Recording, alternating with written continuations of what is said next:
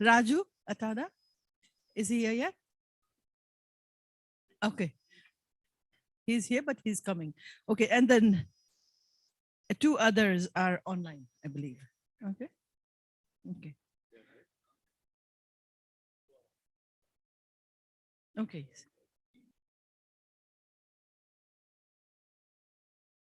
So if someone can message to Raju Atada, he can also then join us soon. Okay. Thank you.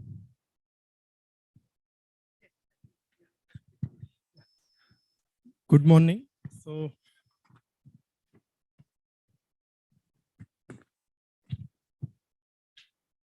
in today's program, around 17 hours local time, there will be poster, it is written poster display C3P continued. So we'll be having some lightning talks there, 2 minutes quick talks. So you all are requested to be here during that time.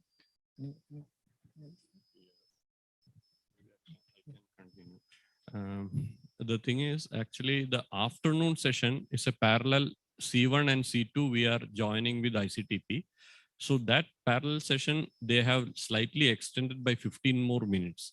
So afternoon, we will have 14:45, that is 2:45 to 15 minutes only a break will be there, during which we have told that C3P poster session. So that will be a short poster session. Then we will have at 5 o'clock, around 5:10, because first we'll take a short health break and then have a lightning talks of C3.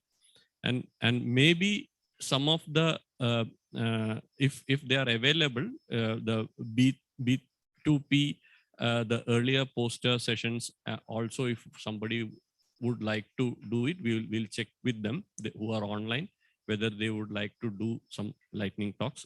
They are welcome for it. And another thing I wanted to mention is, today in the afternoon session, as I mentioned, that is a parallel C1 and C2. So one session on societal impacts will be here in this hall, where I'm at a hall, and the other will be in a Aryabhatta hall that's above our library building. We'll show you where it is. So what I need from the participants is that who would like to attend this session, the session going to be here in this hall, the societal impacts, or who would like to attend the ecosystem, natural ecosystem impacts. So you may split among yourselves, and we may circulate among you your interest, and accordingly we will do the participation. Yeah. Okay. Then thank you. Yeah. The other point is for the poster session, the lightning talks. Mr. Bhupendra from Bhupendra Singh will be the chair for this session. So these things we have updated on the website program. You can watch it there. Thank you. So I welcome Dr. Mandira Shrestha to chair the first session of today, the morning session on B2 session, which is on, this is a subsession under the Cordex interaction with society.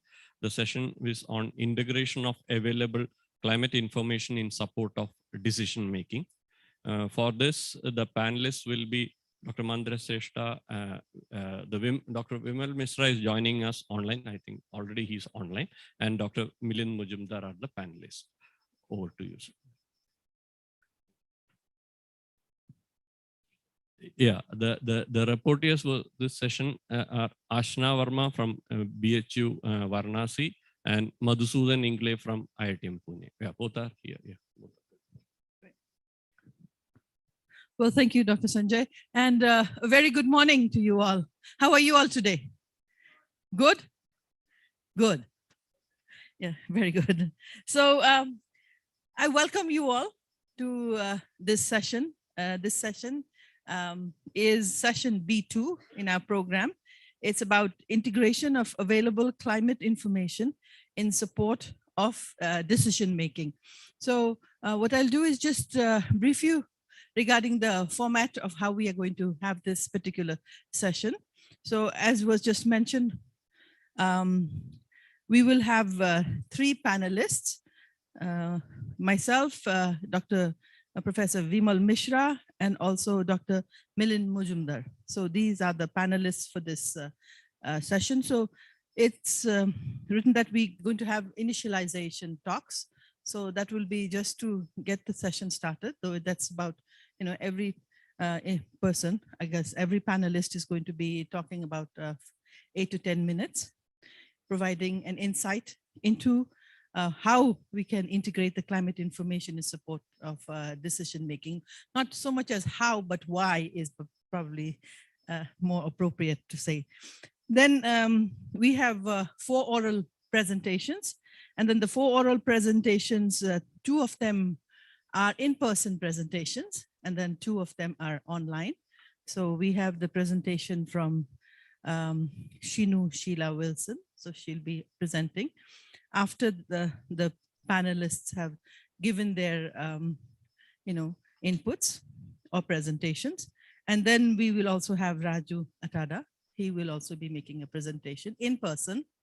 Then there'll be 2 presentations online by Naresh Ganesh as well as Sweta Sen. Then finally, after that, after the presentations, we'll then come and do a quick panel discussion and summary and some Q&A. So that's the overall format. And I think we have quite limited time because it's from 9 to 10:15. And I see that it's already 9:08. So that leaves us with just about 1 hour for this session. So let me now start this session by inviting Dr. Milind Majumdar. You want to go that way? Okay, I like to give them surprises, you see. So, Dr. Vimal, are you online already?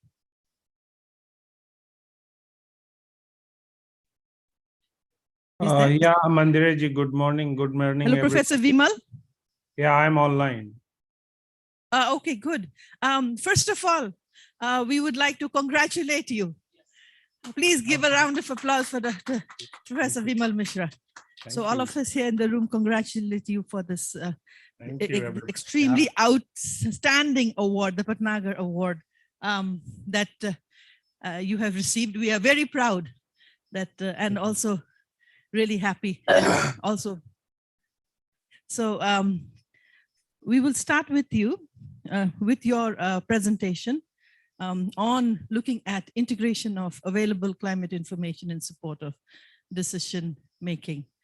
So you have about yeah, Mandiraji, I please accept my apology, sincere apology, because I was not aware that I'll have to make presentation. It was written as a panelist, and many times panelist means like we will have a sort of discussion together, not separate presentation. So that was my impression. I can make presentation, but I will just speak a few points. And then I'll stop without using any slides. Okay. Is that okay? Yeah, that will be fine. That will be fine. Yeah, because I really don't have slides on this topic, and I really want to use other slides, which doesn't make much sense. So thank you very much for this opportunity, invitation, Dr. Sanjay, Dr. Milind Majumdar. Thank you to you, Mandiraji. Seeing you after a long time. Maybe we met in Kathmandu long back. Maybe I think 10 years back. So I think this topic is extremely important, like how we should translate climate information for the welfare of society, or how can we mitigate the negative impacts of climate change on different sectors. And the other thing is how we can sort of improve our decision making regarding to climate change and its impacts. So, I mean, see, what are the challenges in this? So, decision making and then climate change, there are certain challenges we need to appreciate and understand. And the first one is possibly that lack of observations. Many times we don't have sufficient observations for the critical variables. And critical variables, when I talk about related to, climate, hydrology, hydroclimatology, whatever we say. So for instance, if you talk about soil moisture, if you talk about, humidity, if you talk about several other variables that we need to understand that to what extent there has been a change in past 30, 40, 50 years. So those kind of variables, critical variables, are not available at appropriate temporal or spatial scales. And one of the examples we can think about, like in India, we are facing urban flooding every now and then, but if we look at the rainfall time series, rainfall observations at appropriate temporal scale, which would be like 15 minutes frequency, we may not have direct observations to understand like which of the cities where intensity, frequency of short duration extreme rainfall has greatly changed over the last few decades. And so that is number one. Similarly, we can think about like soil moisture observations, which is very, very critical for a country like India when agriculture, water resources are directly related to climate change, right? We also don't have long-term soil moisture observations, and if they are available, they don't cover most of the regions, agroecological zones.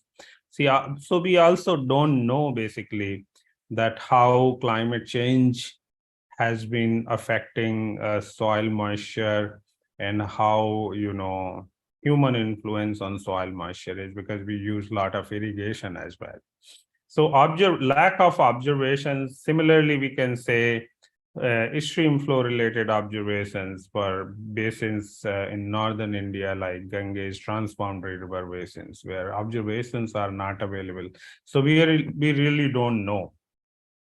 But I would say, like, while this is a challenge, this should not stop us, because we should figure out the ways based on whatever observations are available, what we can do using those observations. And satellite observations nowadays have been playing a great role for critical variables like soil moisture, like many other variables, including stream flow. So people are using satellite observations to reconstruct or to get the stream flow information as well.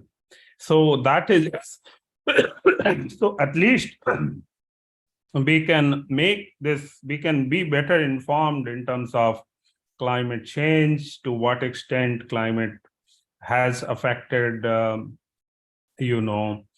different sectors, talk about the crop yields, food production. Similar sort of challenges exist there also, because we don't know about most of the crops, that how sensitive their production or their yields are when there is a seasonal change in temperature, or there are more extreme events in a season when crop grows.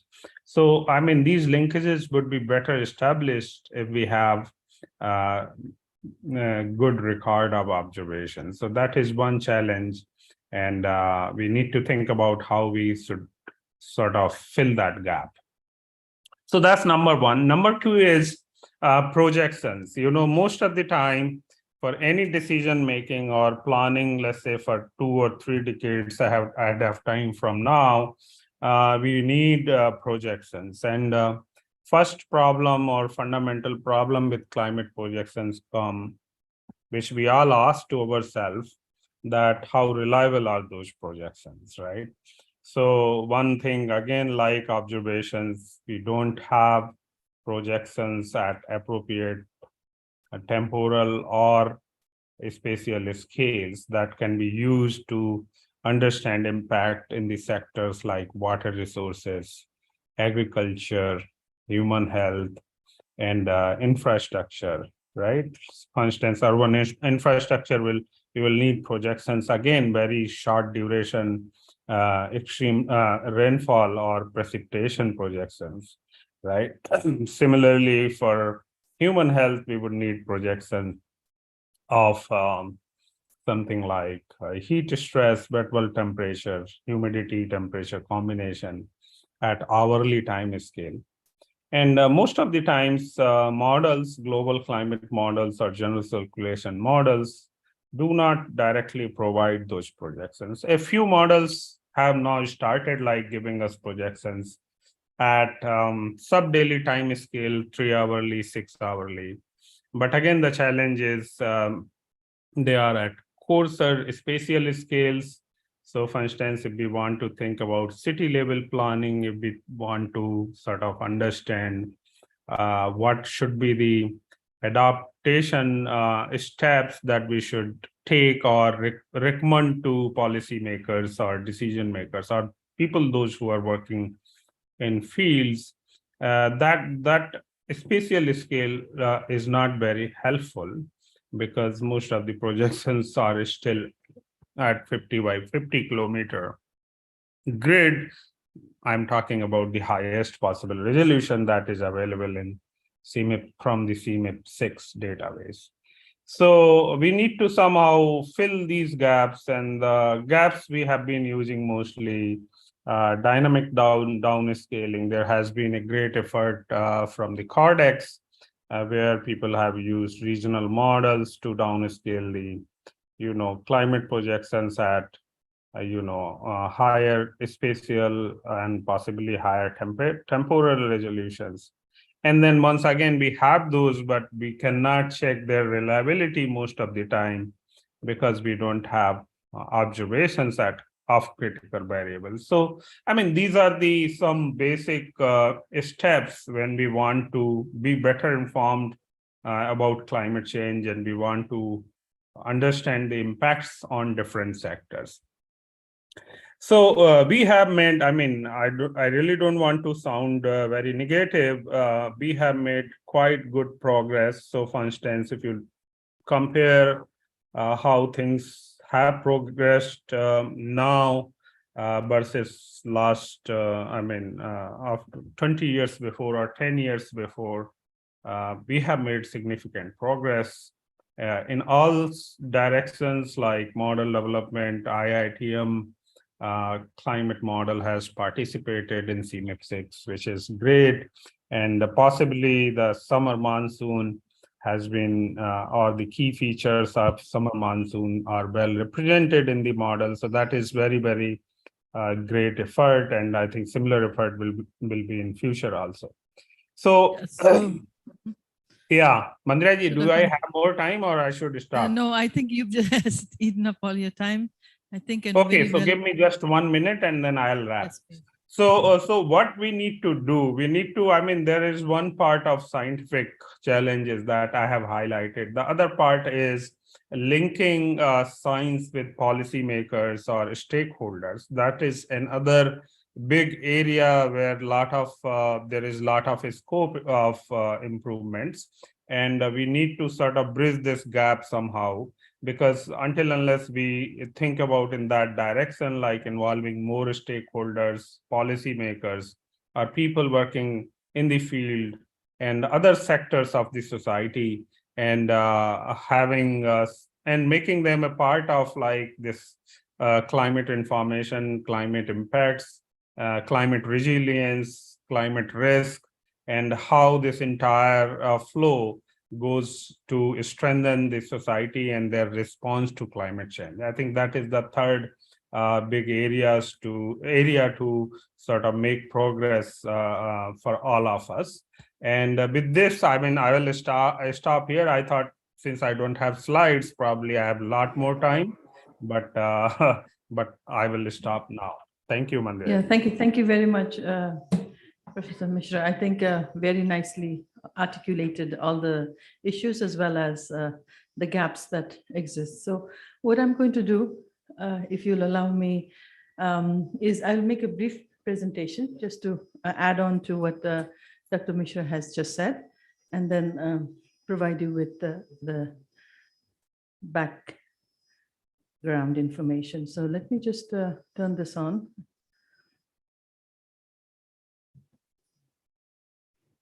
Okay, so can we have the presentation on, please? Yeah, for slides. Yeah, okay, it's there. Great. So thank you very much.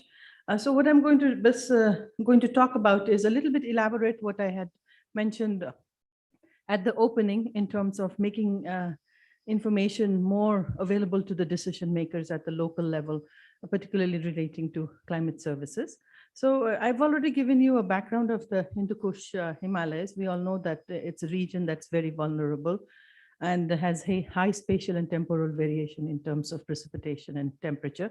We're looking at more than 240 million people that depend on these resources and more than 1.6 billion in the downstream. And with respect to the climate change in the Hindu Kush Himalayan region, again, referring to the study that was done by Dr. Krishnan as well as Dr. Sanjay and a team of experts, we looked at the temperature trends as well as the precipitation trends in the region. And then for instance, the temperature trend looked at, increase of about 0.1 degrees overall for that nearly 100-year period. And then looking at the projected temperature change too, you can see in both scenarios, 4.5 as well as 8.5. Then for the future also, the projections in terms of the precipitation, we're looking at there's going to be more increase in precipitation, roughly about 4 to 12%. And this information is already available in a paper, which can be easily downloaded from the internet. So let me then talk in context of the disasters in the region, because directly when you talk about climate change, definitely it impacts all different sectors. One of them is disasters. And here we can see in terms of the typologies of disasters, floods alone account for more than 30% of all the disasters that is happening in the region. And then our region particularly at risk of exposure, frequency, intensity of these natural hazards. So this is an overall scenario in terms of the different typologies of disasters. So roughly we are looking at quite a large number of people, more than 1.4 billion people in our region that are vulnerable to flood disasters. Yeah, so that's data from the last 20 years actually. So it's quite outstanding. And droughts also in terms of people affected, it's quite large. Though the number of events are very limited, the people affected are quite large. Likewise, storms. So a study that was conducted by ICIMOD and its partners, we looked at the change in flood frequency. And this region here, particularly, we're looking at the higher elevations, and we see that the flood frequency is really increasing. And we're looking at nearly doubling it by the end of the century. So that is quite alarming. That means, quite a lot impact in terms of infrastructure, people's lives and livelihoods. Yeah, that's where, better climate science needs to inform policy making in terms of what needs to be done in terms of infrastructure, in terms of options for adaptation. So these are examples. We are all aware, the Chamoli disaster in India, as well as the Melamchi flood disaster in Nepal. So these are just some grim reminders of extreme events that have happened in our region, which could be benefited by taking into account the future kind of precipitation and extreme events and designing for the same. So like was just said by Professor Mishra, yes, the intensity and frequency are increasing in the region, but what is lacking in our region is that the observation networks, the data, that information that needs to feed into the validation and the evaluation work that we are doing as scientists in terms of coming up with better projections to inform various stakeholders, decision makers, as well at the local level also. So there is also an opportunity to share data and information, which is critical, but this is still limited in our region. So this needs to be also looked into. And the capacity for at different levels, whether we're talking about the understanding of these climate change scenarios or the use of it, is varying in our region. So there's this opportunity to really build on that and also tailor that information to the use of the needed of the users. So then I talk about climate services, which you are all aware. I think this is a medium through which the information that is being generated and curated, produced, can be then packaged and delivered to various users, whether it's the policymakers to develop their plans, strategies, or for the operational use. I think operational use is equally important in terms of floods, flood forecasting, as well as for agriculture monitoring and others. So these are the different temporal scales which I shared with you, both from the local level to the global level, as well as from the historical to the climate timescales.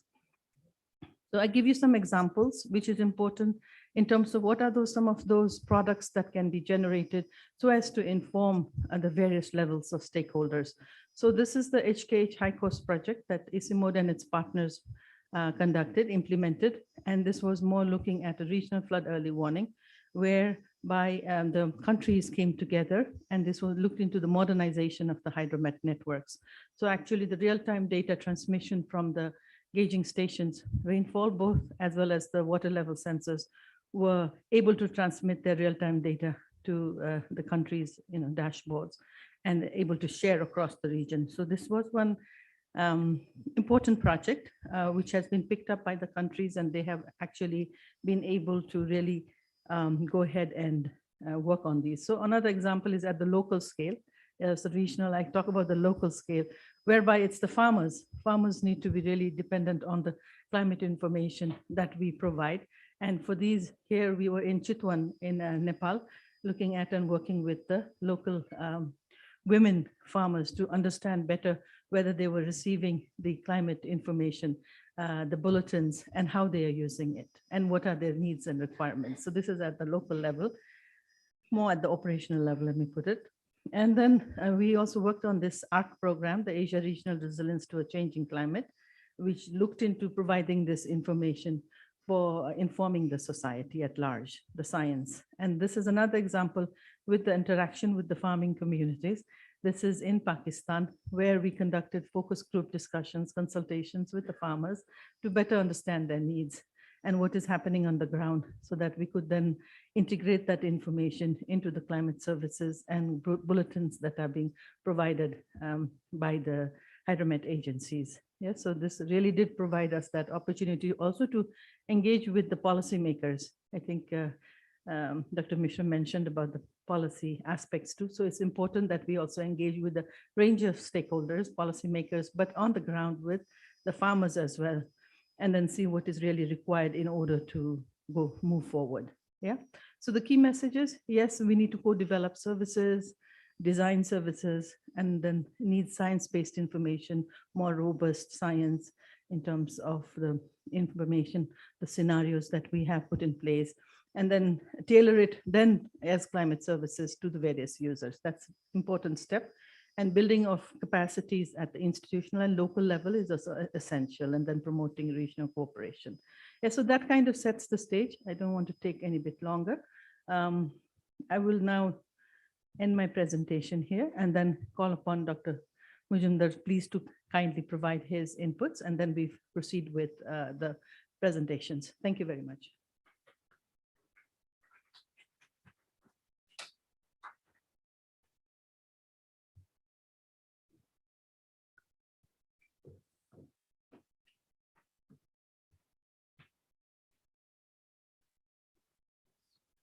You can, Namaskar ji, can put. Yeah.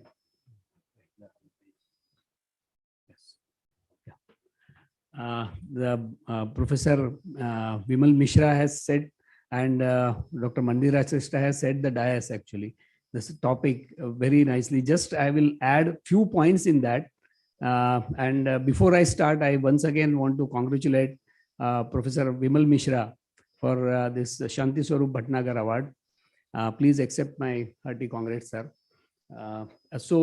Actually, this regional climate, first I want to start with the thing is the regional climate, global climate change issues are addressed, I mean, more what I feel is as compared to regional climate change, they are addressed more robust way. But regional climate change is really a great challenge. And I think, I mean, as it has been already brought out, the observations, the scarcity of the observations, that is what is very important.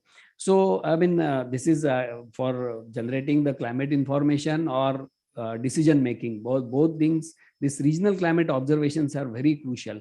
So, I mean, it is effort by our group. This at the end of my career, I'm leading now this climate observation group at CCCR. So, just I want to highlight few points here. Actually, as I told, this regional climate observations are very crucial. And as Professor Vimal Mishra told, most important is the this hydrometeorological observations, particularly this, what I mean is this area average in situ hydrometeorological observation, soil moisture, soil temperature up to 1 meter depth. Normally the soil moisture observations are available up to 30 centimeter, 60 centimeter, but 1 meter depth is very important. We have just yesterday only our paper got accepted, and we have shown the importance of surface subsurface linking, actually why we need to have the observation. So as Dr. Mandira Shrestha told, this we have to say why this is important, not I mean how, but more thing is why this is important. So surface subsurface coupling is why it is important, and we need to have the observation up to 1 meter depth. Now there are various issues actually, and when I say the area average, again, what do you mean by area average? So these satellite observations are available.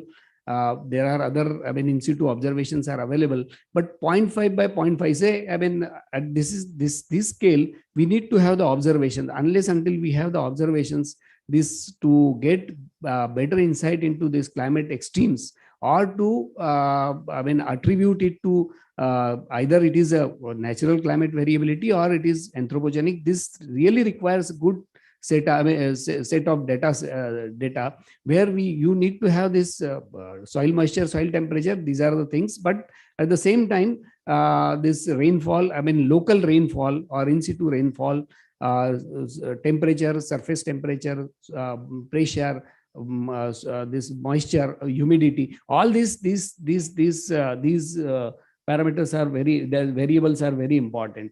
So how to get that area average? Also, there are all various techniques, how many sensors you need to deploy, how to optimize that. There are various models how to do that. I mean, how you can do it very optimistic way.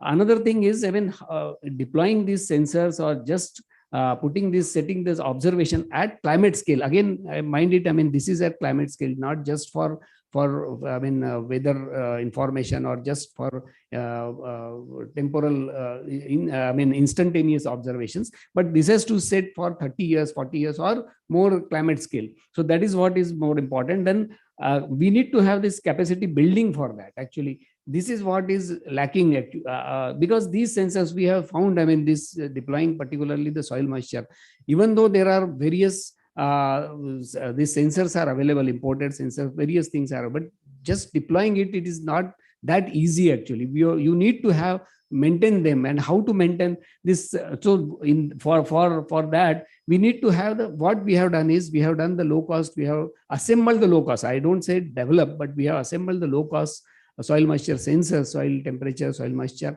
and this total hydrometeorological observations. Our team has done in this work through IITM internship program. So all engineering students, we have engaged them in internship. So this is how the training center we have developed, and not only at IITM, but we have gone one step ahead and we have deployed this. We have also associated with this North Maharashtra University at Jalgaon, and there also we have deployed some sensors, and then we are trying to promote this training center. Why this training center is required? Then you can take wear and tear, maintenance of these things, because if you have this just sensor, a lot of issues are there actually. Source this energy. First thing is the energy. Then the second thing is the data communication, the interface between hardware and software.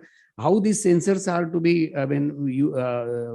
these are to be assembled. If anything goes wrong, you should be able to. Otherwise, use and throw, it may not be a good practice actually when you need to have climate scale observation. So these are very, very crucial thing. And for this, you need to have, once you have this training center, then you can think of this involving the societal or stakeholder involvements. So this requires really groundwork, actually, field work. So this is also very crucial, and we are through outreach, CCCR outreach program, we are trying to reach to various stakeholders, various NGOs, and then we are trying to convince them to get involved in these training centers and to learn this, how to assemble these low cost sensors and using the local resources. Important thing is now how this will sustain. That is what is more important. Why this first thing is why these are important. And one time once you establish these centers, or once you establish this sensors, once you deploy these sensors, then it is important how they will sustain. I mean, sustain this data generation has to go long way. So for that, you need some incentive. We have to think about this incentive, how the farmers or the stakeholders or the society also. There are various NGOs here, Aquadam, we are working with them.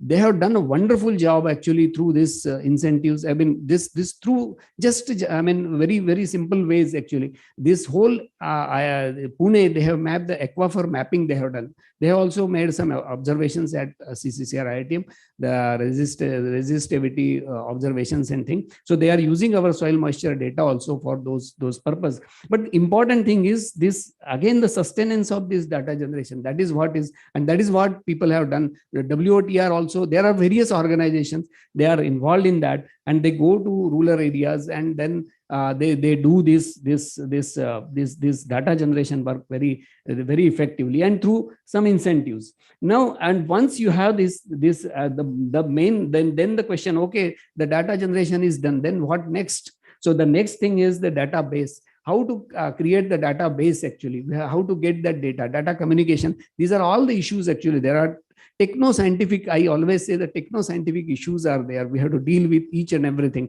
But once you get this data, then you have to have this, you have to collect the data, everything. Unless until you give the incentive, you will not get the data for a long time. I mean, that has to sustain that data generation and then communication also. Then you have to make how to get that data, and then you have to have the quality control for that. Again, these are all the things, it comes there. And then data management, how to sharing the data, that is also an issue actually. And once you have this thing, obviously you will have good data analysis, then it may be useful for bias corrections, then again investigating the extremes, and then ultimately this will be useful for climate projection. So this needs actually bottom-up approach. So, and then you can have from techno-scientific very nice strategy to deal with this regional climate change. Thank you so much.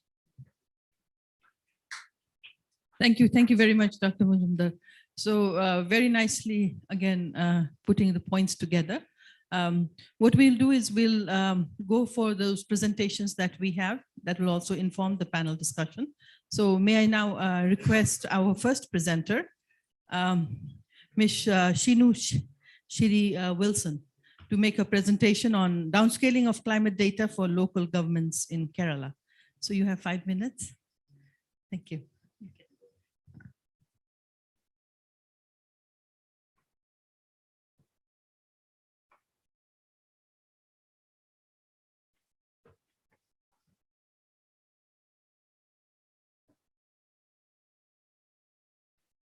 A very good morning to all.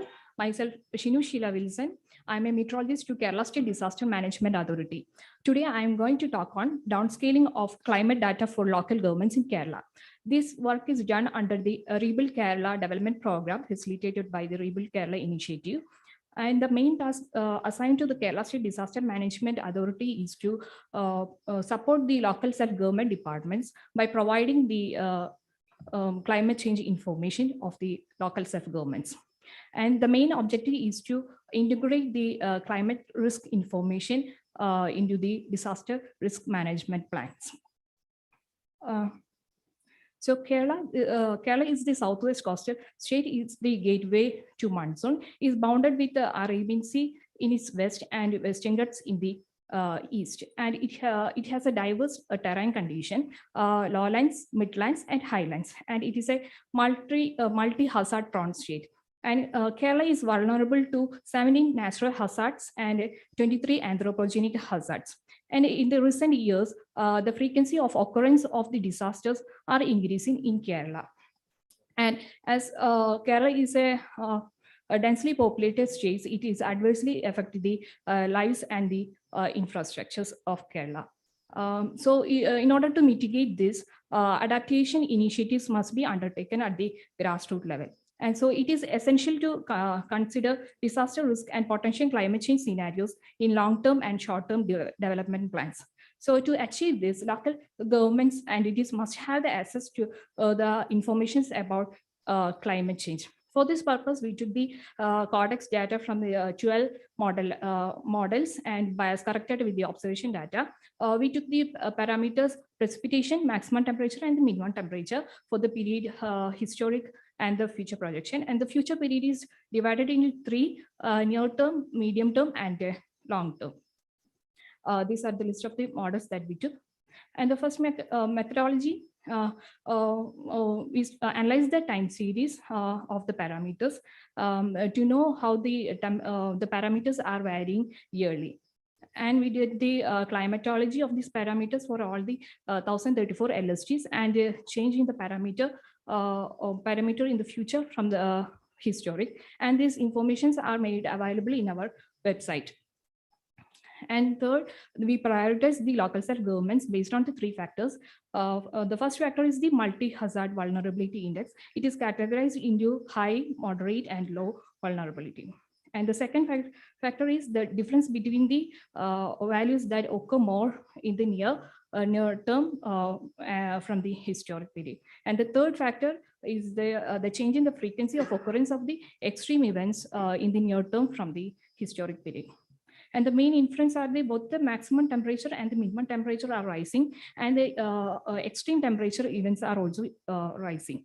And rainfall is decreasing in the winter and the pre-monsoon season, and increasing in the monsoon season. And the extreme events are also increasing.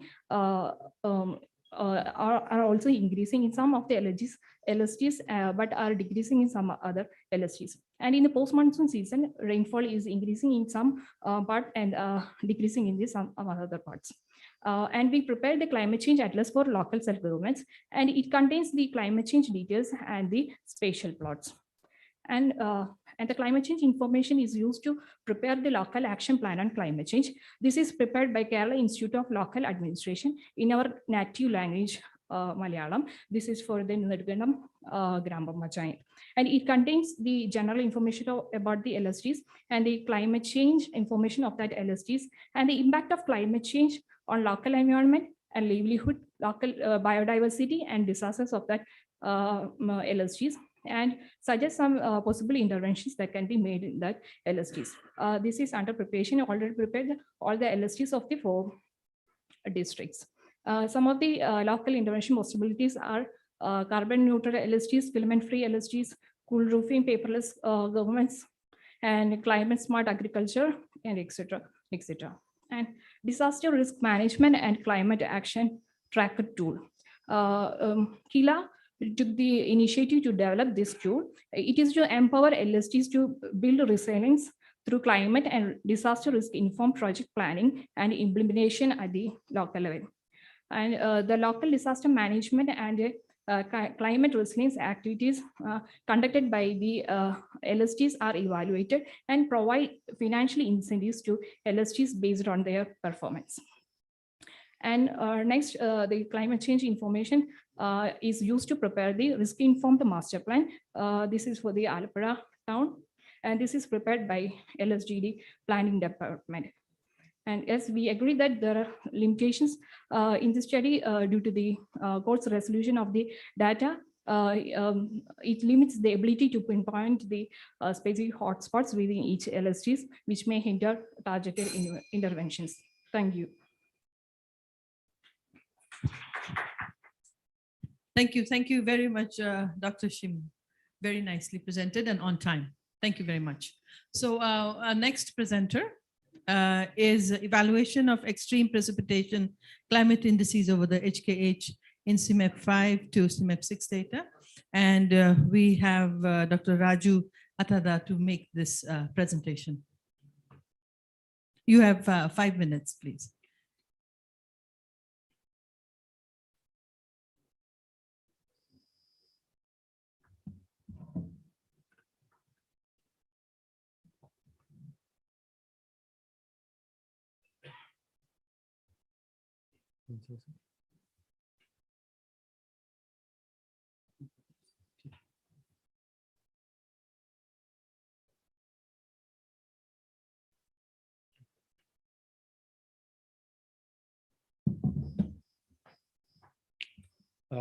Thank you, Ma'am Mandira. Good morning to everyone. This talk basically demonstrate how well CMIP 5 and CMIP 6 models are representing extreme climate, especially indices, daily scale indices, and how their projections look like. I think I don't have to give much about the background of this region, as Ma'am Mandira has nicely put up and showed, and of course demonstrated importance of this region. So what is important here is this region is not just frangible, but also sensitive to climate change. For example, even if you keep 1.5 degree temperature limit of the climate change, still this region experiences higher warming of about 20%. Most of the regions, especially in the northwest, that is lies in HKH1, show higher warming of about 0.7 degree plus 1.5. So this can induce or trigger multitude socio-economic impacts, and which is very, very important, as again, ma'am, showed in the last presentation. And not just, but if you look into the map down here, it can clearly indicates this multitude impacts of these climate extremes, leading to a lot of mortality by these extreme weather events. So therefore, it's always important to look into these model outputs and then see how the climate is represented, how these climate projections look like, so that appropriate action can be taken. Okay, there are many studies already suggested that this region is already under threat of climate change. It's not just for avalanche glacier melting, but also avalanche, snow avalanches reduction, changes in the physics, and also more number of extremes can be expected in this part of world. I think this is one example can clearly highlight the importance and how these climate extremes, can devastate the ecosystem, biodiversity, and then of course infrastructure and well-being.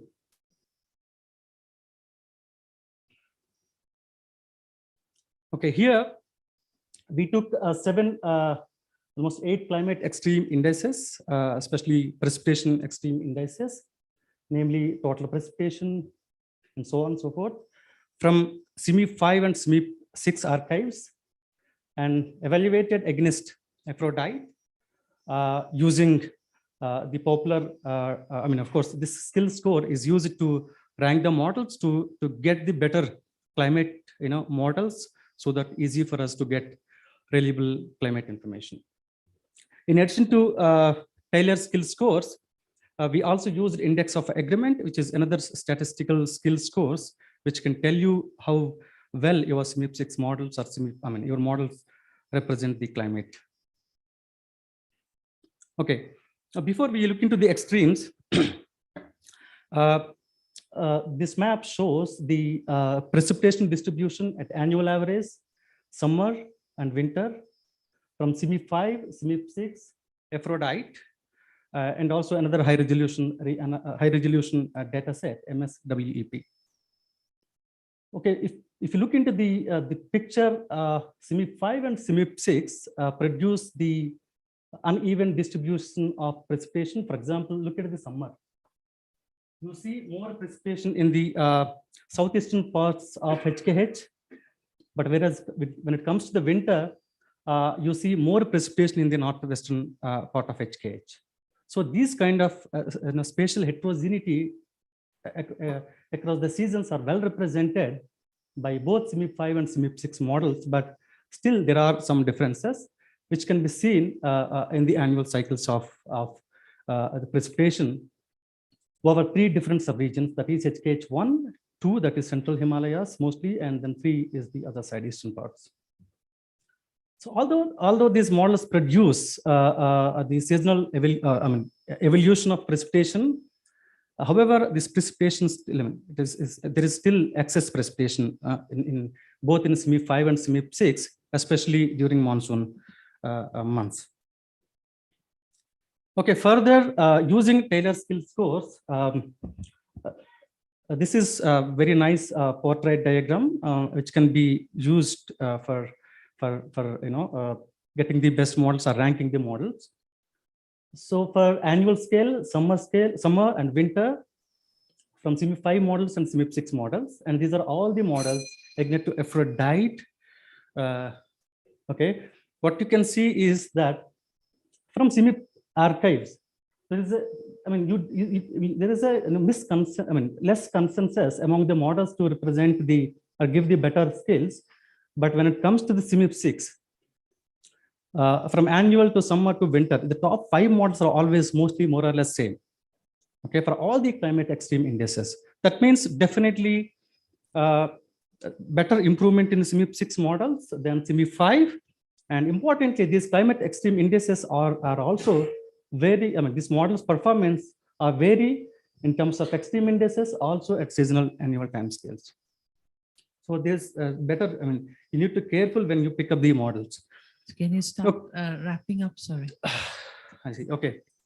Quickly, this is the improvement in CMIP 6. It's very clear that CMIP 6 is better. So it's a quantitatively, you can see the CMIP 6 improvement in CMIP 6 models by using this parameter. All the positive values means they are improved. CMIP 6 are improved than the CMIP 5. Okay, now further quantified at regionally averaged scales, all the yellow bars are CMIP 6 models, and you can see, there is a higher peak than the blue bars, which means that CMIP 6 is better, not just spatially, but also average over the HKs across the seasons. Okay, now taking these best models, how these climate projections look like. At 2 different scenarios, SSP 245 and SSP 585, for 3 different subregions, including HKH. What you can see, generally speaking, for far future, you always expect more number of extremes. So these extremes are multifacets. They increase not just amount, but also frequency and also duration. I will skip this slide, which is important, but let me skip this slide. With this, thank you.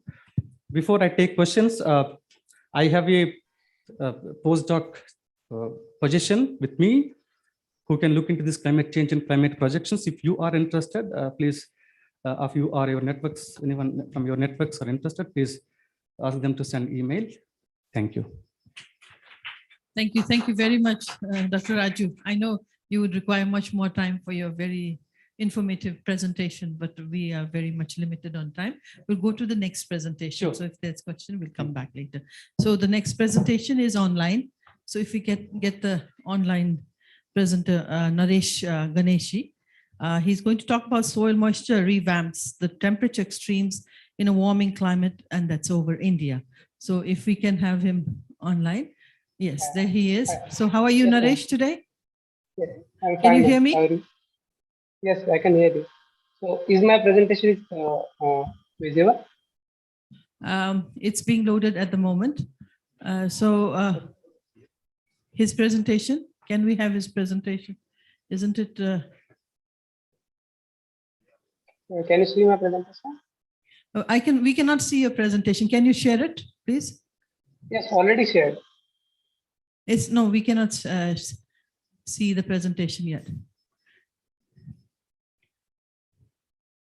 We can only see you.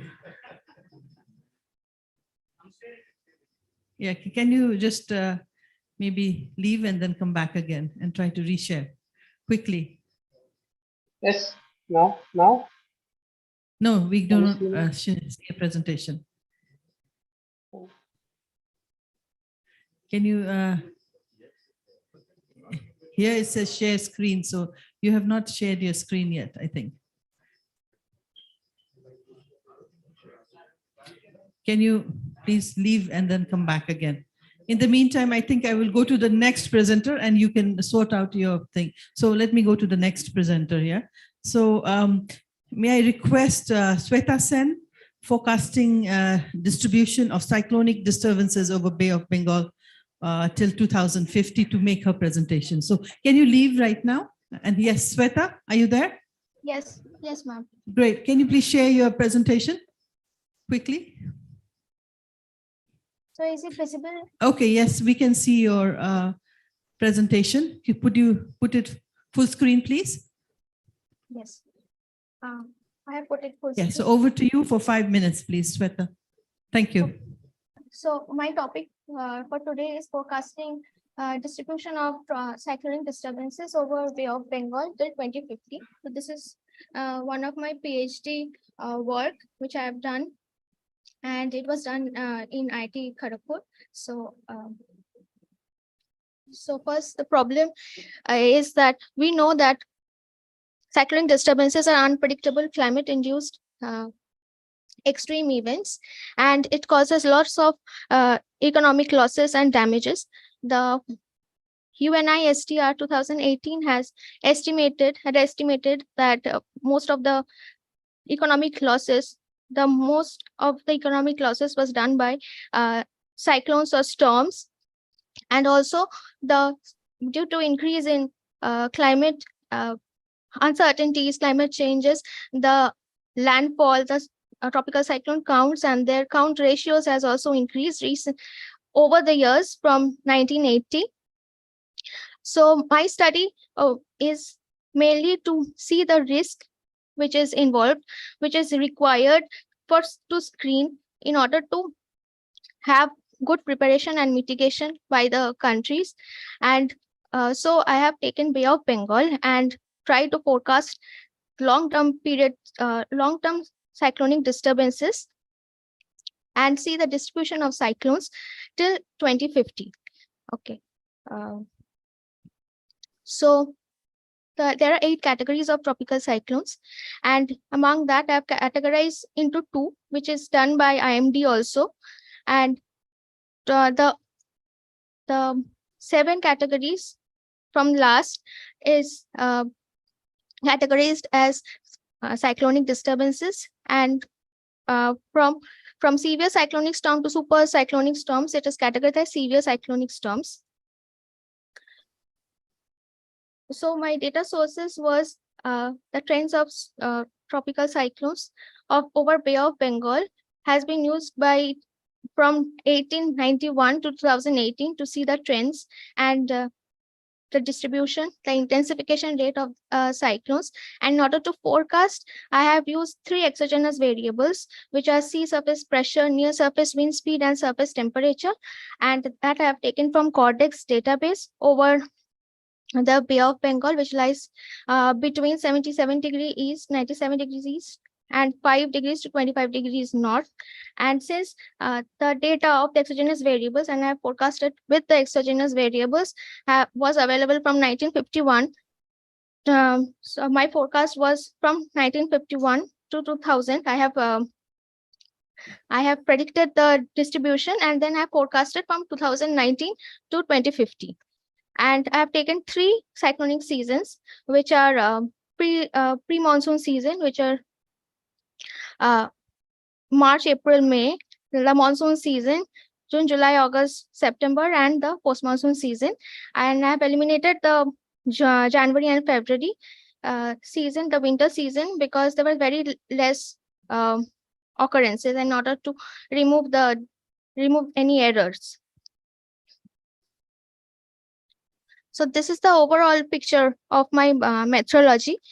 I've combined the past observations with different exogenous variables and run 12 models. And in order to see the distribution of the cyclones over the years, I have used one linear model, which is seasonal autoregressive integrated moving average model with exogenous variables, which is a linear model.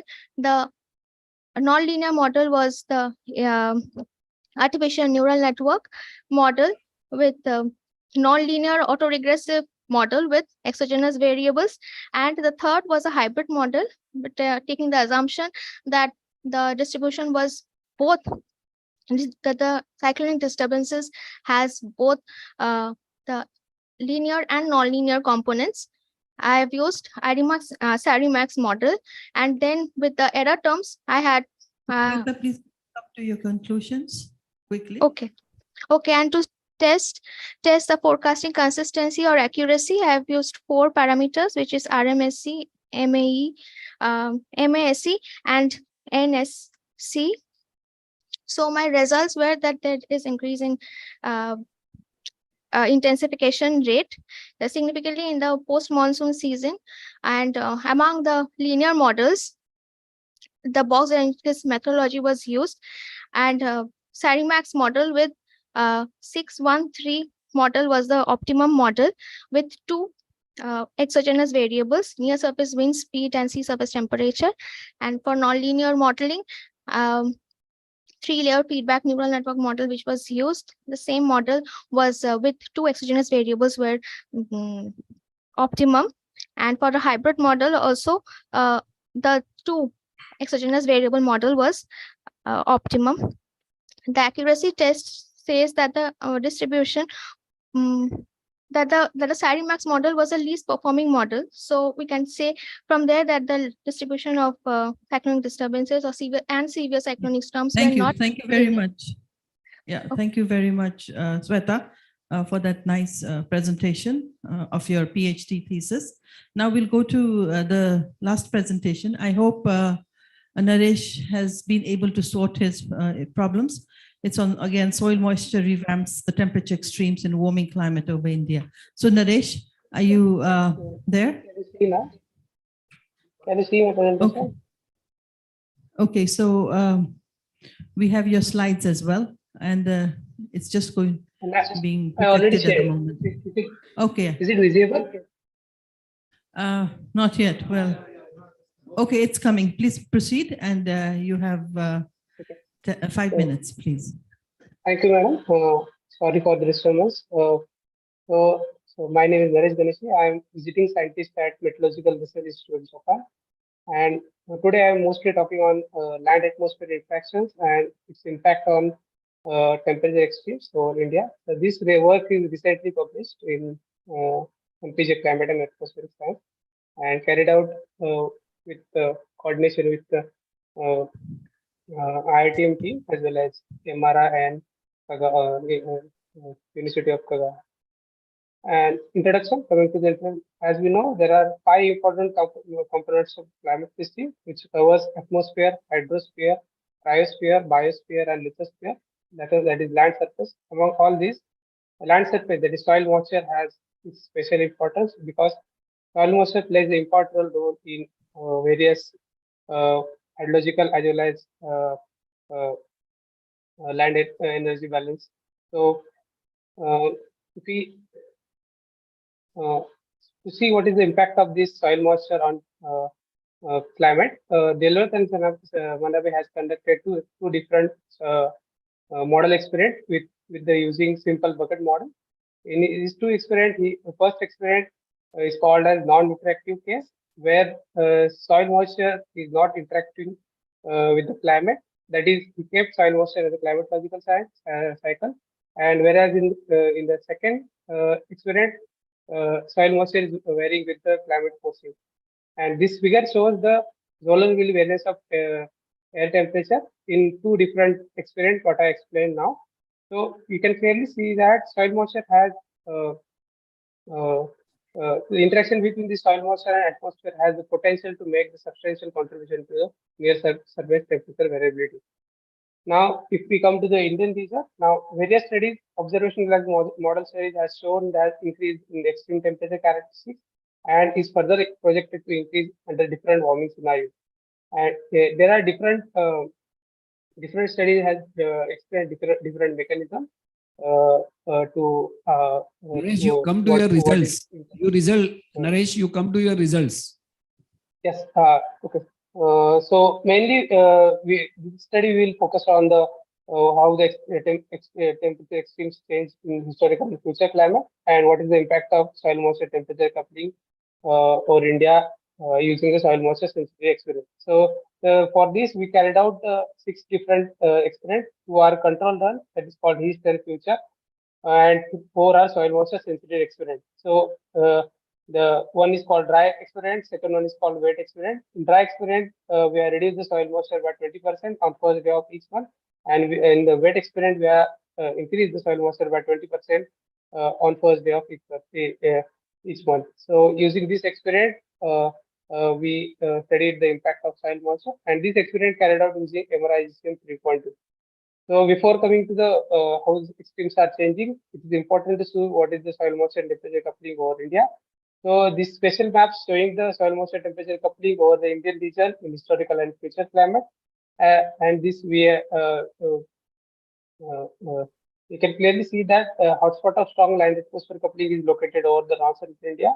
So where the this region are mainly indicate where the soil moisture has moderate soil moisture condition, whereas you can see the wet regions as well as the dry regions has less sensitivity to soil moisture temperature variability. Now let us come into the how the temperature extremes are evolved over the Indian region. Here the special maps showing the extreme temperature events, number of extreme temperature events in historical and future climate. You can clearly see that in historical period we noted at least 4 extreme events per year, and in the future climate, extremes are likely to occur after every 25 to 30 days and under the 4K warming scenario. And this can also clearly shows the significant impact of climate change on temperature extremes over the Indian region. So if you see what given this impact of climate change on temperature extremes, it is also important to see what is the impact of soil moisture on temperature extremes. So like what I explained previously, this we are done with the help of soil moisture sensitivity experiment. The left panel, 2 figures in the left panel indicate the impact in the historical climate, and 2 figures in the right panel indicate the impact of in the future climate. So in the you can clearly see that the dry perturbation significantly increasing the temperature extremes over the India, as well as and on the other hand, the wet perturbation significantly reduce the temperature extremes over India. So this can also see in the probability distribution function. Now coming to the what are the factors important for governing this soil moisture temperature interaction between soil moisture and temperature extremes. This factor covers soil moisture, the soil moisture memory, evapotranspiration, fluxes, basically latent heat flux, sensible heat flux, temperature. So explaining the mechanism, what happened in the dry case, below normal soil moisture condition leading to increase the sensible heat flux, and which can reduce the evapotranspiration back to the atmosphere, and it can also reduce the soil moisture memory, and this will help to increase the temperature. Can you come to your conclusion, yes, please? Yes, yes, ma'am. Near surface temperature and extremes are we see the increase in the extreme temperature condition in opposite to the wet condition. So this is the summary of our research. So, summary: the findings shows more than 70% of area of Indian landmass has experienced significant change in extreme temperature characteristics. In particular, we see the larger impact of soil moisture perturbation on extremes or North Central India, which is a hotspot of strong land atmosphere coupling. Our findings also suggest 20% increase in the soil moisture perturbation applied on east and future climate tend to decrease the frequency and duration of extremes by 60, 70% and 20, 30% respectively, in opposite to the So thank you. dry conditions. Thank you. Thank you very much, Naresh, for your very good presentation and your work on soil moisture. I think time is of essence here. What we will do is now go for our panel discussion and open discussion, I call it. More, I would like to, now that all the presentations have been heard by the participants here, the 3 initial presentations, as well as the presenters that were just made the 4 presentations. What I would like to suggest is that I would like to open this up for discussion. So it could be an interactive session where if you have any particular question for any of the people who presented, including our 4 presenters that we had. So I include them in the panel discussion. I think that adds quite a lot of value. So may I request now the presenters and the panelists to be, seated here. I think it's good. Yeah, so yes. So Dr. Shinu, please join. Yeah. And also Dr. Raj. So this will be an open panel discussion with questions from our participants here. Yeah, so, and Dr. Vimal Mishra, you are also there online? Yes, very good. So you've heard all the 4 presentations as well as the initial talks. So what we will do, I was suggesting, is that we open it for the panel for discussion, including all our presenters here that have been part of it. So is that clear to all of you? Yes? Yes. Okay, great. So the importance of this is that how is it that we are going to integrate the climate information? Yeah.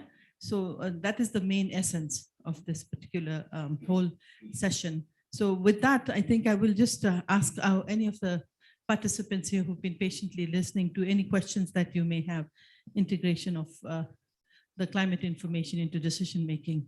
Yes, we have Professor Pankaj there. So Professor Pankaj, please. My only one comment I have, people should be trained how to use climate data before they start making inferences about all those things, what we are seeing here. I think there's a lot of challenge, what results have been shown here for any decision making.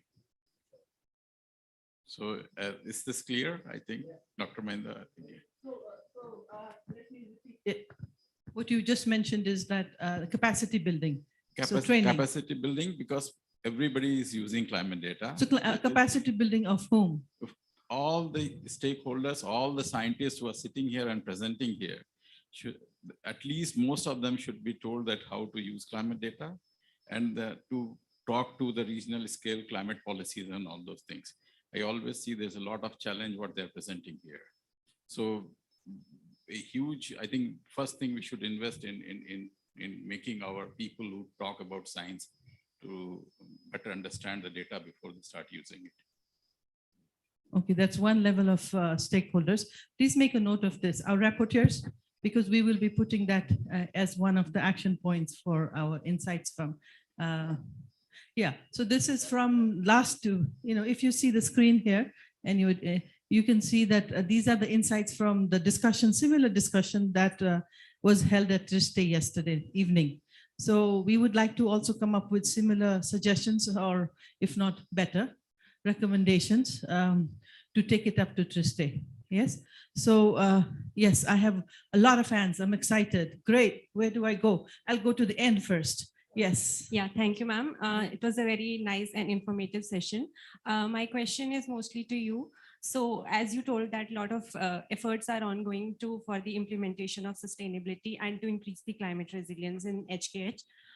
But are there any efforts ongoing for what is already there to increase the sustainability? Because we have a huge population structure and there are so many infrastructures which it will be very economically also it will be very difficult to make them more sustainable or increase the resilience.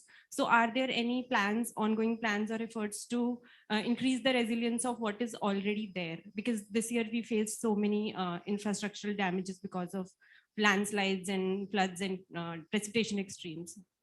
So is there anything like that? So thank you for that question or comment. I think there are, I mean, this is, I mean, what is happening now is something that we are facing. And then whatever has been planned is what we are facing with right now, right? So there are efforts by all the different agencies, well, disaster management authorities or hydromet agencies or other organizations trying to address. So you mentioned what is happening now. Basically what has happened is more on the response part. What is it that we, so it's therefore that's required is what can we do better in the future? That's where the climate information plays a critical role in terms of building resilient infrastructure and making people more prepared. Thank you. Yes, I'll go to. Okay. Thank you, Dr. Mandira. Very good morning, Dr. Wilson. I'm really impressed and enjoyed your presentation. You use the term very frequently, LSGs, local self-government, probably you mean. Which type of local self-government? Is it the municipalities or the village panchayats? Okay, so, okay, thank you.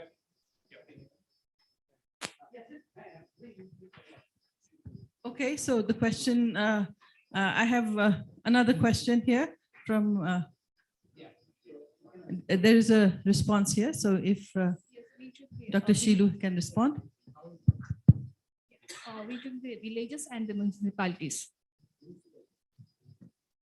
Okay, we come to the next question here from Professor Lalu. He's eager to ask questions. No, I am not going to ask any question. Actually, this is a very interesting session. The integration of available climatic information, integration. So this is a very vital point for all sorts of climate scientists. So we really don't have any specific platform where we can have all sorts of data. Suppose we have, whenever we talk about climate data, weather data, we always talk about the IMD. But in the India, there are many sectors, agro-meteorological advisory system. So all state government, they have their agro-met department. So we have some data in the block levels. So many, as far as hydrological system, they have also data. So my suggestion is we have to develop a data bank or data platform where all sources can provide their input data and keep it there. And whenever a decision makers or impact analysis wants their data, so this is the observational data you can get from that platform you can get.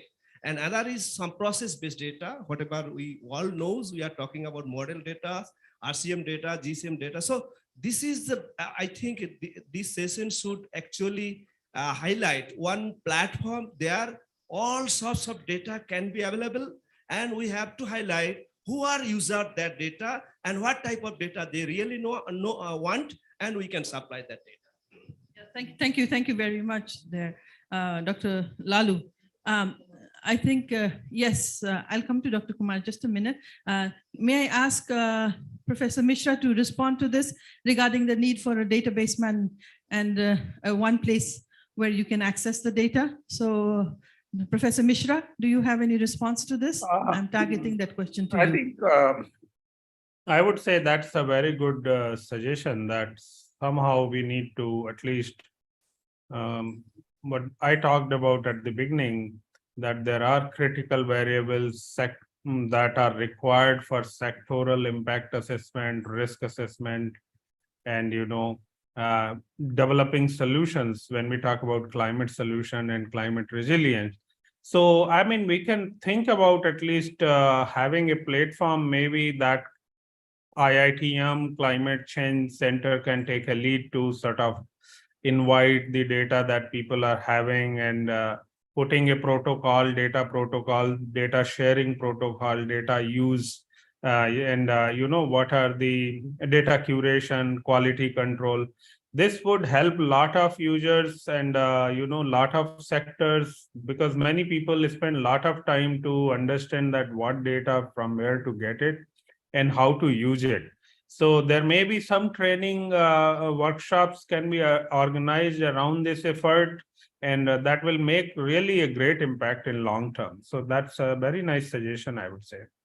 Yeah, thank you very much, Dr. Mishra. Very well said. I'm going to Dr. Kumar, please. Thank you, Mandira, and thank you very much for those excellent presentations. And I think you do give an excellent.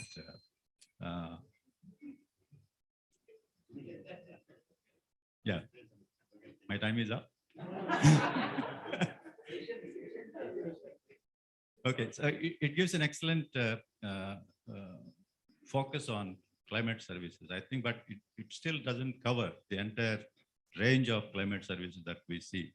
Of course, because of the Cordex context, probably we have a greater focus on climate change.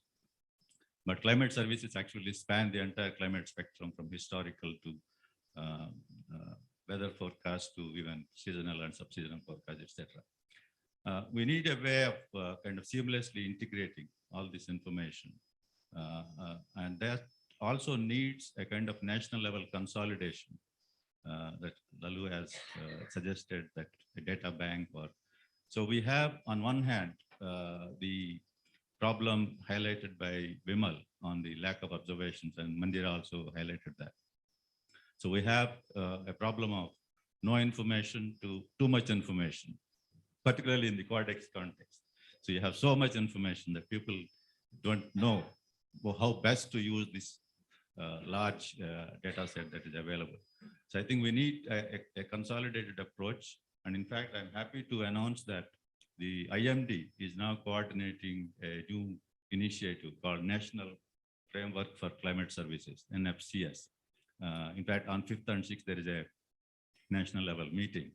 So that kind of consolidation will help in bringing together all the capabilities in the country. Or this can be done in any country. So all the capabilities to minimize overlapping of responsibilities and also make them consistent with each other. So this, I think this is very important. So the other point I would like to highlight is probably it did not come out in many of the presentations, is that we need a multidisciplinary approach. For example, you take water and agriculture. They are highly related, but if you act independently in an isolated manner, their decisions may not be consistent, which can lead to problems in either of the sectors. So I think we need a multidisciplinary context, and we should try to bring together everybody and promote common understanding and common approaches to decision making. And one final point I would like to make is that we have the data issue, but on the impact side, we have practically no data. There is no data actually. Forget about access. You take health, for example. We don't have adequate data that is of quality comparable to meteorological data. So I think that is where also we have to make a lot of effort to create data sets that can provide quantitative estimates of the impacts at the sector level. Yeah, very well said. I think Dr. Kumar has a lot of experience, and he speaks, for us, it's really a privilege that he's been here listening to us and also providing that guidance that we all need to take this forward. Yes. And I come back.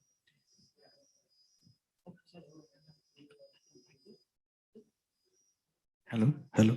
So I have an add-on information to Professor Dash and Professor Mishra's information about data. So yesterday we visited, Dr. Raju was also there, although it's unofficial to say about that because it's not publicly available as of now.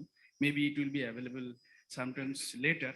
So CDEC is doing these kinds of activities on the same line because they are also trying to prepare a data hub, both from observations, modelings, as well as validations kind of, one-stop solutions for kind of data as well as modeling things. So that would be a solution for this data hub problem what we are discussing now. That's add-on information. Yeah, ma'am. Thank you for all the nice presentations. I just want to compliment what Vimal Mishra has mentioned. Like, yeah, IITM is hosting a data server. So that is available, like we are hosting all the climate data, whichever is available. And also CCCR is in process of moving to a tier 1 of the ESGF server node so that we will be able to host all the data that is produced not only from IITM, we will be mirroring all the climate data sets across the world. So that will be publicly available. That can be considered as one of the platform for sharing the data, both observations as well as the climate information. And there is one suggestion to you, ma'am, like you were discussing about disseminating the climate information to the local people, especially to the women and the farmers. So in your opinion, what may be the efficient way? Like we are lacking, we have the data, but to go to the local levels, we need to have an effective method to communicate to the local communities. So in your opinion, what may be the best way, like it can reach the local people? Yeah, thank you. Thank you. I think, yes, well said. There is this data hub at IITM, but I think the suggestions were to make it more integrated, not only data, hosting of the data, but also beyond data, more information, and then those that are going to be usable to the broader community. But regarding the, women and how, or the vulnerable, how they can access those kind of information for their benefits, it has to be tailored. We cannot take what we already have right now and then take it them and expect them to use it. So tailor making those informations, and there many other organizations come into play. So there needs to be a coordination between various agencies so that we are able to tailor that information to the needs. So I'll go to Dr. Bhupendra. Yeah, so in this session, I think Dr. Vimal Mishra, Dr. Majumdar, and other speakers as well, they highlighted the need for more and more observations, right? So we all agree that the more is like better. So is there any optimal number of observations at any given specific location, which we can come up mathematically or so? I would like to hear their comment. I agree that there is huge spatiotemporal variability in whichever climatic indices we are interested in. But is there any design or anything which we can do so that we can optimize the networks or so? Thank you. Thank you for that question. I'm looking at Dr. Majumdar, but I will come back to you. There is one more question from. Thank you. Very nice talk and very nice discussion. As we are talking about data and other things, I think regional coordination is also important, like for long term as well as the real time, especially for real time extreme events. It is people are suffering a lot. So I have a small question to Raju. So as per your conclusion, latest data is quite good. Does it indicate that when CMIP sample 7 will come and it will be quite better than CMIP 6, something like that? And for you, how policymaker reacts when you provided those kinds of solution or results to them? Thank you. Thank you. I'll come back to your responses. Is there any questions from at the back? I thought I saw some hands out there at the back. Did I see some hands, or was I just not looking properly? Did I see some hands there? I see the smiles, but it would be nice if I had some questions from the back too, from the audience out there. Yeah, while you are thinking about your question, I will ask Dr. Raju to quickly respond to the query. So quick answer is yes. From 5 to 6 to 7, and then of course Cordex is anyway. You have and Cordex 4 simulations are coming up. Yes.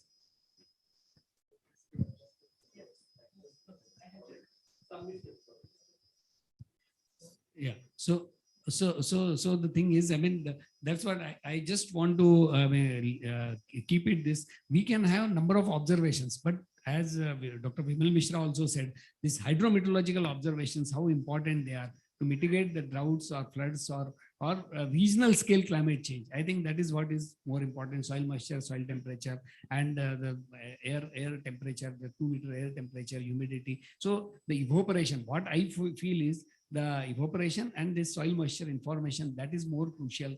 Rainfall, that is, these are the parameters which are for this management, lot of management or policy making.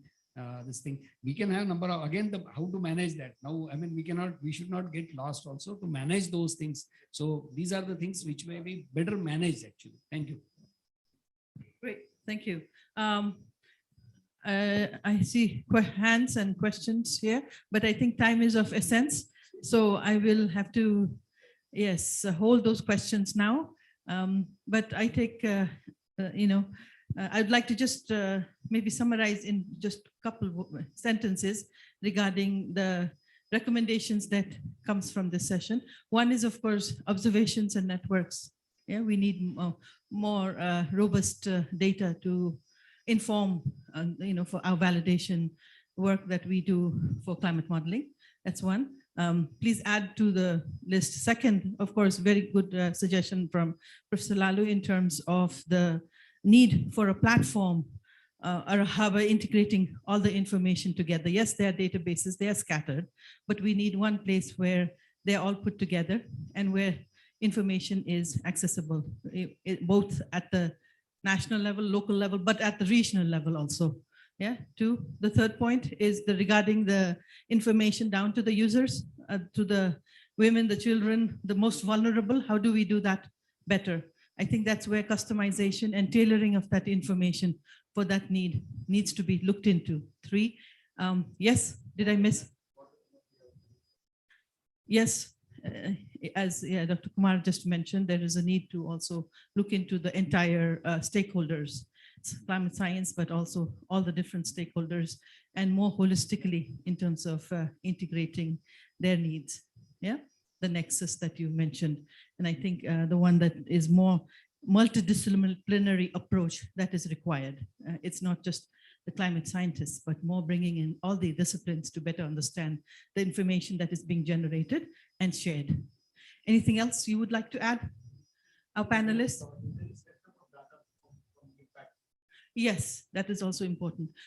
Less information from the data from on the impact side. How do we generate that and make that more available to inform also the policymakers and decision makers, and as well as various stakeholders, and back to the scientists, because unless that loop is there, one way does not work. So we need that, two-way kind of a communication, and improving that is essential. Okay, for capacity. Okay, so the fifth point, capacity building, is also essential at all different levels, from the decision makers and down to the users, yeah, at different levels. Anything else you would like to add from this? Yes. Okay, the sectoral data is also of essence. That is very much limited and needs to be integrated. Professor Tiwari, did you want to add one more point? Lalu proposed initially. Okay, that's it. We don't need a platform of just hydrometeorological data. This is again misleading, as we often doing at the national level and regional level. We need this all data which we are deliberating for the last 2 days is to improve the adaptive capacities of the range of stakeholders, like from the local to the regional and the international level. And when we talk about only a database containing only hydrometeorology, it will not help us. Yeah. There should be a database, a platform integrating all the data. It may be the data related with the natural resources, okay, climatic we data, got it. And the socio-economic data. Yeah, thank you. Because the climate change. I'll stop you there. Dr. Mandira, you Yeah. invited me. Let me complete my please. So, okay. Short one. So if we are moving to right direction, the climate change adaptation should be an integral part of the overall development strategy at an appropriate spatial level. That may be at the district level or lower level. That we need a database at the district level, including the hydrometeorological data, as well as the data of the natural resources. Thank you, Professor Tiwari. That is well taken. We need an integrated data and information.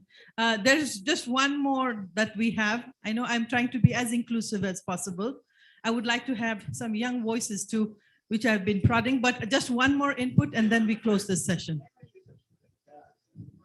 I am Professor Bhatla from BHU, and I was attending a lot of conferences during last 30 years.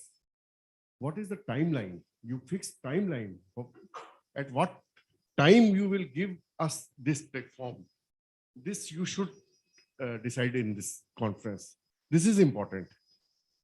That is something that probably needs further discussion and looking at many different things, but timeline is definitely of essence and necessary. Yeah. So I think with that, I would like to close this session and would like to thank all the panelists and the presenters here, both online as well as in person.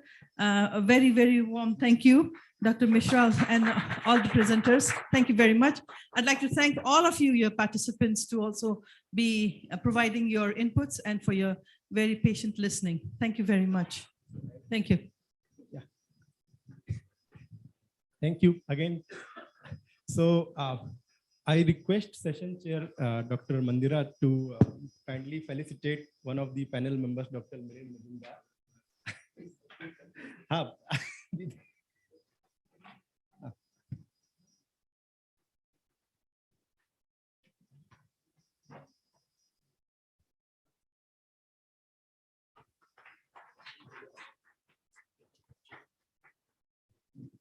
Yeah, quick announcement. So if anyone still needs to submit the TA form, it should be submitted to Ms. Surabhi. She is there in the Varamir Hall reception area, but before lunchtime today. And while putting your signatures in today's sheet, kindly indicate your preference for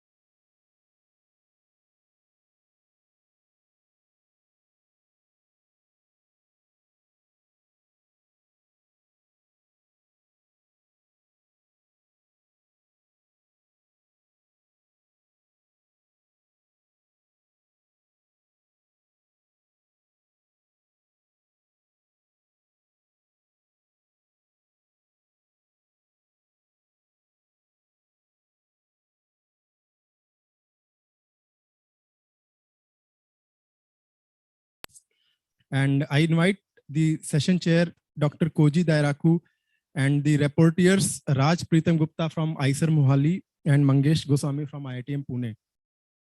Yeah, you may please preside over.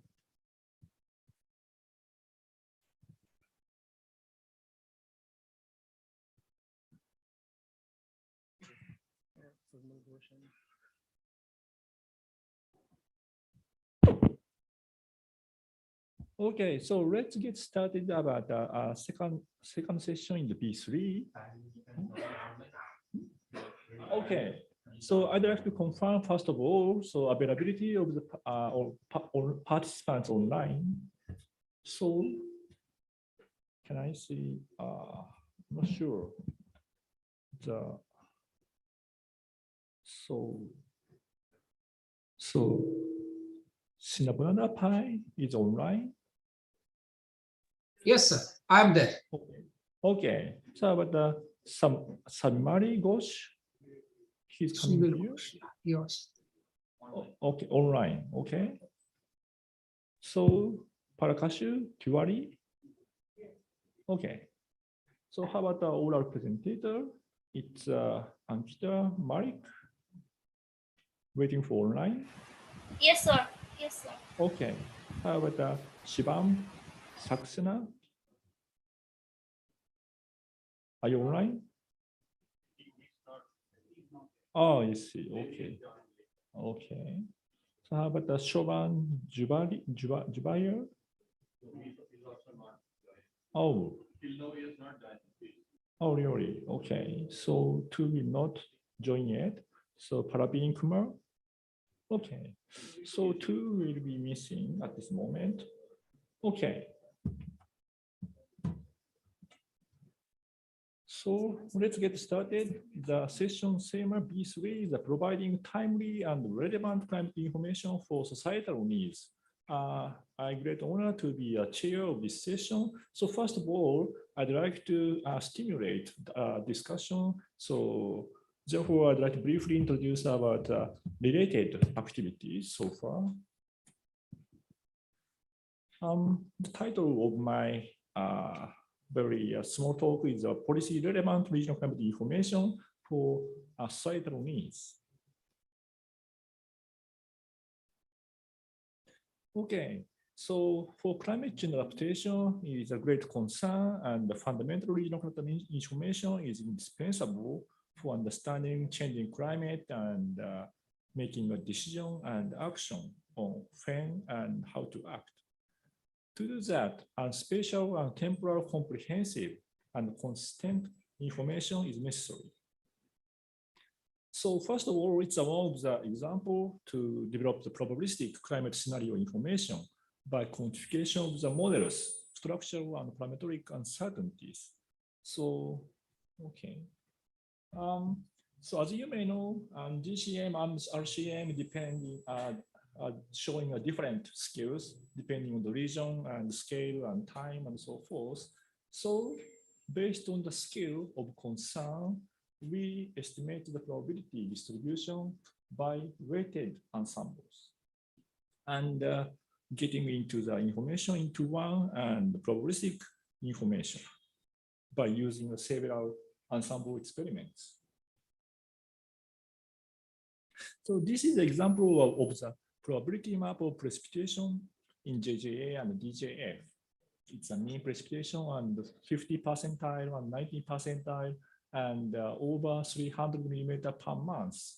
So by using the RCP 8.5 and 40 GCMs, so we can estimate the probability of the increase of summertime precipitation around 40% or 60% probability.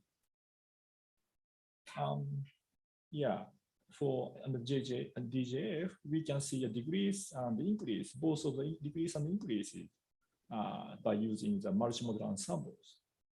So it could be one of the examples of robust information about by considering the several difference uncertainty caused by the differences of the structural differences.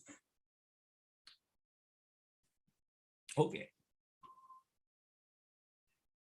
So those ways apply to the Asian regions about 2 Kelvin and 4 Kelvin. The probability of the increase of the 2 Kelvin is almost 80% or 90% in the most of the region in the January and dry and annual.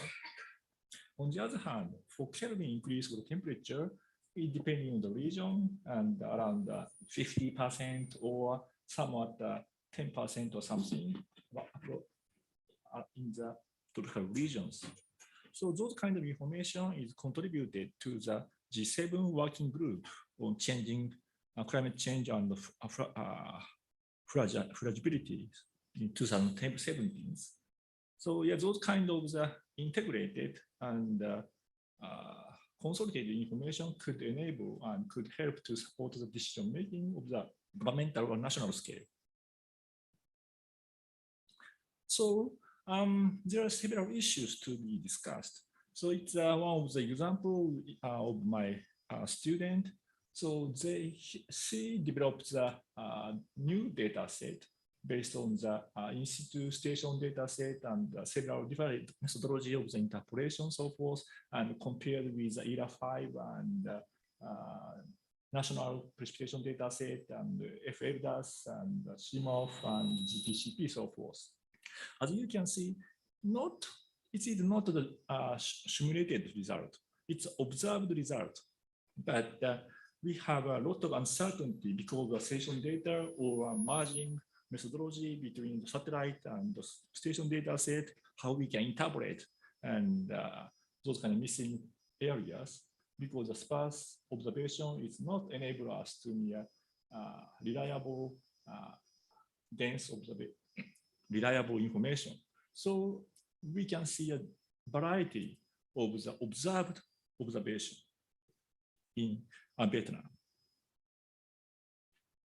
So when we compare is at the station with not only for observation but also several GCM data set, it's a circle is observation and triangle and rectangle could be GCMs. So we can see clearly, even not only for the GCM, but also the observations. It's made up a different way of the combination could be showing a different skills compared to the observation control observations. And also those kind of skills is not universe, not uniform, it's depending on the region or topography and so forth. So, and also, we also working with climate change impact on the water resources for hydropower in Ethiopia. So it can be possible to make a risk assessment for the increase of the stream flow change in the RCP 4.5 scenarios. So regardless of the season, and if we take advantage of the RCP 4.5, increase of the stream flow was projected regardless of the seasons. On the other hand, when we take into account the RCP 8.5, so it depends on the time scale, like early in the near future and the mid future and late futures, late 20s. So we can see some kind of different impact depending on socioeconomic scenarios. But the important point is those kind of the uncertainty only caused by the GCM, difference of the structural difference of the GCM.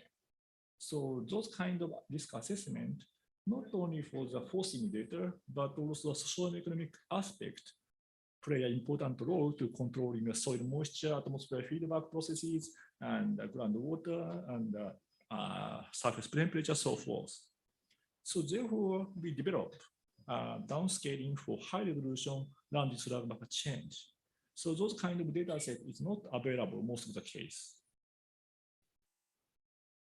So we developed with downscaling about from the land use harmonization LUH2.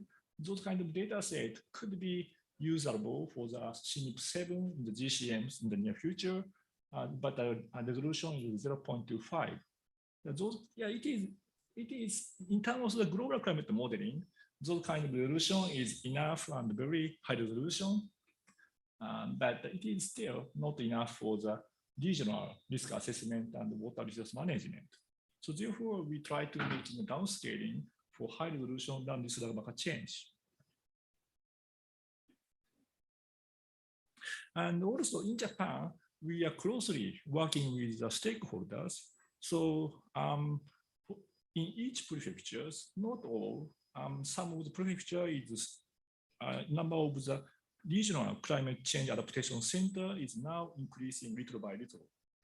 For instance, I closely collaborate with the Ibaragi local climate change adaptation centers. They provide a kind of the summarized textbook or kind of the display of the difference of the climate change scenarios or a workshop with the stakeholders, so forth. So they play an important role to bridging the gap between the climate scientists and also local stakeholders. And this prefecture is a main target is agriculture or kind of industrial activity, so forth. It depends on the regions. So GIF Prefecture Center for Climate Change Adaptation, this is also a local climate change adaptation centers, one of that, very actively. And their focus is a kind of the fisheries in the rivers, for instance. So the purpose of their activity is climate change adaptation, but the main focus and tools and necessary information is depending on their stakeholders. We closely working with them and what kind of necessary, what kind of information could be beneficial for them. Okay, I'd like to wrap up. So for kilometer scale modeling on climate change timescale, we should include a diverse multi-model and multi-methods ensemble for tailored, robust climate hazard risk informations. And we need a complementary strategy between dynamical and statistical hybrid approach because it is very uncertain caused by the structural difference in the model and also observation itself. And for impact assessment for human intervention on land, we need a high resolution land use climate change scenario for the first time from a downscaling of multiple SSP RCP scenarios for lower boundary conditions of the RCMs and also impact assessment. And we need a networking, connection, and capacity building. Based on my experience, I accepted several foreign students in my lab. Yeah, I will conclude. So capacity building allows young scientists and the early career scientists for diverse foreign countries to lead the development of new research because they have a familiar with the needs in foreign countries and bring together stakeholders relationship at the same time. Okay, I'd like to conclude my presentation. Thank you very much. So I'd like to invite the next panelist.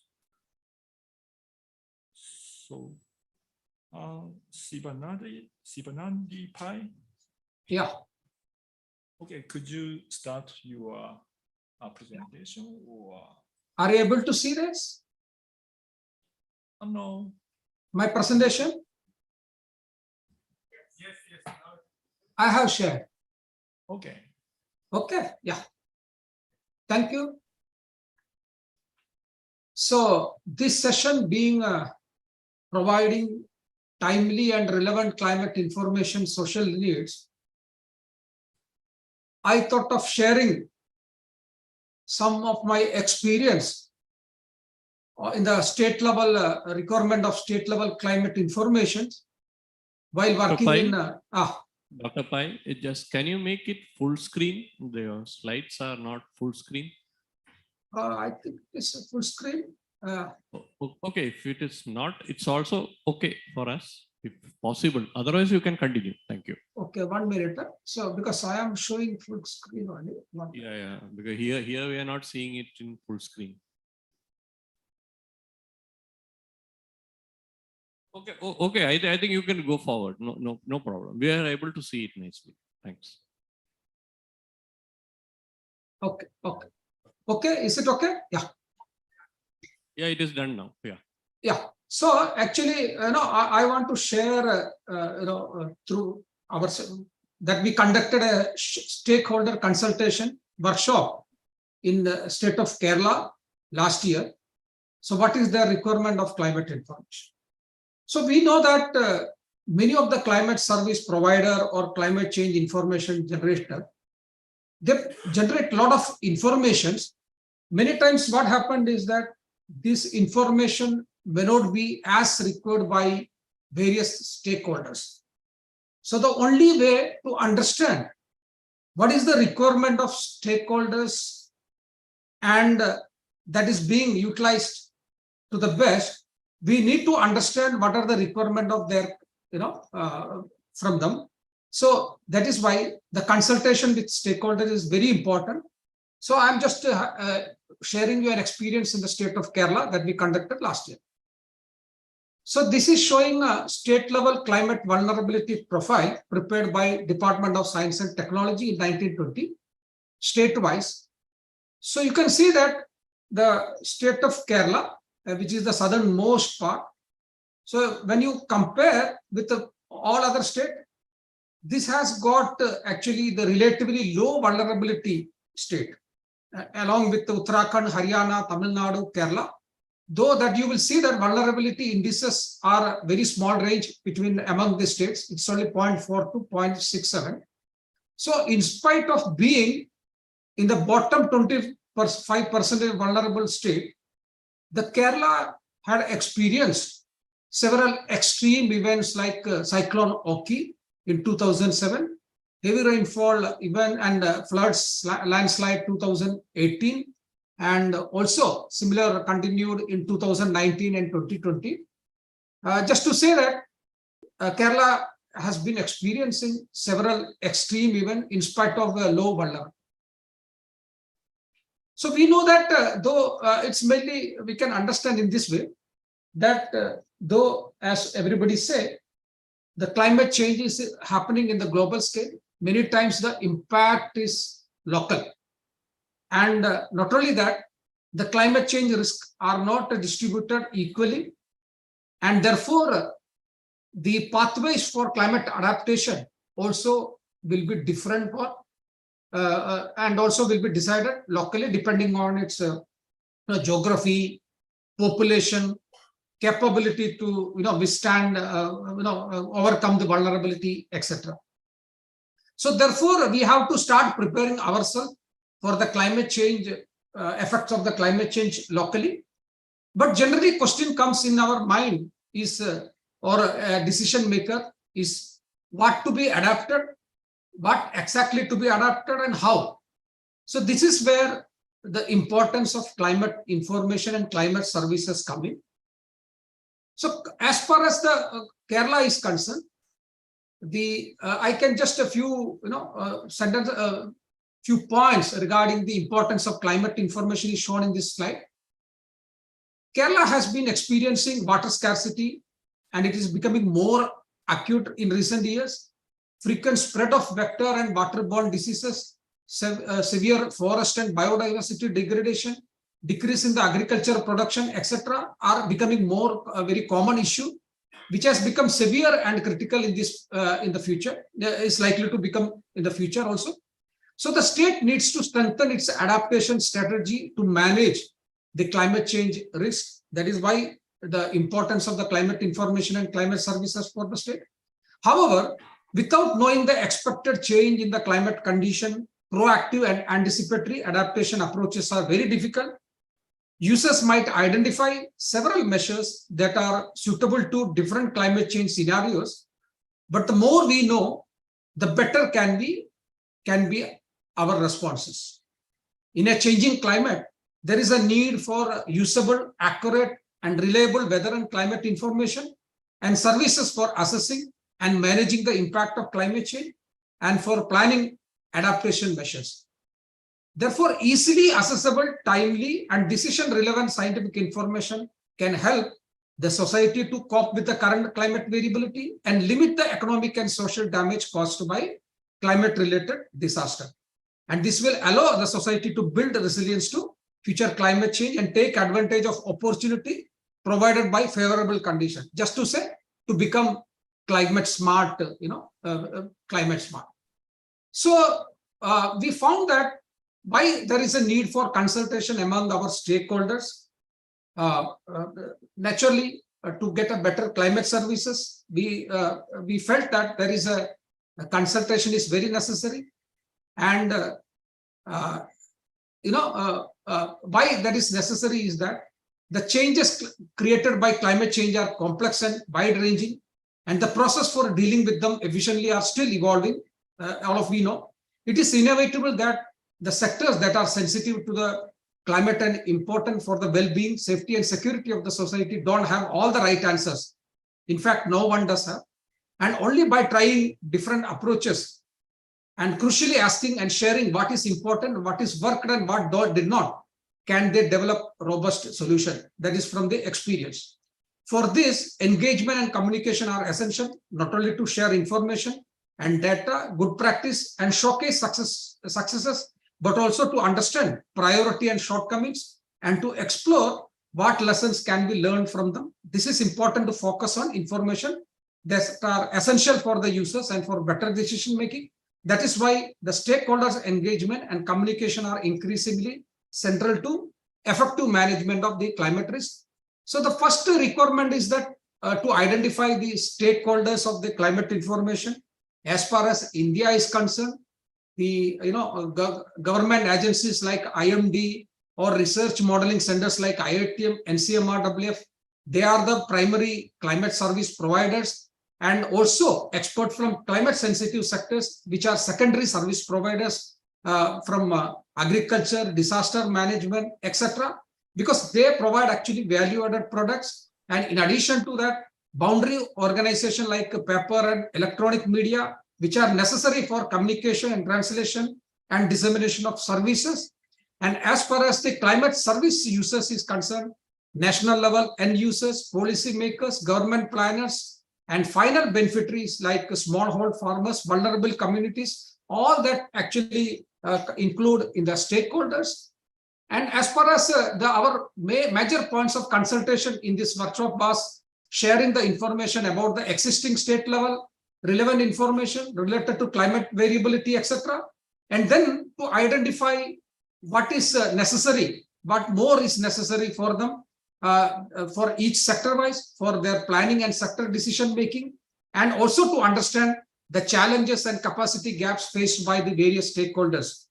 For that, to identify the areas of action and cooperation among the stakeholders to address these challenges and gaps, and discussing way forward to develop communication, monitoring, verification system for exchange of weather and climate information between service provider and user sector.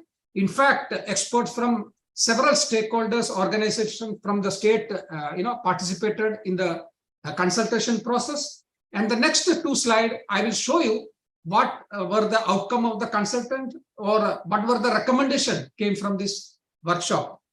The requirement or outcome of the consultant, first point was that the requirement of data bank and knowledge repository for storing and retrieving climate change information at the state level to be useful to all the departments and agencies, universities, general public, etc.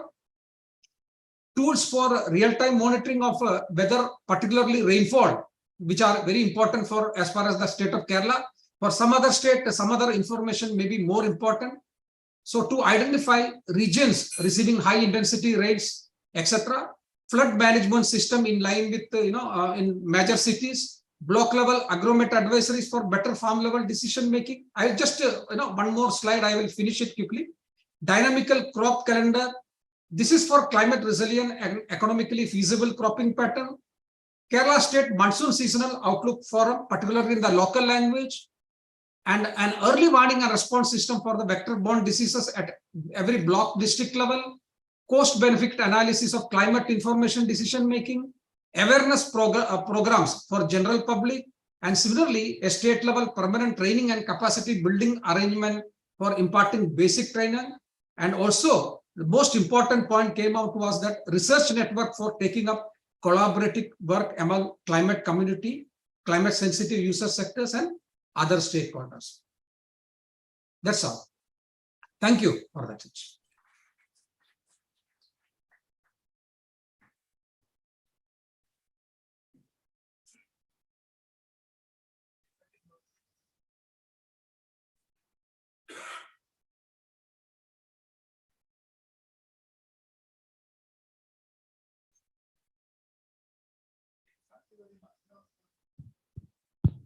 Okay, thank you very much for your input.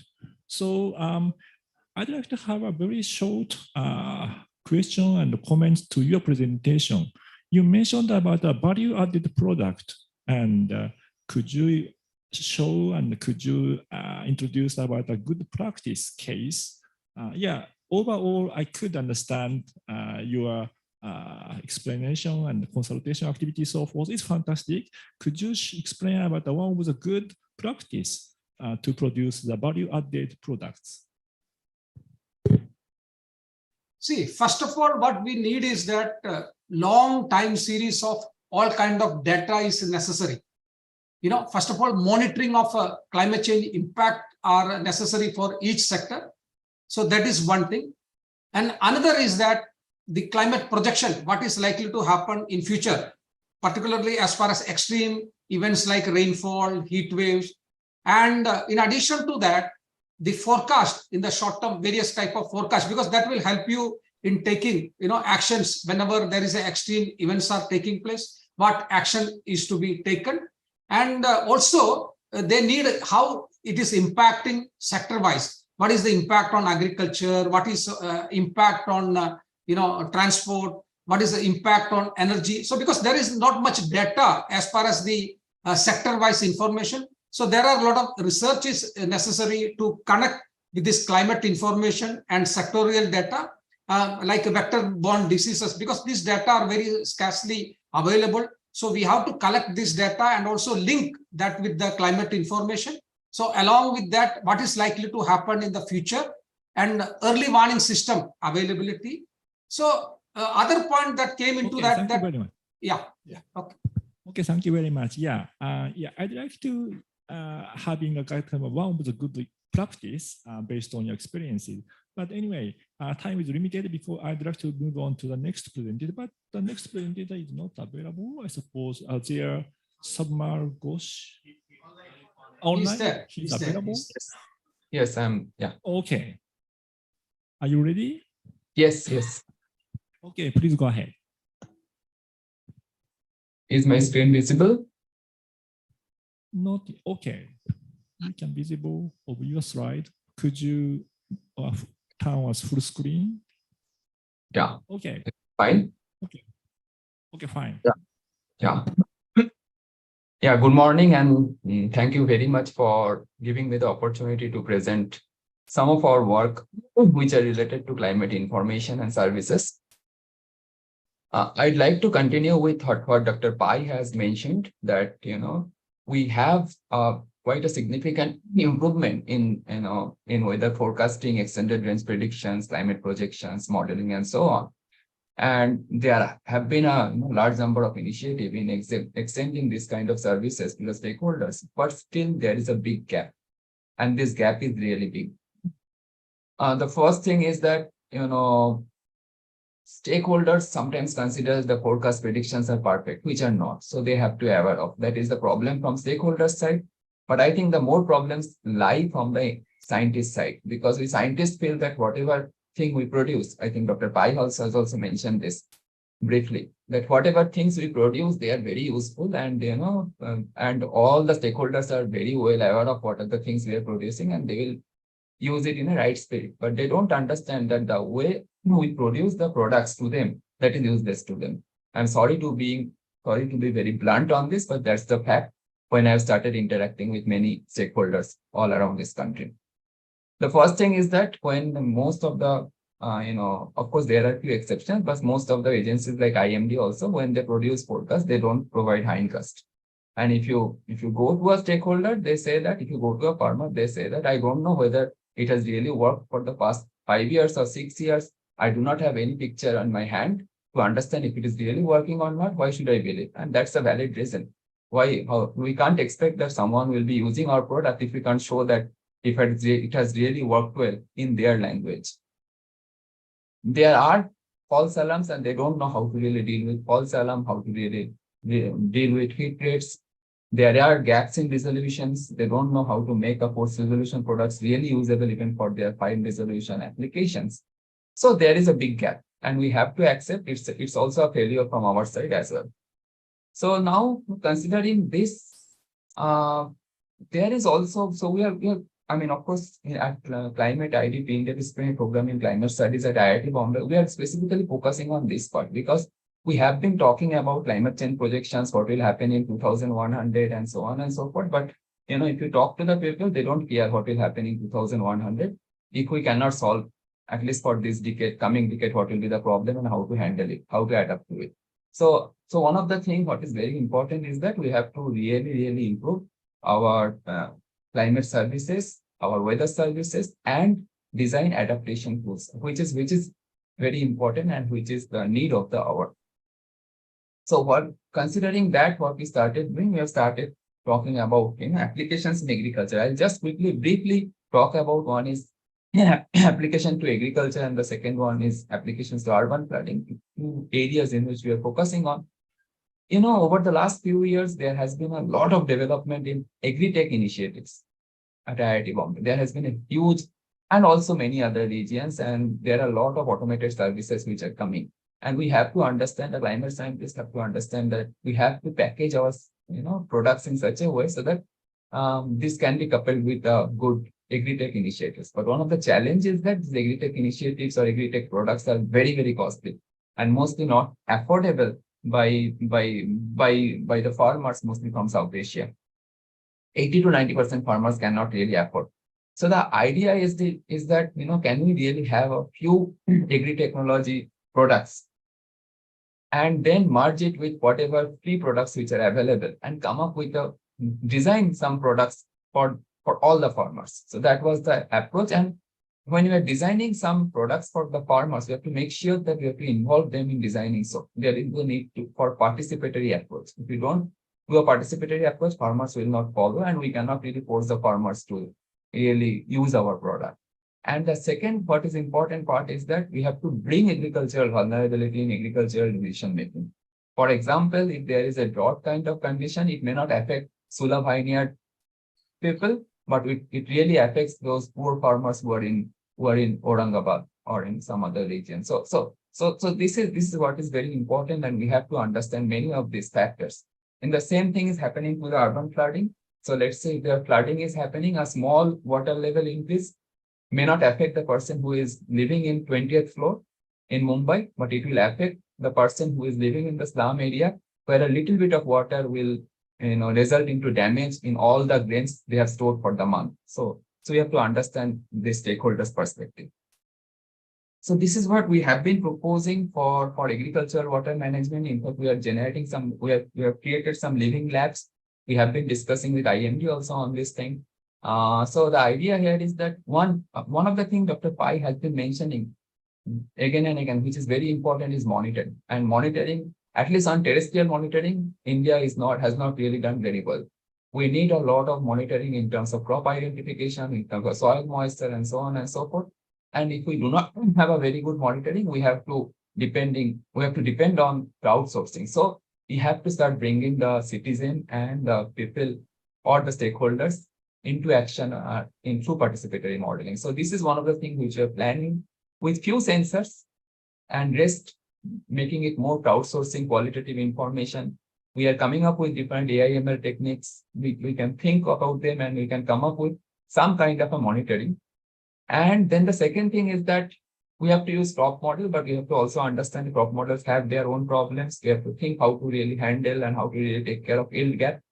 And what is even more important, that what will be selective crop selection, which is also very important. I'll come back to that. And also some selective, some selective crop calendar. So these are all very important factors which needs to be considered. And then if we have the socioeconomic information, we need to connect it to vulnerability and generate crop specific risk. It's very important for the farmers to understand that if they switch from one crop to another, what are the specific risks associated with that. And this is one side. This is at more on the projection side. The other side is more at a weather scale and extended range predictions, where we need to, early warning is very important. This is a major adaptation strategy. You have to understand that. And so what we have to do, we have to think of a better agricultural water management decisions, but it has to be at farm scale.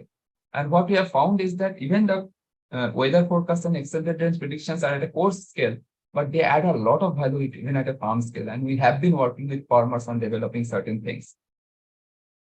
So this is what we have been working on, with the farmers from Nasik, and we have patented or filed a patent also this thing. So the idea is, let's say if you give a weather forecast, can you really translate it to a farm scale irrigation water management strategy? So we understood their modeling approach, and then we have added our methods. We added the uncertainties associated with forecast, and then we developed some sort of a farm scale hydrological model, a stochastic optimization model, and finally ended up with a irrigation water management. And the farmers found that 10 to 30% of water can be saved if we can use weather forecast correctly, even at a farm scale.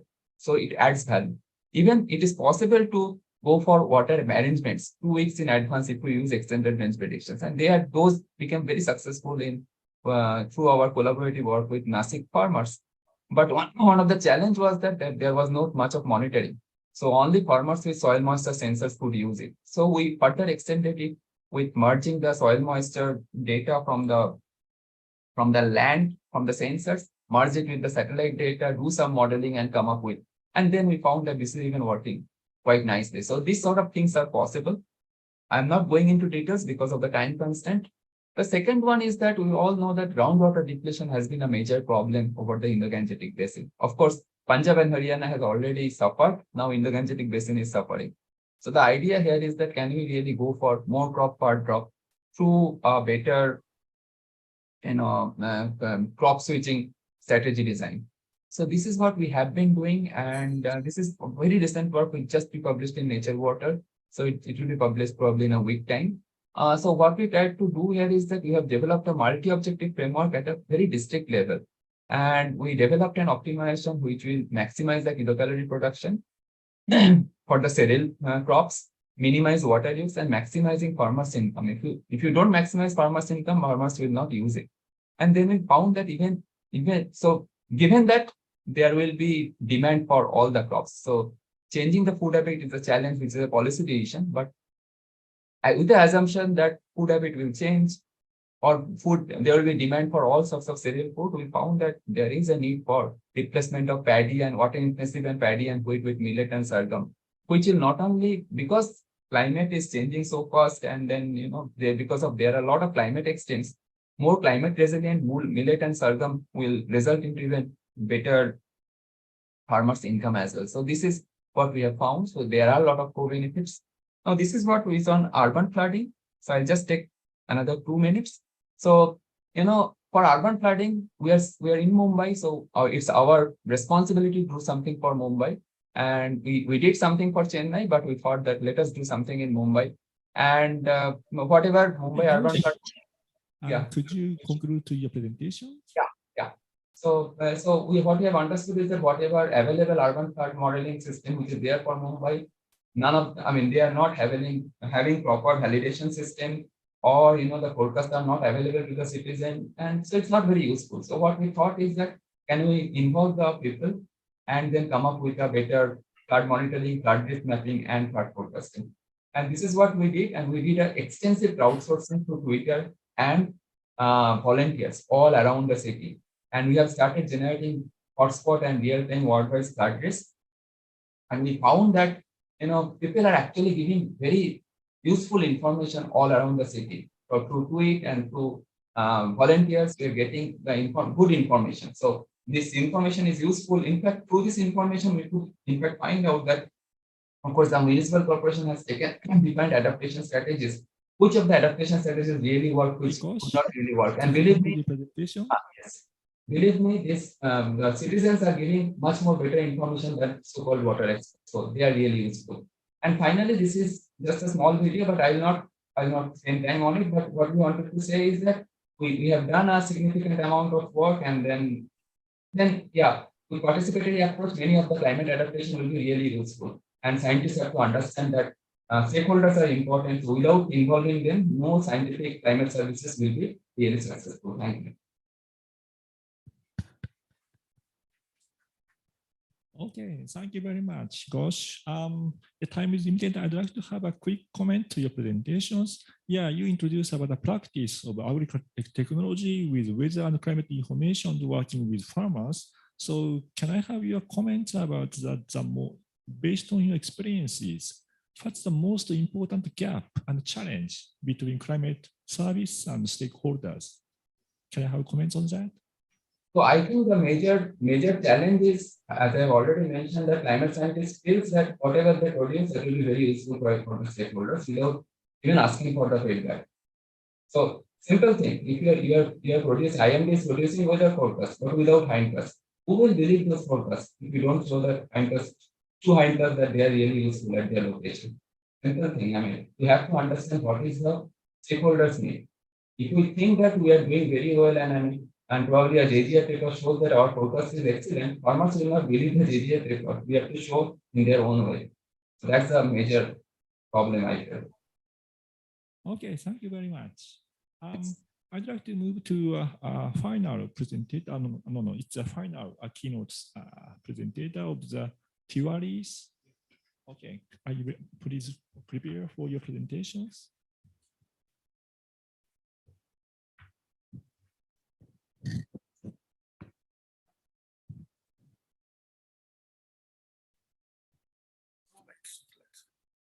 A very good morning to all.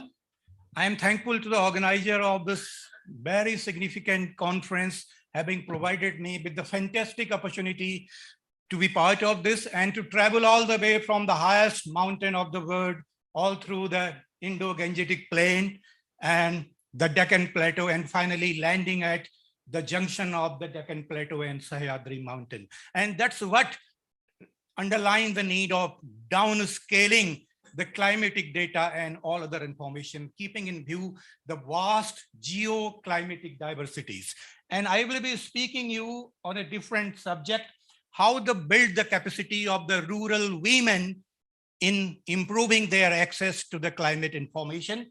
And I understand that this will help the bridging the gap between the climate science and the local adaptation need at the village levels. And I am a social scientist, but every time trying to connect with the other sciences, particularly the climate science, to produce an interdisciplinary and intersectoral knowledge. So I will be taking you up to the mountain again, the Himalaya. Why Himalaya? Himalaya constitutes the headwater of the South Asia. I'm not using the term the water tower. Headwater means the source area of the water, where the water is formed, from where the water originates. And it means that area should need specific conservation and developmental attention. But unfortunately, we are not aware about that. And because the ecosystem services flowing down from the Himalayan mountain, particularly the water, support 45%, nearly 45% of the global population, who are some of the poorest people of the world, and they have access only to 5% freshwater resources.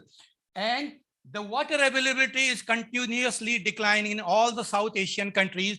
This is the average per person per capita availability of water of per year in the India. But you take into Pakistan, it has below 1,000. So below 1,000, the Food and Agricultural Organization categorize that country as the water stressed country. And India is likely moving in that direction. So changes taking place in the Himalayan mountain, all environmental changes, including the climate change, is affecting the food, livelihood, water, health, security of that 45% of the global population. And it is also creating a platform for the interstate conflict for sharing the water and for the management of the natural disaster.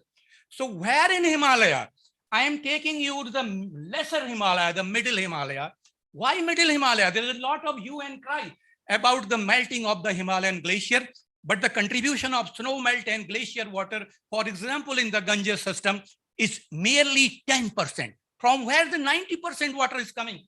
All the 90% water is coming from this lesser Himalayan range, which account for the largest proportion of forest, account for the largest proportion of biodiversity, and it contributes to the 80 to 90% of the water to the Ganges system and other river system.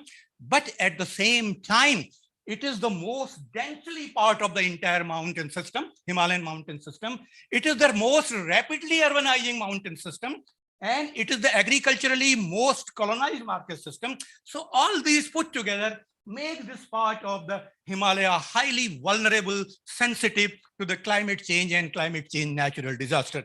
So my attention is on this lesser Himalayan rain-fed mountain, how to build the capacity of the local community to responding to the climate change, adapting to the climate change at the local level. As we are discussing, the policies are coming from the international level. For example, the Sustainable Development Goals, the Global Climate Model, the Paris Agreement, and then we have the regional climate model, national plan, state plan. Then all these policies and decisions are flowing up to the local level, what you call the district level, like that. And where the decisions are taking about the climate change adaptation program, they are mainly taken at the national plan, national level, or they are taken at the state level. No decision is taken at the local level, at the district level. And that's making our planning process entirely failure. So we need to reverse this system and come back here. So here at the local level, we have people and households who are the first responder to the climate change, who are responding the first to the natural disaster. So we are not taking into account what information they need, what advisory they need, what data they need. And then once we have this, then we are able to understand what is the adaptive capacity of the local people, and particularly the women. And we would understand how much vulnerable to the climate change and what are the risks involved in that. So for that, we have the traditional knowledge of the people through which they are able to perceive the climate change, visualize the impact, and respond to the climate change without any scientific intervention. That we have a range of community-based institutions, for example, Panchayati Raj institution. We have a natural resource developmental process. We have gender norms, we have equity, and we have justice norms at the village level. All these need to be incorporated in the climate change action plan that we have at the local level where the plans are implemented. We have several government line department, water, irrigation, health. So they are, as I told, they have only the authority to implement the plan. So means the information should be come here. The data needs should be assessed over here. Then it's allowed to flow up to the district level. And then it should be synchronized with the national and international priorities and plan. So this is the ideal local level, the climate change adaptation governance policies and action plan formation. We need the climate data to be synthesized at this level. I have used the term governance. Governance means it's a multi-stakeholder process, and government is only one of the components of that. And then we need at this level, what this level? It may be a district, it may be a development block, better, or in the mountainous terrain, the water set is the most ideal unit because the water is the most sensitive to climate change and it affects the development of the natural resources. Then when I was sharing in the earlier session, the climate change adaptation should not be considered as a stand-alone activity. This should be the part of the overall development process of the district, block, or the watershed level. Then what we call this, the mainstreaming of climate change adaptation and disaster risk reduction at the local level. Then what we are trying, how to build the capacity of the local women, the community. So we have installed 35 manual weather stations in different villages, mainly in the upstream areas, and where the women are a bit educated. We have also installed some automated weather stations over there, and we have trained women, and we have still helping them. So we have considered all the local institutions, village council, forest council, local line department, non-governmental or civil society, youth club, etc. And the block development officer has been identified as the nodal agency to implement that. Then we have a meeting and consensus building for the identification of villages where the equipment will be installed. Then identification of the sites, particular site for the installation of the weather equipment. And then training of community, particularly women and other stakeholders. Then observation, recording, sharing of information. So they are recording the information. We have rain gauge also. So they are recording everything in the within a 24 hour. And then every month they are having the average, calculating the average. And they have now the data of past 12 years Based on that data, the past behavior of the climatic phenomena, they are able how the climate is likely to behave in coming month, in coming year, in the coming cropping season. And this is that they are registering, averaging, and this is the one very simple automated type of weather station. And in the village meeting, one of the Gram Pradhan is making the presentation how the climate phenomena behaved last month in their village. So you see, then how the information at district level will be coordinated. I am not recommending, I am not advocating that each and every village should have the information like this, but the information should be available to them so that they are able to take the better decision about the management of their natural resources, and they are able to better respond to the climate change and natural disaster. And what is the important thing? We need to identify the range of local institutions. They may be government line department, private enterprises, the Panchayati Raj institution, the municipal corporation. They are very critical in transferring, shaping the vulnerability risk, mobilizing community resources, information, knowledge, and technologies. So without that, any climate model cannot reach at the local level, at the ground level.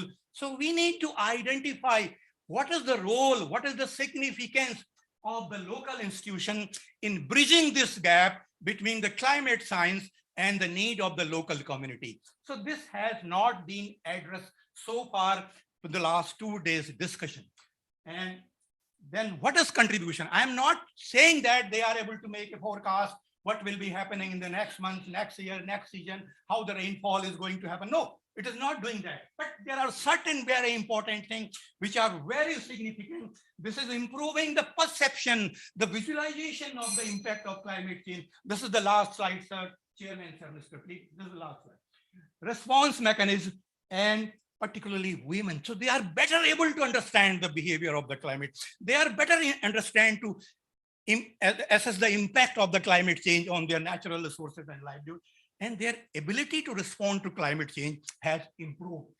And improving community access to this is one of the very simple example how the community access is being improved to the knowledge, information, science, technology, maybe later on to the insurance, credit, etc., by catalyzing the role of the local institution in that area. Empowering local community in climate. This is one very simple primary level example how we can empower the local communities in climate information and services. This is setting an example of communicating the climate sciences, preliminary climate science to the communities and facilitating the community-based adaptation. Now, this is the most significant approach recommended by the IPCC and all international organizations. The all adaptation program have to be community-based, have to be participatory, have to be people-centric, and have to be particularly women-centric in the mountainous terrain. And this is sensitizing the communities about the significance, the importance of climate data, climate information, and climate science in responding to the climate change and improving their adaptive capacity. Thank you so much for allowing me extra 2 minutes, sir. Okay. Okay, thank you very much for your nice presentation. I have one comment about your presentation. You pointed out the importance of the local institution to forming the range of institutions, so including the climate services. So what kind of local institution could be developed and overarching a different kind of range of institutions? Okay, I will take you to the mountain. Because of the adverse mountainous condition, the mountain people have developed very distinctive ability to form the institution to adapt to the changing environmental condition, including the climate change. We have the local level institution at the village level, that's the constitution is the village council. In Uttarakhand state of the Himalaya, we have the forest council or the participatory form of forest management we have involved in.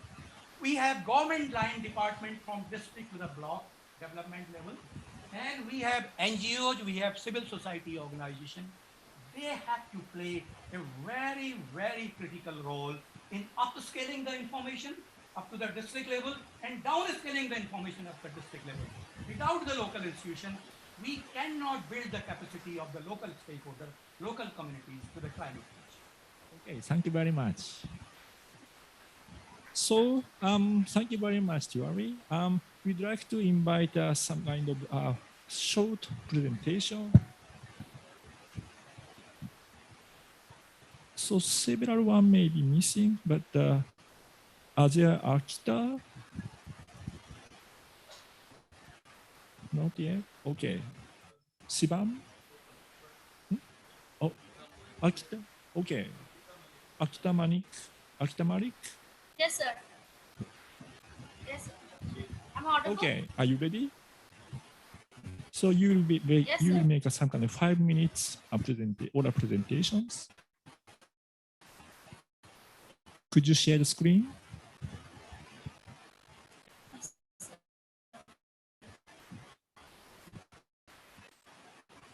Can you hear us?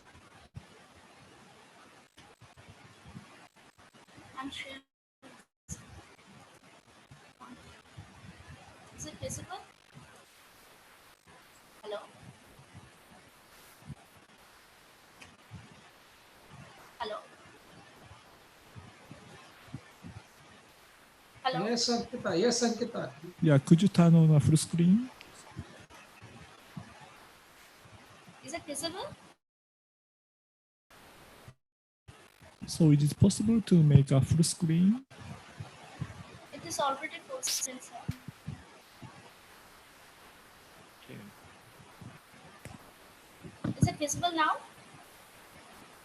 Yeah, it is not full screen, but you can go ahead. If you can go ahead and we are able to see it.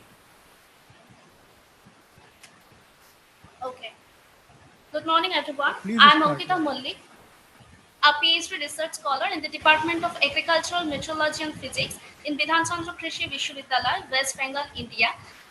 Today, my topic is symbolic representation of district-wise climate change scenarios of West Bengal state, India, using Thornthwaite classification scheme. And this was my MSc dissertation work under Professor Lalu Das sir. And so, we all know that climatic classification is nothing but a method of identifying some homogeneous region, and concept of representation of the climate of location through different climatic classification scheme is considered as dynamic, and it has been modified by several researchers to accurately represent the climate through introducing new climatic drivers. And nowadays researchers are trying to detect a climate change for any region using all these classical climatic classification scheme through inclusion of modern Hi, scientific innovations. could you check with that? We couldn't see some kind of second and third slide. Are you talking about? In your place, it's the first slide. Okay. Is it visible? Yeah, it's visible. Okay. In 1948, Thornthwaite introduced a new climatic classification scheme on the basis of rainfall and potential evapotranspiration. But the climate change information which are available at global, regional, country, and state level may not provide adequate information at local and district levels. So we have to assess the updated climatic classification information, and that will be definitely be useful for the farmers and for various agricultural planning and other climate change adaptations. So with this background, we have done this present work with the following objectives. The first one is to identify the moist and dry climate of each district by analyzing the monthly rainfall and potential evapotranspiration data over 23 districts of West Bengal. And second one is to detect the district level. Ankita, we are still in the introduction slide. Please change the slide to the next slide. I have changed, sir. Yeah, now it has become objectives. So are you Yes. talking on the objectives or? Yeah, please, Yes. please change. Second continue, objective is to continue. detect the district level climate change signal through shifting of symbolic representation of climatic type using Thornthwaite classification scheme. So these are some review of literature, materials and methods. This is my study region, the 23 districts of West Bengal. First 8 districts are North Bengal districts, Darjeeling, Kalimpong, Jalpaiguri, Alipurduar, Coach Bihar, North Dinajpur, South Dinajpur, and others are the South Bengal districts. So in this study, we have used 2 types of data. First one is observed data, that is district-wise monthly rainfall data, that is in the period of 1901 to 2020, and district-wise monthly PET or potential about transpiration data of the same period 1901 to 2020. And then we have calculated the Thorndike classification scheme indices, that is moisture index, thermal index, summer concentration of thermal efficiency index, and aridity index or humidity index in a different 30-year mean climatological periods for each district of West Bengal after obtaining the surplus and deficit data for each month for the long-term period of 1901 to 2020. So first one is moisture index. It actually shows whether there is a surplus or deficit of moisture. And there are 9 provinces under this index, and it is designated with capital letters and numbers and subscript and formalized 100 S minus 60T by PET, where S equal to monthly surplus of moisture and D is monthly deficit of moisture. Similarly, next one is thermal index, which is indicated by the PET measured in centimeters and summarized in 9 thermal provinces. And similarly, the summer concentration of thermal efficiency, and last one is aridity index and humidity index, where we calculate aridity index for the moist climates, moisture provinces of A, B, C2, and humidity index for dry climates of C1, D, and E. So results and discussion. The results of this work have been described in 3 parts. First one is quantification of district-wise rainfall and PET change through trend analysis of long-term station data of West Bengal. Second is classification of climatic type for each district based on the values of 4 indices as per Thorndike classification scheme. And third one is identification of climate change signal for 430 years mean climatic periods in the last 120 years to shift of 4 symbolic representative letters as per Thorndike classification scheme. So we have calculated, we have assessed the climatic type for all the districts, and this is for the first mean climatological period, that is 1901 to 1930. And I have also accumulated the could you data. conclude your presentation? Yes, yes, sir. I have accumulated the data in the table form, that is for Darjeeling, Jalpaiguri, Kalimpong, Alipurduar, Coachbihar. All these contain A or par humid type, that is index value greater than 100. That is North Dinajpur and South Dinajpur, it is B3. For Malda, it is B2, and Purulia, Bankura, C2. Similarly, we have assessed all the climatic types for each mean climatological period for all 23 districts and summarized. And from that, we have got this change, that is for North Dinajpur and South Dinajpur district, it has B3 type in the first 3 mean climatological period, but Could you it has conclude changed your to final B2. presentation? Too much slides. So we can conclude that the climate of different districts of West Bengal has changed either on thermal regimes or moisture status or in different mean climatological periods during the last 120 years. And it is revealed that North Bengal districts have become drier, and it has decreased with time, but for several South Bengal districts has shown these opposite scenarios. And we can also say that Thorndike classification scheme-based climate change detection approach may be appeared as an alternative technique for any location, district, or regional scale compared to conventional trend analysis technique. That's all. These are some Okay, thank you very much. Thank you. Okay, I understand you're trying to produce several climate change conditions using the SONS rate classification and to communicate with the district scale informations. Okay, so time is limited. I'd like to move to our next speakers.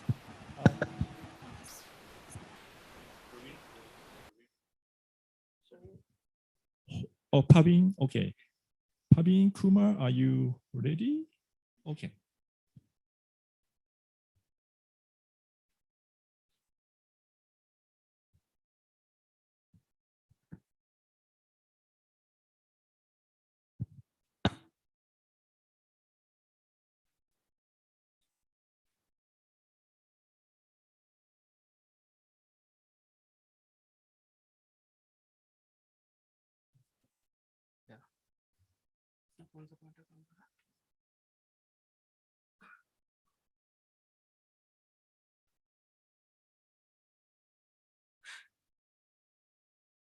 Good afternoon, everyone. My name is Praveen Kumar. I'm doing PhD from IIT Pune under the supervision of Dr. Gufran Beg. I'm going to present my topic, investigate the seasonal variation of simulated carbonation fine particulate matter over 6 homogeneous regions of India with a focus on the IGP region. This is my content that I'm following during my presentation. Now coming to, so why are we doing this study? This is why I reported this study. So generally we know that black carbon and organic carbon is a compound of the convection fine particulate matter, and also know that this is a short-lived climate forcing agent. So BCOs and black carbon and organic carbon come from the incomplete combustion process, which have a warming and cooling effect on atmosphere due to the absorption and reflection of incoming solar radiation. And air quality, past few decades, air quality has a significant concern due to the increasing emission of black carbon organic carbon in the Asian countries.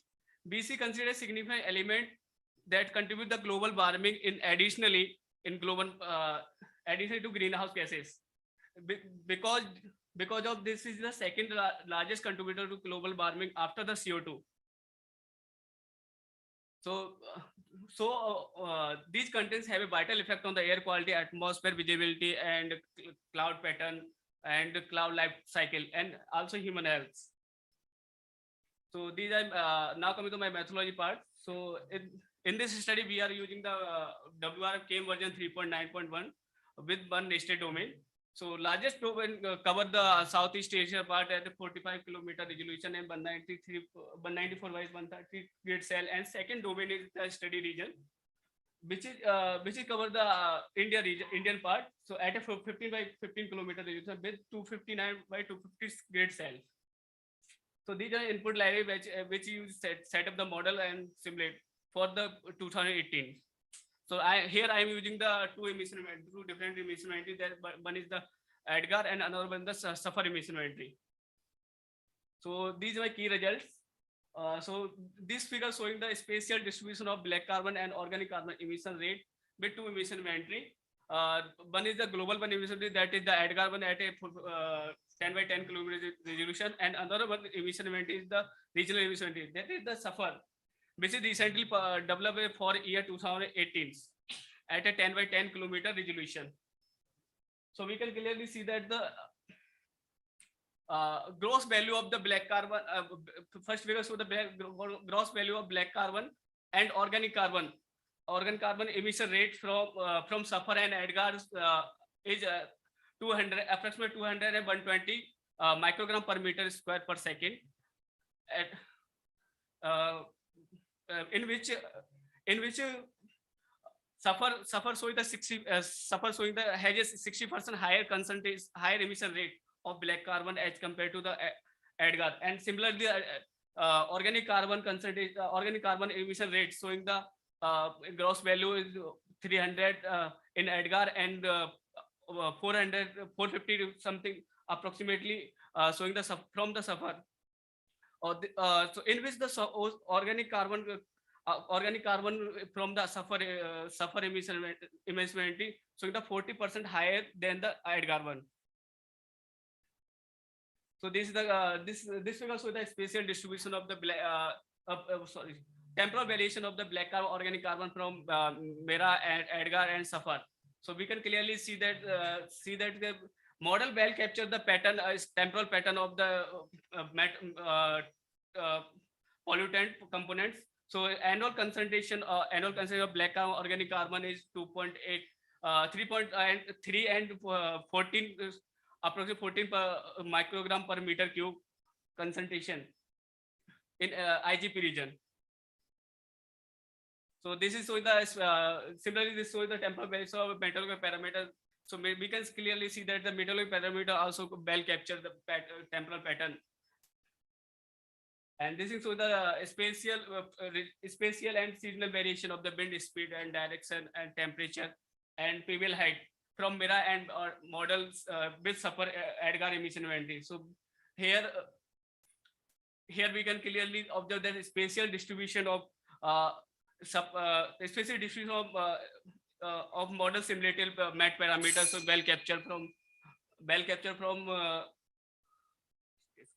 so we can in this PBL wind speed showing the highest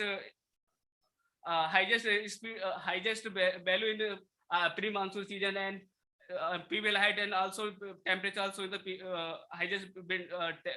highest value, and lowest value is wind speed showing the in post-monsoon season. This is my key result of this study. So we can clearly see that model simulate. This is showing the spatial distribution of organic carbon and black carbon from Mira and two different emission inventory. So in this figure, we can clearly see the model simulated of black carbon and organic carbon with suffer emission inventory, showing the better result with Mira as compared to the Edgar. So in this region, we also see the model simulate suffer emission inventories well capture the hotspot region like the Delhi and so we can clearly see that the highest concentration of the black carbon and organic carbon found in the winter season due to the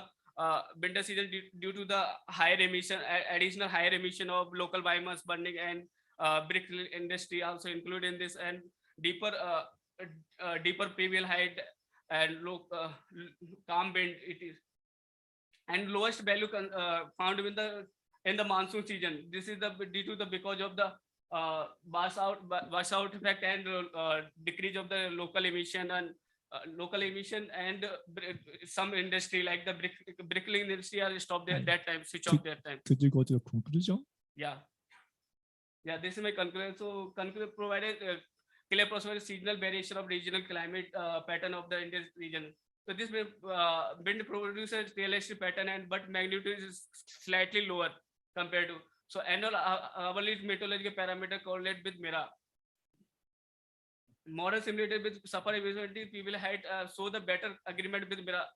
Annual time series of the BC surface considered over the IGP region slightly higher correlate and with Mira compared to Edgar.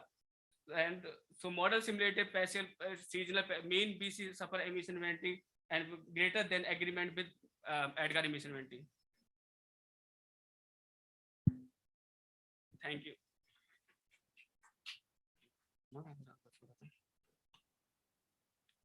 Thank you very much. Yeah, thank you for your good presentation. Can I have some small comments of your associated results based on the emission of the black carbon and organic carbon, influence on the precipitation or radiation and the cloudiness and surface temperature and so forth? Could you have some kind of possible outcome or possible influence of the increase or decreasing of the black carbon and organic carbon emissions in the near future or in the far future? Sorry, sir, can you?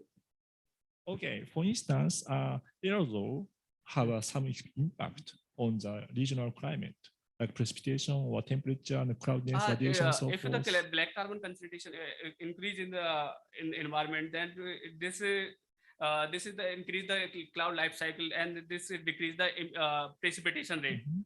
So this affect the climate change, and also this if glacier deposit on the glacier, then it will boost the melting of the ice. So this is the indirectly ocean water cycle is increase, sea level is increase. Okay, thank you very much. Yeah, those kind of the gap of the needed information we can find very easily. Okay, so thank you very much. Thank you. So we'd like to have a 10 or 15 minutes of discussion based on our excellent presentation so far. 10 minutes, so okay. Okay, because to save time and to have a lunch time, we'd like to limit it to 10 minutes discussions. This session theme is providing timely and relevant climate information for societal needs. As you noticed, climate scientists trying to provide some kind of scientific information, but it is not necessarily meet with the societal needs we can easily find. So could you make a comment about the gap, to fill the gap between the climate scientists and social needs? So can I have a comment on that? For instance, so several presenter is still online. Okay, so for instance, how about PI? Can I have a comment on that about possible to fill the gap between the climate information and societal needs? What is the needs? What should Is we the do? question is with me? Could you speak up? Yeah, can I? Yeah, see, the most important aspect is the information that is what is required by the stakeholders or the users. That will depend on sector to sector or region to region. There is no common, very specific what is necessary. So the first effort has to be ask stakeholders what they needed and then provide accordingly. So there is no standard format, for everybody. It depends on locally how it impacts and your capability to overcome the vulnerability. If you are much more, capable to can overcome that, the information necessary may be different. And similarly, what is lacking in many places is the sectoral information that can be linked to the climate information. For example, health or deaths due to heat waves, etc. These type of informations are not readily available. You have got a lot of climate informations, which are again, as I said, has to be tailor-made to the stakeholders. But at the same time, we also need information sector-wise. So we have to work with the sector people to generate those information which can be closely linked to that. And I just want to add, a very important point. Many times we say that we need to strengthen all the aspect of early warning system, but what we forget is the impact of population on the climate change. Okay, so we have to actually, people has to be made awareness of the importance of keeping the population to certain level that does not cause more emissions or that requiring more food requirement and infrastructure requirement, etc. So that has to be restricted. So that has to be more aware to the people. Just I want to stop here because to have other people to talk. Yeah, thank you. Okay, thank you very much. Based on his comments, so sometimes we have a data, sometimes not. But even though we have climate data set or indices, it is not necessary to meet with the societal needs. Sometimes we must converted indices like heat stress or health and so forth. That could be one of the gap he mentioned. Okay, so how about the next one is Ghosh. So can I have your comments about how we can fill the gap between the societal needs and climate services information? Well, I mean, if you ask my opinion, I feel that the major challenge is we are not really going for participatory approach.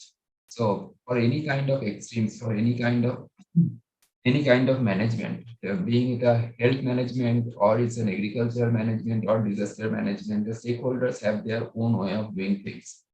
So, but they don't understand what is the uncertainty, what is the heat rate, what is the false alarm, etc. They don't understand that much. We climate scientists, we understand those things better. What is heat rate, what is false alarm, but we do not really understand the way the stakeholders really work. So to bridge the gap, the most important thing is that we have to work together, and that is not really happening properly. So in India, I always feel that we are really lucky that we don't have to deal with the climate deniers. Because if you go to any farmer or anyone, they say that yes, climate is changing and our crops are getting affected because of that.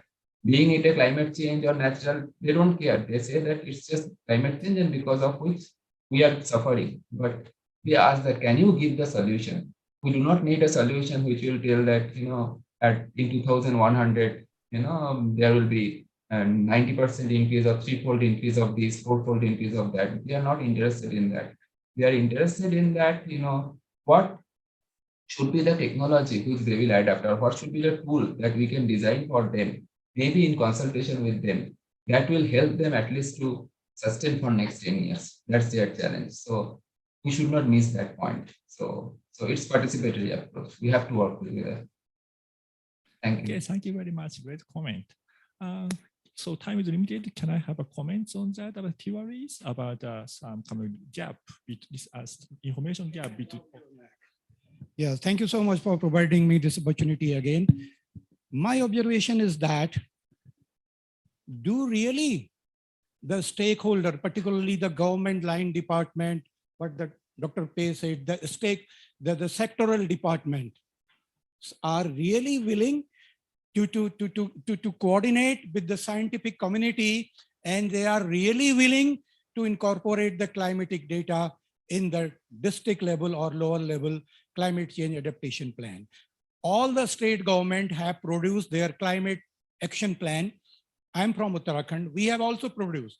But while recommending the climate change action plan for the government of, for the Uttarakhand state, no consideration has been taken how the climate is going to behave in coming 10 or 50 years. So without that, they have evolved and recommended that plan should be implemented coming.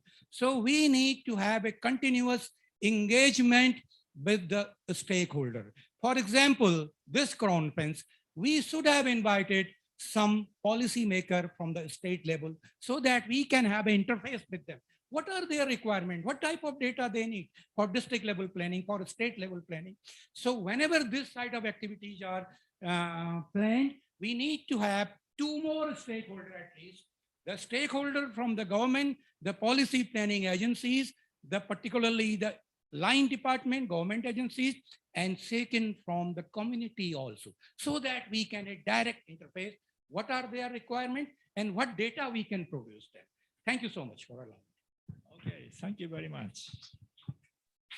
Yeah, before concluding this session, in my mind, so lack of the data or the observation could be one of the big issues to fill the gap between the climate science and societal needs. But even though we have a lot of the information, diversified information, it is not could be necessary to leading to the solution to the societies. So some of the participants already pointed out we need a kind of solution-based or kind of societal needs, transformation of the information and derivative or engagement of the stakeholders. That could be our major challenge in the near futures. Okay, thank you very much for your participation. And I'd like to conclude today's session. And if you, I very appreciate you can continue to discussion and in the lunchtime so forth. Thank you very much for your kind participation. Yeah, thank you. Thank you for the opportunity. Yeah. Thank you, Dr. Koji. So, yeah, and we would like to thank the other panel members who have joined online, Dr. Sumal Ghosh and Dr. Pai. Yeah, and Dr. Prakash Tiwari, who is here. Yeah, thank you very much, sir. Yeah. So I would request Dr. Sanjay to kindly felicitate our session chair, Dr. Koji, with a memento. Yeah.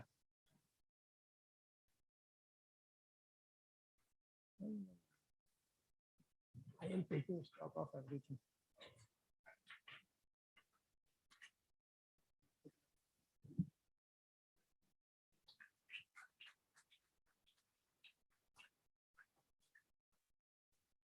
Also, I request Dr. Sapna to kindly felicitate Dr. Prakash Tiwari, who was the panel member today, present with us.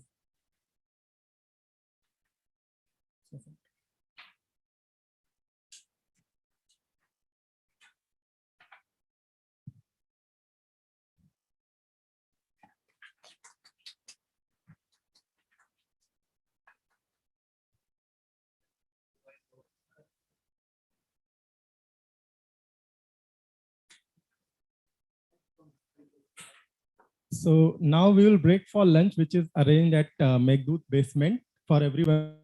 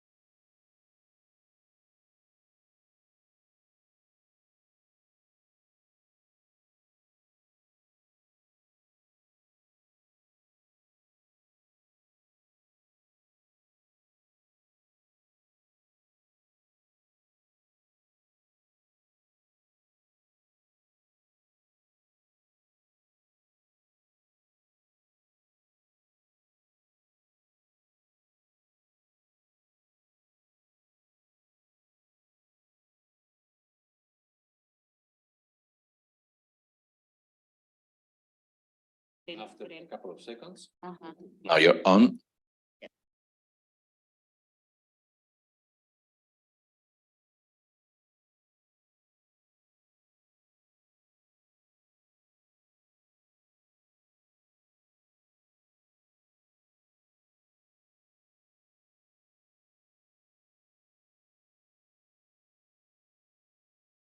Hey, hello.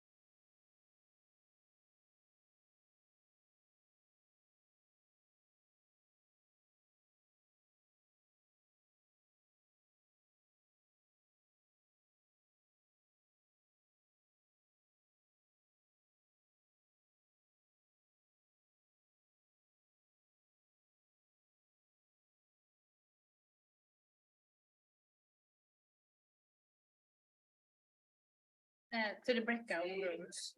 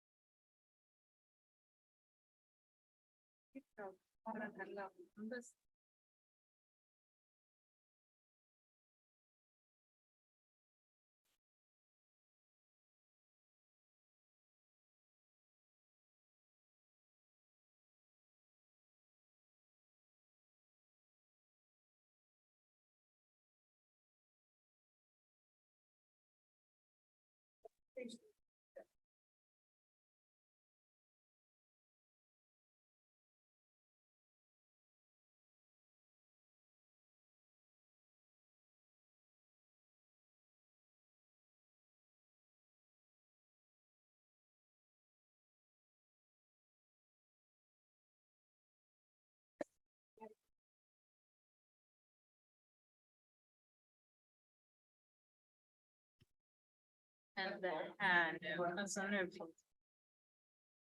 Gosh.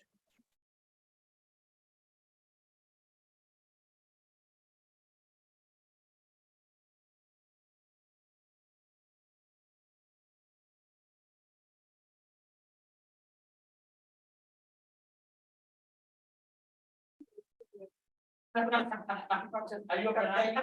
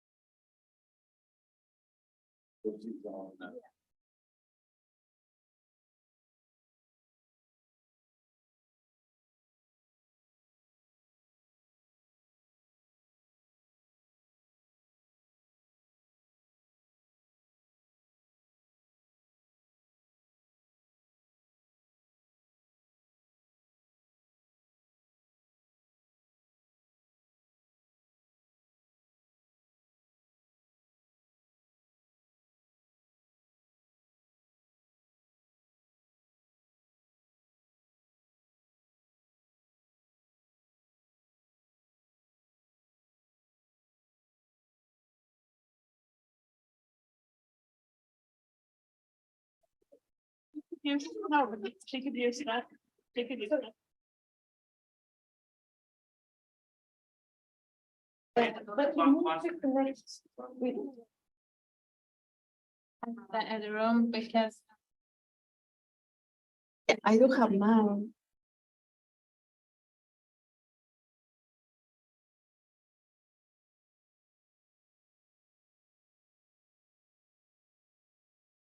รัฐ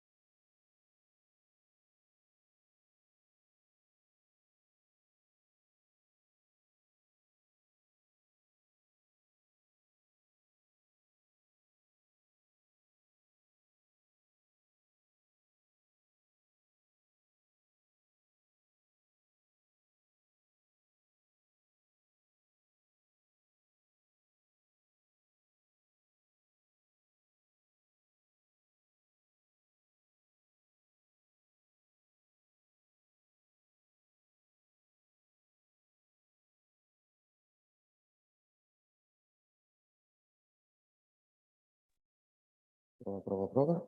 Sì.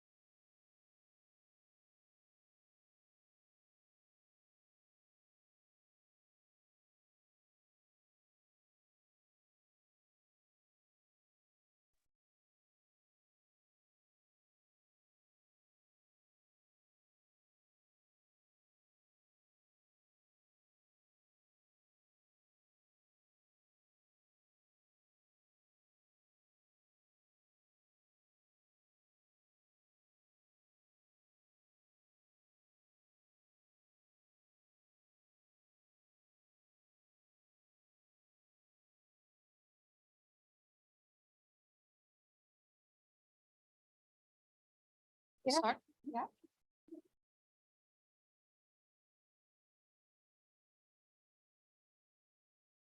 Good morning, everyone. We will start our section C1. I would like to remember you, the presenters, that we have only 10 minutes to the talk and 2 minutes for the questions. If you overpass the time, I kindly ask you to stop. So now I will introduce you to our co-chairs, Natalia Crespo, I'm Michelle Reboita, and our reporters are here, Natalia Castillo and Dr. Shakaut Ali. So I will ask for our speaker, Oliver Asselin, to come here and start the presentation.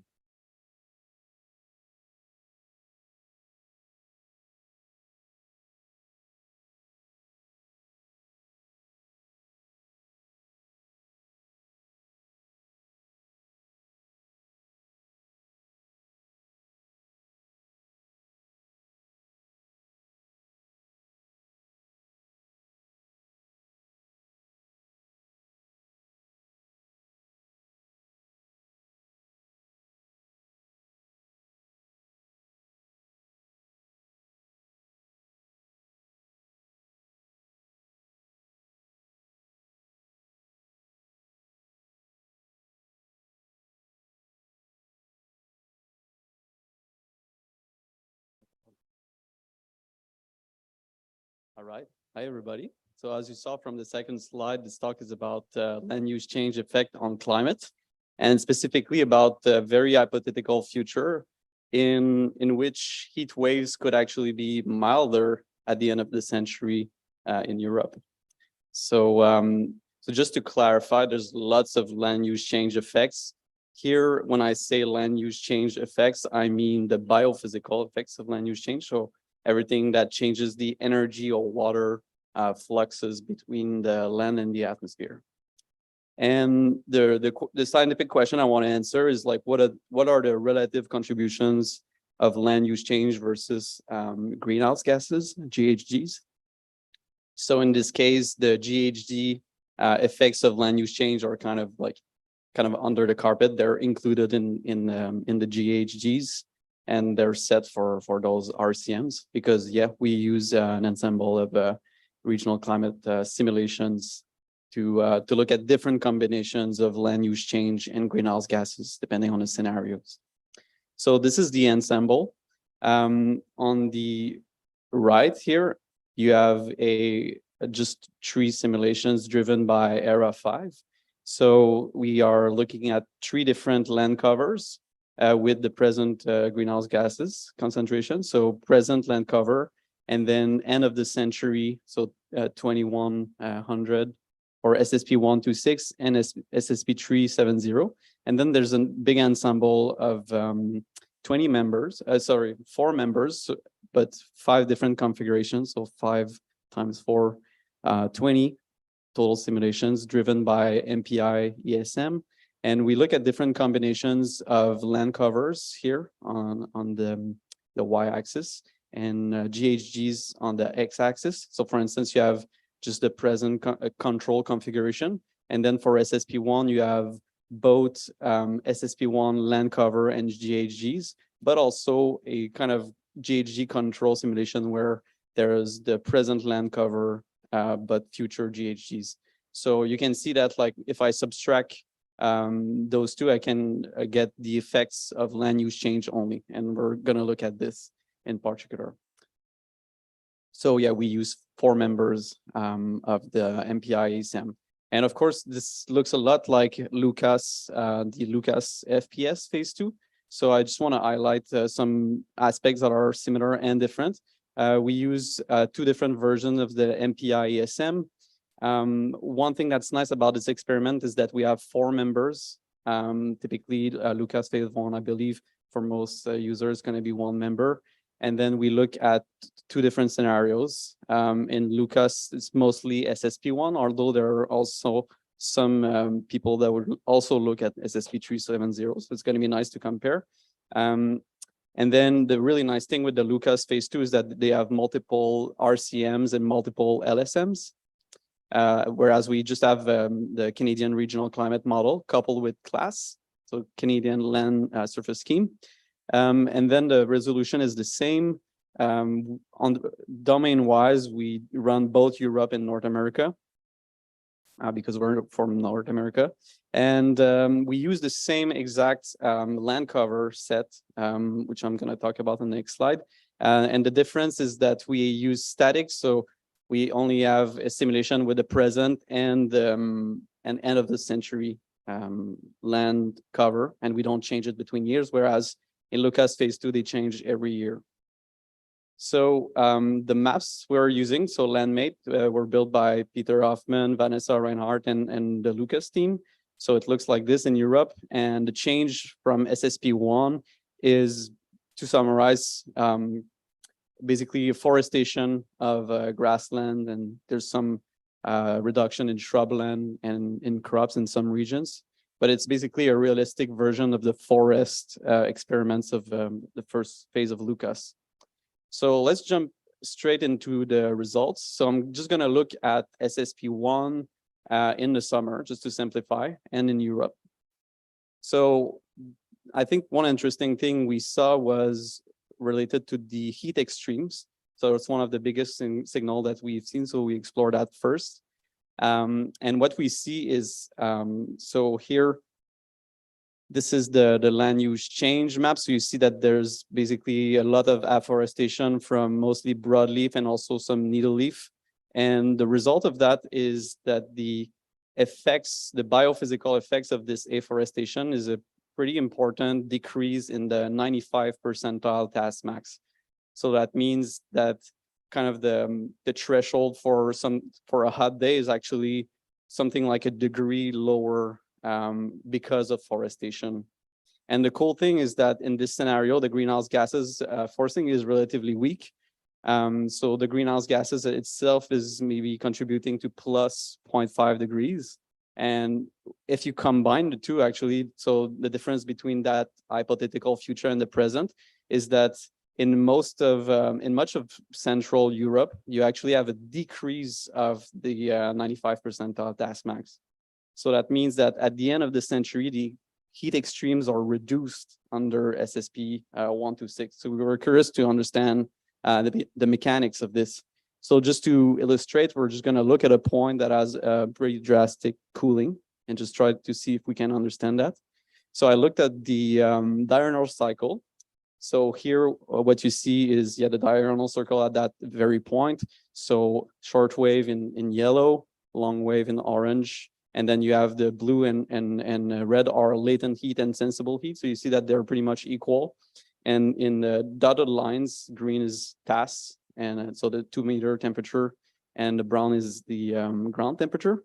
And when you look at the effects of Luke, so land use change, you see that it's increasing quite a bit the latent heat flux and reducing the sensible heat flux. So it's really also, this effect arises mostly at midday. So it affects mostly the maximum temperature during the day. So it damps the daily temperature maximum. And I also did an analysis where I just took the hot days of all those simulations and looked at the kind of climatology of hot days. And this is what it looks like. So typically it's sunnier, so there's more energy. And there's typically an increase in sensible heat compared with normal days, and a decrease in latent heat. And when you look at this point that has the broadleaf afforestation, you see that the increase of latent heat and decrease of sensible heat is much more important than on a normal day. So the same effect that you see kind of in the climatology pops up during hot days, but it's much more important. So the effects is exacerbated during hot days, and it's actually consistent with remote sensing observations. So there's a nice paper by Schwab et al. That sees that. If we zoom out from that point and just look at the full map of latent heat flux, you see basically the same picture. That is, the effects of Luke is pretty much everywhere to increase the latent heat flux, especially in the regions of broadleaf trees. And same thing happens in the hot days. So so just to summarize, the forestation shifts the partition in turbulent flux, and that mitigates the heat extreme. But then, like, if there's more evaporation, where does that water come from, right? So I looked at the annual water budget, and the green here again is the effects of land use change. So you see that because of the forest, there's more precipitation, but there's even more of an increase in evapotranspiration. So the cost we pay is less runoff. So if you look at profiles of water, you see that actually the broadleaf root depth is deeper, and so it starts getting water around 2 meters, and this has a repercussion on the whole water column, and that decreases the deep drainage of water. So it means that there's kind of a trade-off between cooling and water availability. So we found that was interesting. So yeah, just to conclude, we saw that the forestation damps the summer extreme by increasing evapotranspiration and decreasing sensible heat flux. And in the specific case of SSP 126, this is enough to actually beat the GHG in increasing the heats. So this means that at the end of the century, there's less heat extremes. And that's a trade-off between what we call blue water, so the runoff, and green water for plants. So yeah, that's it. Thank you a lot. Now we will open the questions, but we will start with Puna. If Puna has some question, please. I will check the computer. No. So the audience here is available.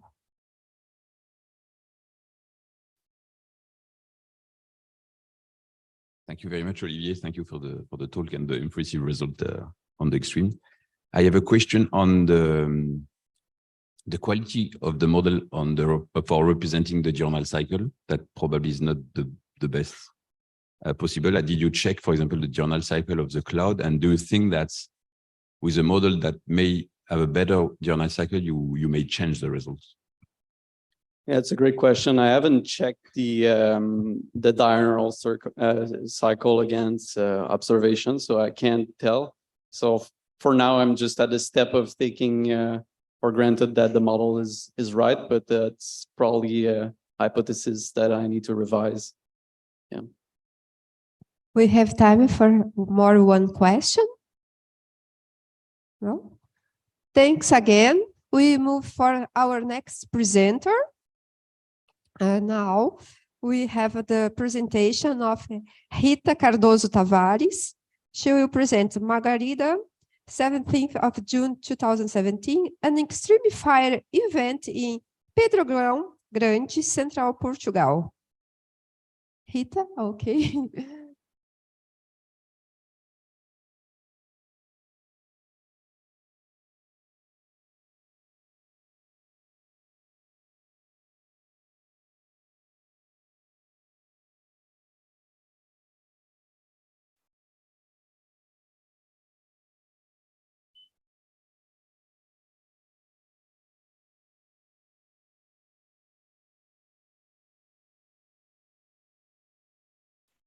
Hi, good morning, everyone. This was a challenge given to me this January to simulate the Great Fire of June 2017. This was a fire that has the second highest burnt area in Portugal on record and has the highest mortality rate. Unfortunately, 64 people died on that day and the firefighter as well, with more than 200 injured. So we could see the smoke from the satellite data on that day. Central Pedrógão is more or less here, and you could see the fire smoke on the satellite. And on that particular day, it was a Saturday, there was a severe drought on 72% of the country, a heat wave since the 7th of June, and at more or less 1:30 UTC, so 2:30, an ignition 500 meters from Escalos Fundeiros, which is near the town of Pedrógão. And about an hour later, another fire broke out near that one, so about 2 or 3 kilometers. And these were the relevant one for this fire, but all around this area, there were fires igniting all across the day. So we started off using our knowledge from the FPS convection, and we used WRF 4.42 with air analysis boundary conditions, 3 denser domains. At 2 kilometers, we knew that would work. 400 meters, that was something we were worried about, but even more, the 80-meter resolution was a headache. We never used a fire model before, so we tried WRF fire first. And it runs only on the 3rd domain, and it has an 8-meter resolution. We used 68 vertical levels and started the simulation 24 hours before the ignition time. And because it was very tricky, we tried a brute force approach, 3 different boundary layer schemes and 3 microphysics schemes.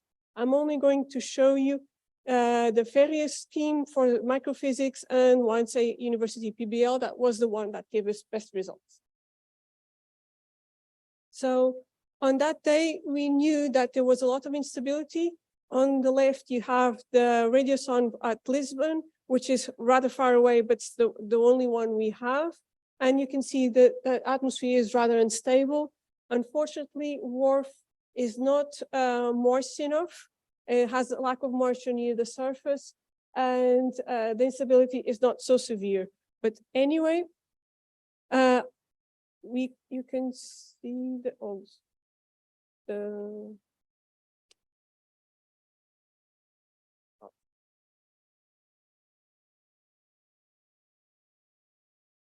Can I go back? No.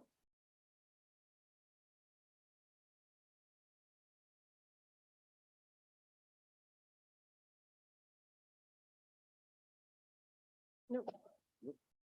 That's, yeah. It's supposed to be a movie.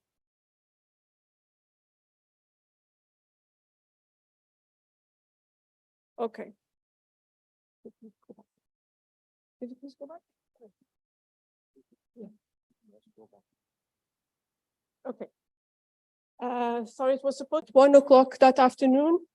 And the wind speed, you can see there are bubbles in potential temperature here and bubbles in the surface wind speed. These are related to downbursts that occur the whole afternoon near the fire, which is this red dot here.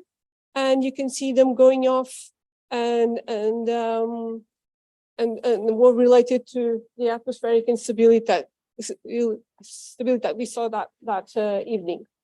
So at 3:30, so about 1 hour after the fire, we have the fire in the fire burnt in blue and the model fire burnt in red. And you can see we have more or less no wind near the fire area. So it was rather mild day, not too significant. Here you can see the smoke related to that fire, and you can see the water vapor. You can also see associated to the fire a transport of moisture into the higher levels of the atmosphere associated to the vertical winds and at high wind speeds, vertical high wind speeds associated to that fire. So by 7 o'clock in the afternoon, so 8 o'clock that night, you can see the fire area, burnt area was this. This is in addition to the others. This is the observed fire area for that hour, and the red one is what WRF gives us. And you can see this middle level cloud, pyrocumulonimbus that form, and you can see in the smoke you have tons of fire fronts. There were more than 4 fire fronts burning at the time. And in this area, in this valley, you have several small villages with very few inhabitants, but it was a Saturday afternoon, so there are a lot of people that were usually not there, especially grandparents with kids, and people were here in the river beaches. So at this time, you have a pyrocumulonimbus, very high hot pyrocumulonimbus forming with high water vapor transported upwards in the atmosphere and very high wind speeds. This is at 7. I had a movie which is not going to work. No, unfortunately not. So this is.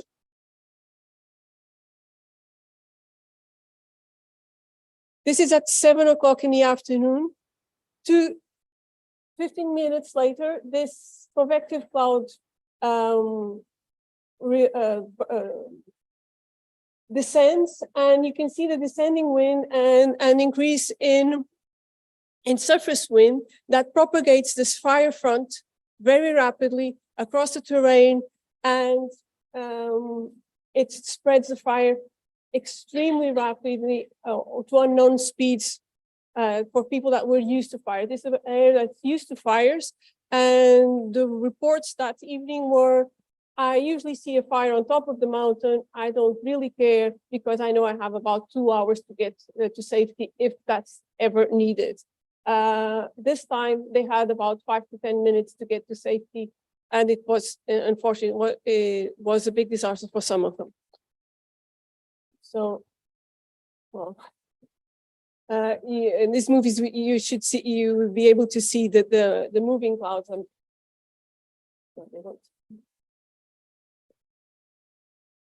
So on that day, we had high levels of atmospheric instability prior to the fires, and all through the afternoon. The downbursts didn't play a role in spreading the fire, but they were observed for the whole south of Spain and Portugal.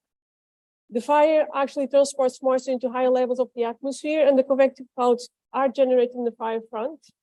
And at 7 o'clock, we can simulate the pyrocumulus associated with a high vertical wind and moisture transport. It accelerates the surface wind, spreading the fire front, and then collapsing and spreading the fire front even further.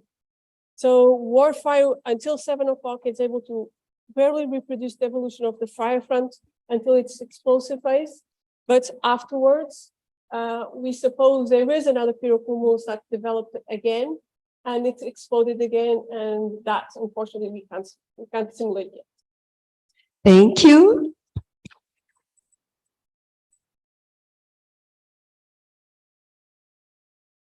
Una, some questions? Okay, I will open to audience. Hi. Question from Pune Hub. Okay. First, Una, yeah, and okay. after that. Right. Thanks for a nice presentation, especially fidelity of WRF fire in reproducing the fire front. Can you tell us how well or how advanced this event can be predicted? At what lead time this kind of events can be predicted? Few 3 hours, 5 hours, days? We have in place not a prediction, not a fire prediction, but because in this case it was a natural ignition, was from the dry thunderstorm that ignited the fire. But most of the fires are human made, so that's impossible to predict. But we have in place, I can show you, I think, here what is the Canadian Fire Weather Index for that day, and you can see that these indexes at this time were very high, extremely high. They were extremely high all over the country, especially when you go to higher resolutions. You can see all over the country very high fire weather index, and you know that droughts and heat waves are conducive to strong fire. So it's more or less a safety measure to be on alert.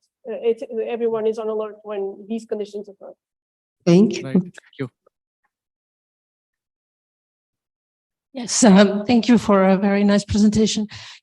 You mentioned you had an ensemble with different PBL schemes and cloud physics. Was the simulation significantly different in those cases? Yes, we were quite surprised. At 80 meters, well, we had to try to simulate two things for the initial fire front to spread. It was the initial hours were crucial. And what we had to simulate was these low winds and northerly westerly winds, so the fire front would spread here. There's another point there which is barely visible here. That's the second ignition, and that had to spread westwards and then merge. The two merged later. And depending on the PBL and on the cumulus schemes, you would get northward. We'd get northward transport of the fire plume instead of fire front at the initial times of the simulation, or southward, and not this was the one that had the perfect combination southwest winds. So the different combinations of PBLs and microphysics gave us different ignition times. And some of them weren't able to afterwards to produce the strong pyrocumulus that gave that burst later in the evening. So that increase, a strong increase in the fire. Thank you. Thank you again. Now we are moving for our next presenter. She is Natalia Castillo. The title of her presentation is Impact of Climate Change in Mexican Wine Grape Regions.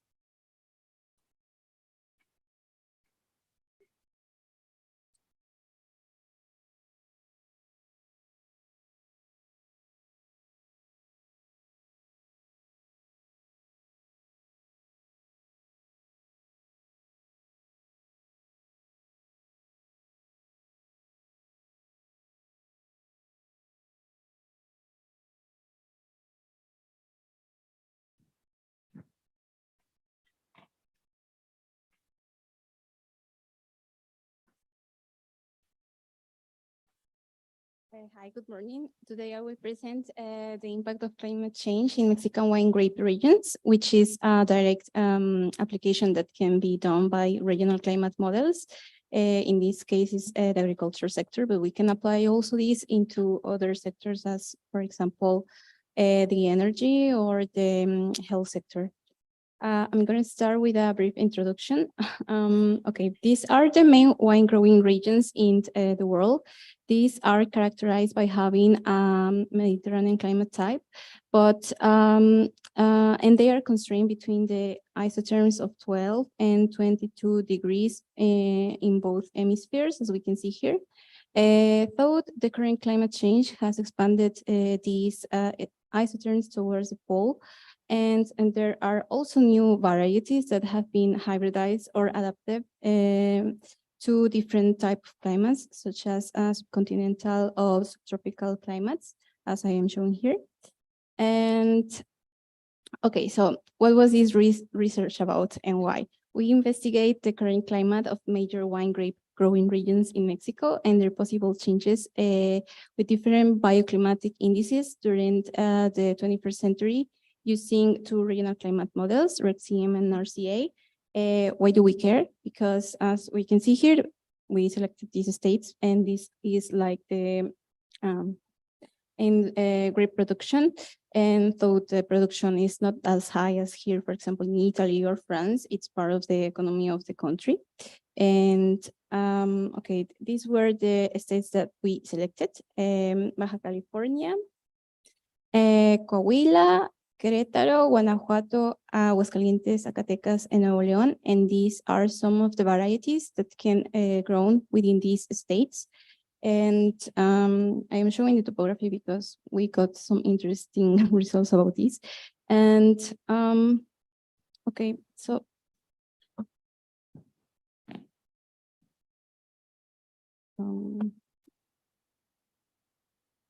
okay, so how do we characterize these wine growing regions? We use different bioclimatic indices, these ones that I'm showing here. We also evaluated the suitability of wine regions between the growing season of the wine grapes, which is between April to October in the Northern Hemisphere. We considered these thresholds as suitable if a grid point at least fell within these thresholds for at least 60% of the years. We consider it as a suitable region. And okay, going to the results. So I am showing here the evaluation of RECM and RCA. We have different type of climates within these states. Baja California is characterized by having a Mediterranean climate type with less precipitation during the growing season of the wine grapes, and with higher precipitation during the dormant season. And also we have semi-arid and continental climates, as we can see here in the maps of growing season precipitation. The evaluation of RECM showed a positive bias within the mountainous regions where some of the wine growing regions are. And RCA had a better performance in these mountainous regions.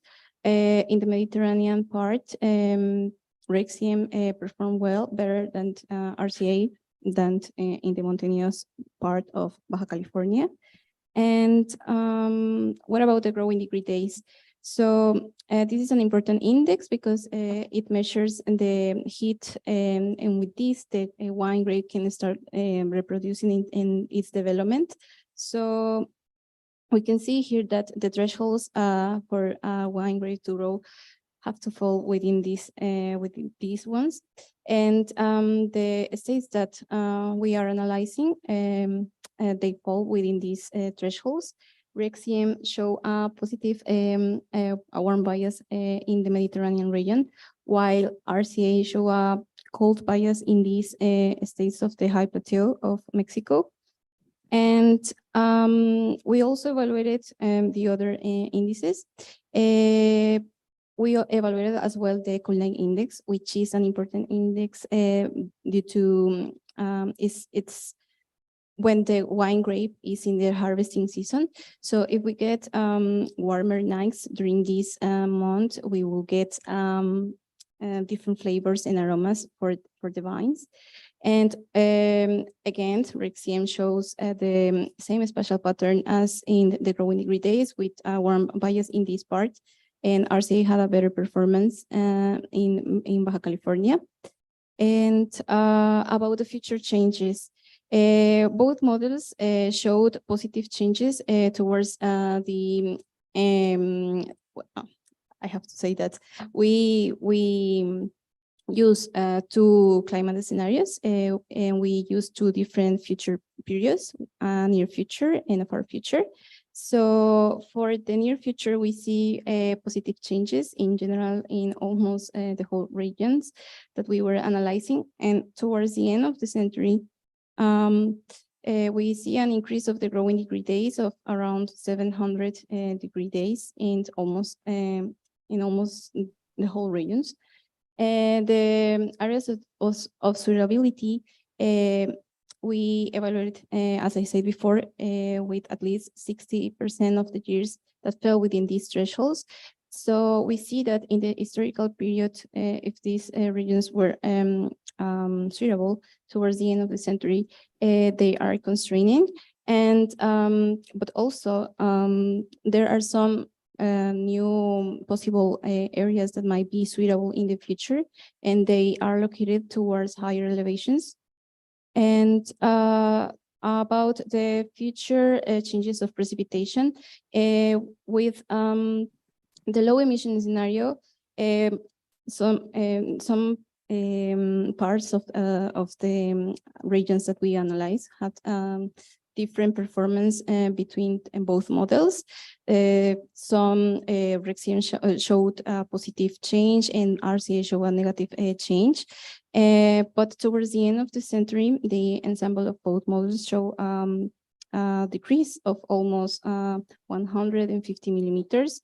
And this can get an impact in the wine grapes. It can create, along with extreme temperatures, it can create stress in the phenology of the vine. And in the Mediterranean region of Baja California, we can see that there is it might be an increase in this part. And I am showing here also the daily climatologies because, as we can see, the minimum temperature has more variability, and it's the variable that might increase more towards the end of the century with both models. And this is important because as I said before,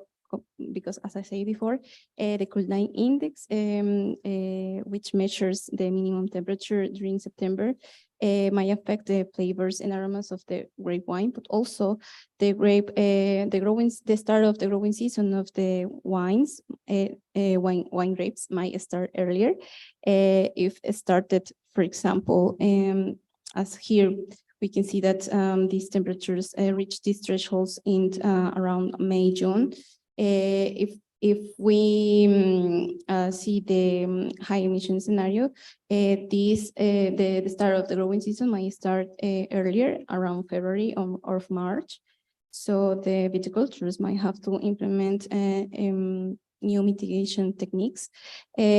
So just to wrap up, and as a summary, we found a possible increase during the growing season of around 1.24 degrees. The minimum temperature is the one that might have more changes.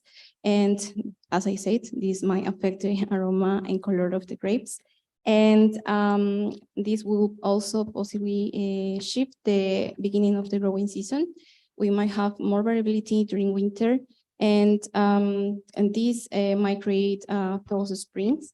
About the precipitation, we have more uncertainty because both models had different performance in different regions. The fraction of area might decrease, as I mentioned it before. And the beginning of the growing season, since might start earlier, this might affect the physiology of the grapevines. The sugar, acidity, and phenols might change, so we might get different wines flavors. And some adaptations. The viticulturists might have to shift the harvesting towards August, and they might have to also apply hybridized varieties.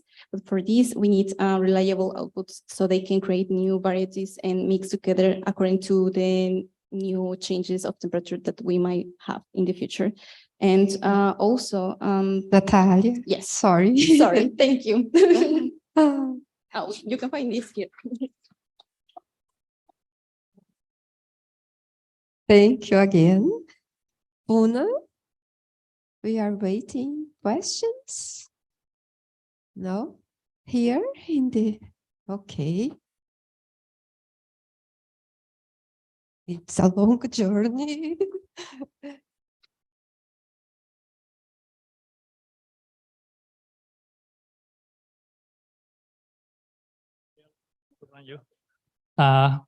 Nice presentation. I'm just curious about the figure that you present about the temperature at night. I think when you compare your observation and the results of the models, I think is that, yeah. Do you know why is the reason why in your simulation with, this is rational, this is ERA, your second, Yeah, it's evaluation with Rexium error. it's Rexium with ERA. So this is, okay. Do you know what can be the difference? What is the cause of the difference in the temperature in Baja California? Because it's, I mean, a little tiny, this region.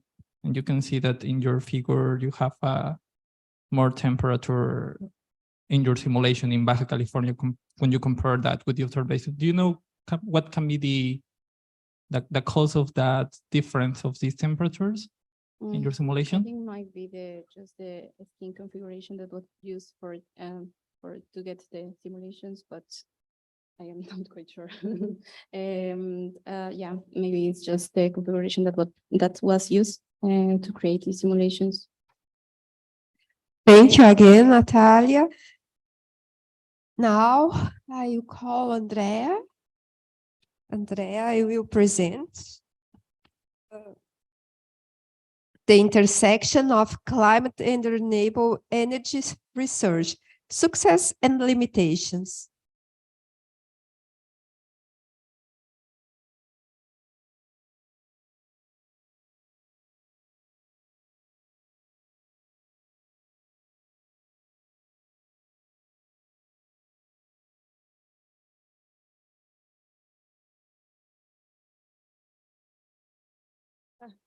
Good morning. I'm very happy to be here in a climate conference. The wind energy conferences sometimes tend to be a little boring. This has been really exciting. But I want to talk to you a little bit about how we use climate information for analyzing renewable energy, in particular wind resources, and what kind of results we get and what kind of data we need. So maybe it's more of a make the Cordex community aware of the kind of applications that we can use with the data and what we need and what we see good results with. I want to acknowledge my co-investigators here, and one of them is Graciela. She actually, I was very happy to see that she got a job here, so I'm very proud of her. But I'll be showing a lot of her results of her PhD thesis. But the main motivation is coming from the IPCC report, and it's not the report you're usually familiar with. This is actually the working group number 3, and evaluated the different types of mitigations that we can do. And this is a very interesting figure because it shows that wind and solar energy actually could provide a very good mitigation of climate change, and actually the prices are low. This is what the color of the figure is that you can do a lot of climate mitigation by deploying wind and solar energy. However, a question that we are asked almost every day is it climate change going to make this more difficult? Is it going to be less wind? Is it going to be more, more clouds? Can we use renewable energy in the future? So the main motivation of this is to say, does climate research and what the data that's out there, can we answer this kind of questions at the moment? To tell you a little bit, wind, you will probably think only about resources, how much wind there is, but there is actually a lot of different types of data and types of application that require different types of verification. So, for example, the wind speed and wind direction, this we use to decide, okay, this place could produce this much of energy, and that's a standard things. Of course, we're also interested in the long-term averages and trends, how much resources will be in the future. But as important to this is the time correlations and the spatial correlations on the wind. These are very important because we need to decide is, for example, for a given region, how much energy in the future could we produce only with solar and wind, for example, or with hydro, but with renewable sources. And for that, we really need to know the core variability of wind and solar and other variables at a particular site. And this is actually a challenge for a lot of the climate data, if that is possible to do that or not. And as I say here, how accurate it is depends on the application. Of course, if the models were perfect, they would do all these things as well as others, but it's not the case. Sometimes we can do very well on the means, but then the variability might be very wrong. So to show you a few examples, I don't have that much time, but the tools we use are, for example, these two. This is the Global Wind Atlas on your left and the European Wind Atlas. And this is actually for Trieste. You can actually see we are around here somewhere. You can see how the wind resources are very, very determined by the topography. So we need to use very fine resolution models to find the resource at a given site. But I keep in mind this Global Wind Atlas because we will use it in the next slides for some of the bias corrections. These atlas have been verified. And for example, this is for the new European Wind Atlas. And we find that for high complex sites, so for example, here will qualify as a complex site, that the downscaling that we do, and we do Aero5, a WRF, and then a linear model that does the regional predictions. Aero5 actually is quite bad. Everywhere there is topography in Europe and anywhere else, sometimes the biases are as large as 5 meters per second. So Aero5 is not a good tool for either bias correction or for verification. This is done with actually masts over Europe, and we see that with WRF actually is very good, very low bias, and when we actually apply our microscale model, we got a little bit of an overprediction. But there are some papers where you can read more about this. How come? Maybe too.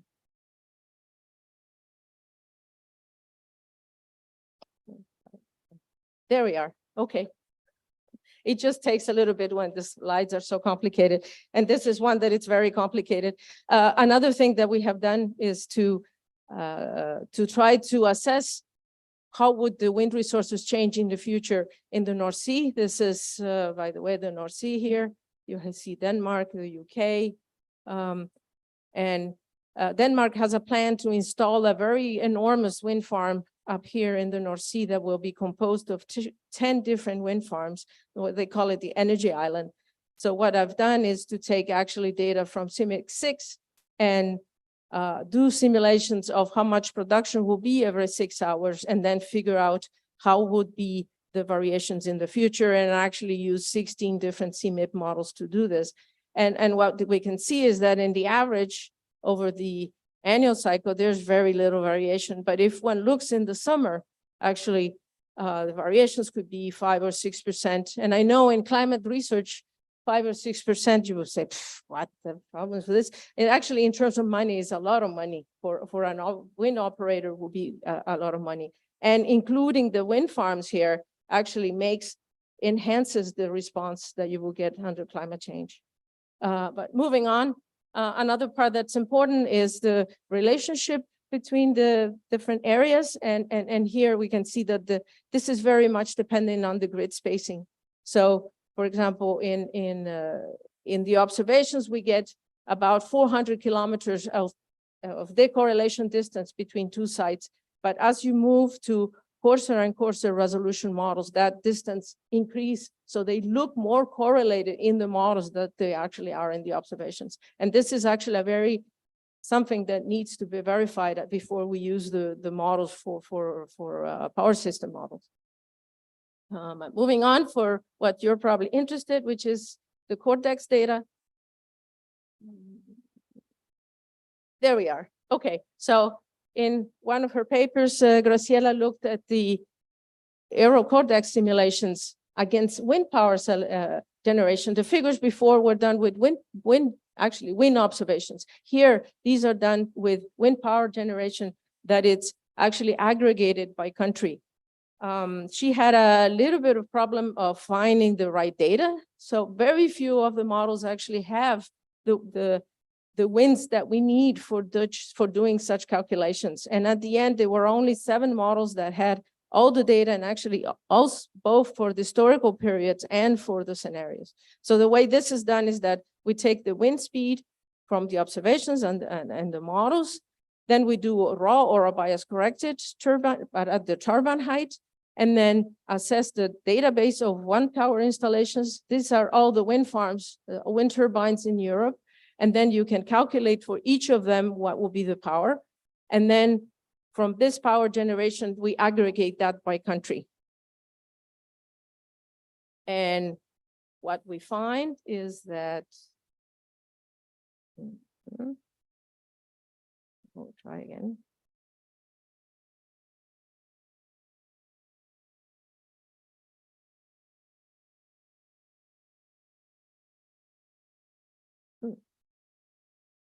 There we are. Maybe I should stick to this.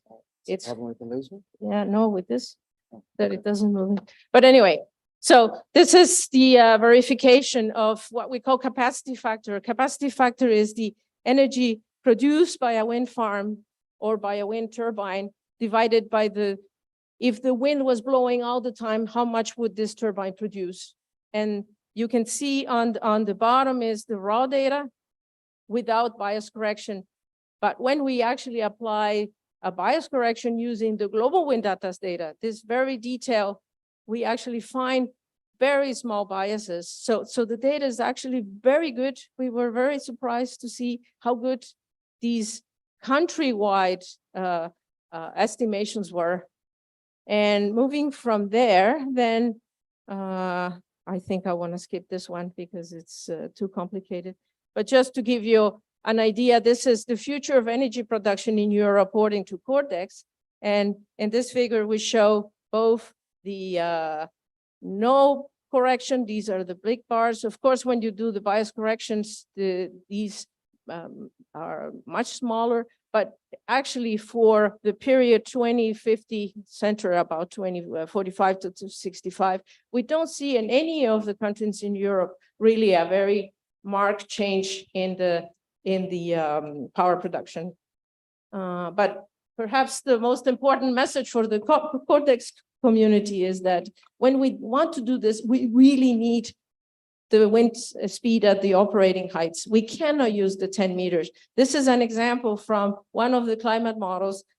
On the left is the data from 100 meters, and on the right is the one that you use from a simple extrapolation. And you can see the signal is totally different. We had much stronger signals if you use the 10-meter winds. So we really, really need this 100 meters or another levels in the atmosphere. We can't really not use this extrapolation. This is not a good way of doing this. And actually, most of the papers do this, but it's not accurate, and we really need the 100-meter winds in your simulations.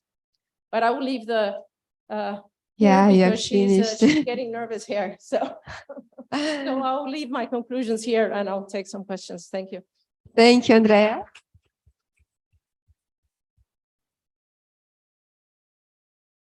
We have space for 2 questions. Puna first. No, the audience here. Okay.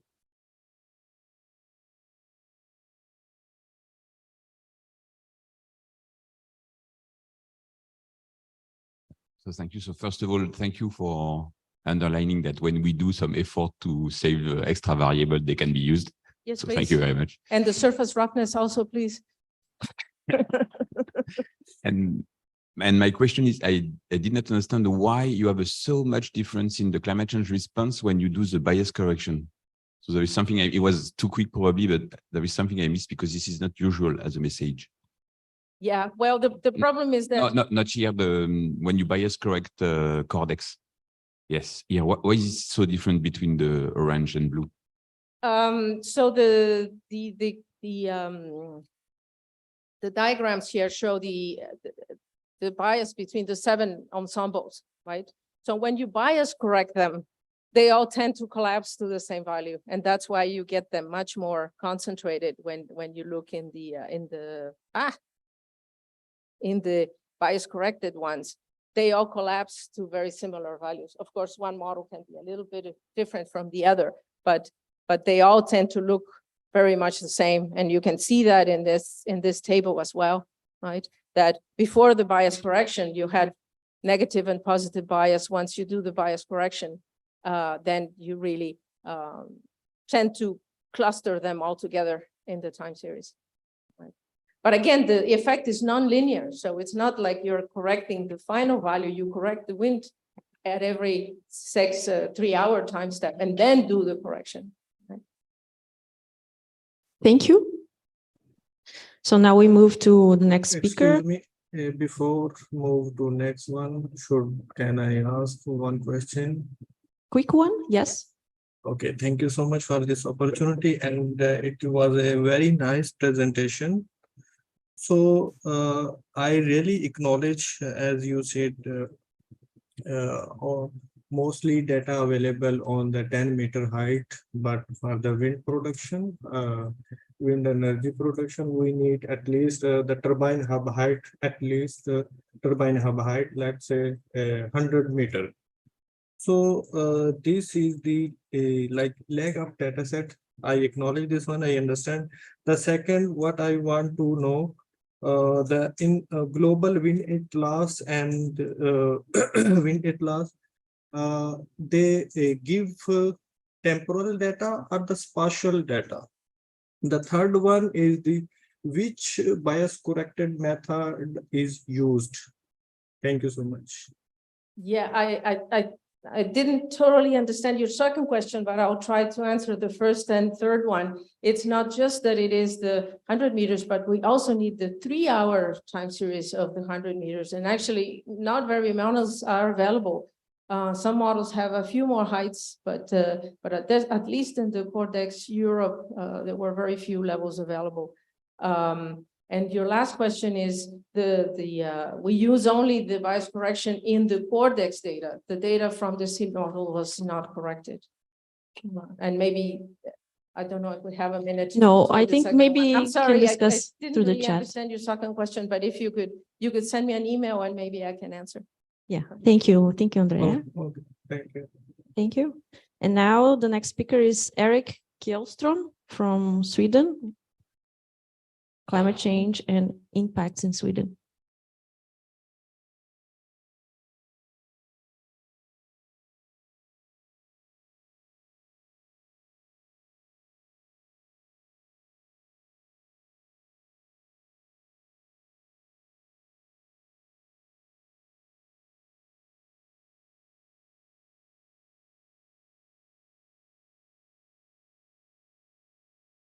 Good morning, everybody, and good afternoon to everyone in Pune as well. I will be speaking about the reindeer herding in Sweden and how we can apply Cordex information to assist in their thoughts about future climate. Reindeer herding in Sweden is performed by the Sami population. It's indigenous people in Scandinavia and in the north. And in Sweden, we have 51 reindeer herding communities, and they cover an area which is about half of Sweden's area, the whole northern half of Sweden. And you can see from the map here that these communities, they are delimited by the white lines here, and they are often elongated from the mountains in the northwest to the sea in the southeast. And these are areas where the reindeers and the reindeer herders are moving around during the season to find food for the reindeer, basically. Traditionally, they have really been trying to adapt to weather changes in weather and also to the seasonal changes by moving. So that's a very important part in their kind of strategy for finding food and during the seasons. There are some challenges now. We have climate, of course, and that's illustrated by the maps to the right, showing changes in mean temperature and precipitation in Sweden between 2 30-year periods. And they are very large changes, as we know, strong temperature changes, and not least in the Swedish mountains up in the north. But there are also a lot of other things happening. We have a lot of land use changes in Sweden. Forestry is really a very big industry, and there are much things happening there. And we also have the green transition. We try to get rid of fossil fuels and start a lot of new renewable energies. We just heard about wind power, and that's a very strongly growing thing up in northern Sweden. And these are all conflicting interests with the reindeer herders and their migration ways throughout the year. So there are a number of things to think about here. I will, of course, focus on the climate now for this speak here, but we have to keep that in mind. We have tried to work in a co-productive way here. So we have sat down scientists in this project together with reindeer herders from some of these communities in several locations to try really to see what is the problem, to discuss that with them in some detail. And we have then tried to address problems throughout the year. Then different parts of the year, there are different problems. And you can see here the abbreviations outside of this circle. These are the seasons, but in their world, there are not 4 seasons, but rather 7 or 8 or something like that. And that depends on where they are. They are up in the mountains in the summer, and they are down in the coastlands or in the forests in winter. And there are different climatic conditions and different possibilities for grazing for the reindeer in these areas. We have identified a number of climate change indicators based on the Cordex data. So it's quite simple. I will give a list of them in a minute.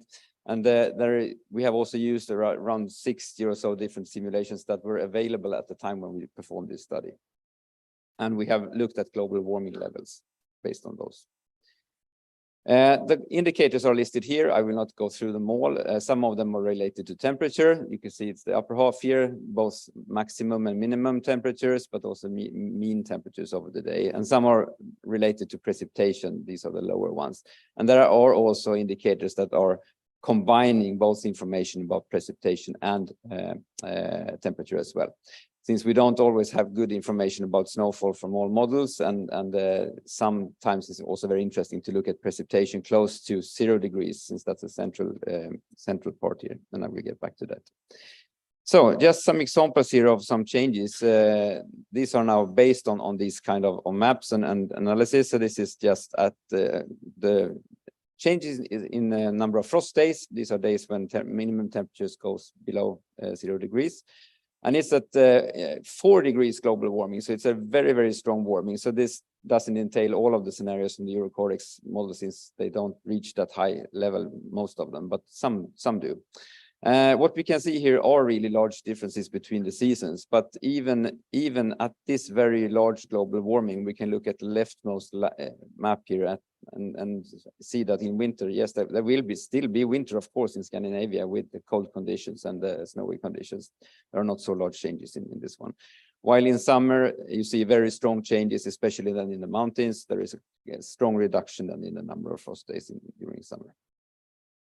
Another example is changes in days with 0 crossings. Again, I'm back to this temperatures close to 0 degrees. And why I'm focusing on that is because that's when snow freezes, snow melts, and then it can freeze again. It implies that you can get ice layers in the snow, and that's really problematic for the reindeer, since they can't really get to the food which is on the ground underneath the snow.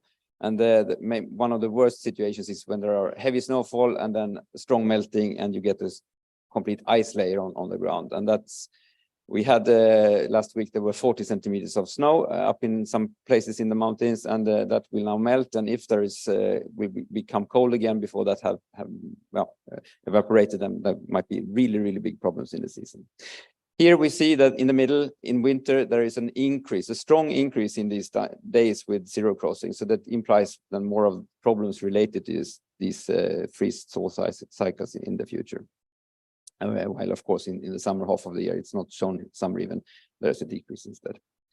Final example here is changes in snowfall indicated by these maps. To the very most right, we see annual mean. There is a decrease everywhere, brown colors. In winter, we do see increases in snowfall in parts of on northern Sweden up here. I've indicated it here. It's cold enough still to fall as snow, and as there is more water vapor in the atmosphere in the warmer climate, we might see more snowfall. And also in terms of annual maxima, this is more intense snowfall. There are also indications of increases in some of these areas up here. We have looked at the daily data from the models. We have not done any bias adjustment to the data, and we have tried to look at them different regions and sites here more specifically to sit down with the reindeer herders and discuss conditions at their sites. And what we can see here to the right is a diagram just showing all of the data basically for one of these indices, and each one of these bars is then one model, and it indicates area mean for this kind of more or less red circle up here, and then interannual variability. And we can see, of course, large interannual variability, but we also see very large absolute differences between the models. There is a factor of 2 or so difference between these. Then we see to the right on the situation at 1.5 degree warming, and there is a clear reduction. So even if there is a large spread between the models and very large differences, many of the trends are quite similar. So we have focused on that to a large degree. We also acknowledge the fact, of course, that there are biases in these models. So this is again the same indicator, but now the models, the 9 or so 8 models here have been driven by era interim instead. So this is really reanalysis driven simulations. And again, we see this kind of factor of 2 in this particular indicator for this season of biases and differences between the models. So, as I said, we have tried to cope with that by looking more at tendencies and relative changes, as illustrated here, with decreases then in this indicator of up to maybe 50% or so at 3 degree warming. So I will just summarize here and show what the results say more in general, if you look at it. And we see a lot of things, of course, traditional things that we have seen many times. We see longer vegetation period with more warm days. This is problematic, especially in the high alpine region than in the summer. These snow patches, as you see here, they are disappearing more and more. And when it gets warm, and by warm here, we mean more than 20 degrees in the daytime. It's not so warm, but it's warm for the reindeer. And then they have problems, and they often go up to these snow patches to try to rest there and get relief from the snow, but they are disappearing. They are getting up to higher and higher altitudes, and that's so it's a problem. So they get dispersed in the area, etc. We also see shorter snow season and less frost days. We see more days with these 0 crossings and more of these problems around 0 degrees. And there is also less snowfall in much of the winter. So just very short here, then some implications of this is we see more of the heat-related problems during winter and more problems with the freeze-thaw cycles in winter in summer. So the impacts of this is really that the seasonal migration patterns are modified, and this has already been, this has really already started. So when we talk to the reindeer herders, they are really much acknowledging this, and they are, so we have a good dialogue there, so that they really see this problem, and it's one of the groups that are probably most exposed to climate change, I would say. And there is also a shift of areas needed for grazing. My final slide here is about the room for improvement, and we still think that some of these models, this is Cordex, it's 12 kilometers. They are still too coarse to really get temperature gradients in complex topography. We have preliminary studies also with the convection permitting model, which is of course much better, where we also can get the valleys, etc. We see large biases in the models, and there are some other things here also relating to lacking variables like snow, etc. So I would like to thank you. Thank you. So we have time for questions from Poon, maybe first. Questions from Poon? No? So here.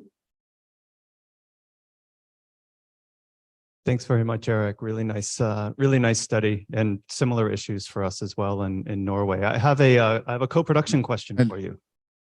How have you navigated the the indigenous culture issues and the kind of, we see this as well with a well-earned distrust between the Sami population and government institutes. And are you communicating these findings to the in Sami and in the native language with them in your co-production? And how are you navigating the inherent power imbalance between SMHI as a government actor and the Sami? Yeah, in the author list here of the paper were only scientists, but there were a number of scientists also from universities, and we have colleagues in Stockholm University who have been working up in these areas for decades, I would say. So they have a very strong relation to some of these, so they have a close and tight connection, and they are not communicating in other language than Swedish, and that works quite fine, I would say. So the language is not an issue there, I would say, in this respect. And then we try also to communicate it broader, not just with these particular groups of reindeer herders that we know, but then also through organizations. They are kind of organized in Sweden in different, there are not like a parliament, but almost. So we really try to reach out in different ways, and also through other authorities, not just as SMHI, but on the country levels, etc. Hello. Okay. Thanks for this very nice presentation. We've been working with Hello. Finnish reindeer herders mostly. Hello. Hello. I am Prakash from Pune. Yeah, can you wait a bit? 1 second, please. Okay. Right. You've stepped over this very first hurdle and you haven't talked about it. It's like getting this knowledge system of the reindeer herders into something that the model can actually do. We've spent a lot of time trying to do this. And I was just wondering, like, now you presented your results, and for a scientific view, that's all clear and cool and whatever. But I mean, the challenge, I think, is to get this back into the knowledge system of the reindeer herders, right? When I present stuff like that to the herders, they come up with like conclusions that I would never make because I'm not in their knowledge system, not as deeply as they are. So how have you done that? How have you approached this? I would say we have done it through a continuous dialogue, and it's not ended yet, and the paper is not written. And at the end, when the paper is written, we will also have some of these guys on that paper. So we are really sitting down still working with them. We just met a couple of weeks ago for a couple of days to really sit down to discuss results, and both with these and also with other models. So and it's not just the models and the climate data. I mean, as you say, they have their experiences, and it's really important to get that interwoven into everything. Thank you. So actually we are out of time. So if people from Pune want to put the question in the chat, maybe Eric can answer. So we will move on to the next speaker, Rodrigue Nonki, and he's going to talk about Cameroon and hydropower potential.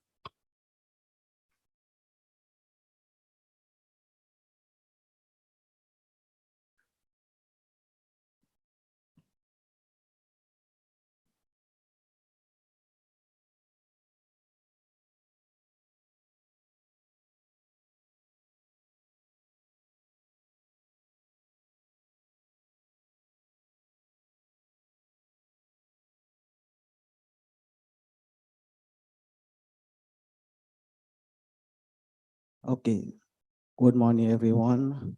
I am Rodrigue from Cameroon, and I want to present the effect of climate change on hydropower potential and their associated uncertainty. I want to say this was done in Wascal, Benin, with the support of the Federation Ministry of Research and Education through the Clean Africa project. This is all on our presentation. As background, we say that we know that climate change is the more concern around the world, and there is clear consensus that temperature increase, and this will affect mechanism of the climate system. And to deal with the effect of climate change, since the middle of 1919, discussion about setting target to limit global warming was set up.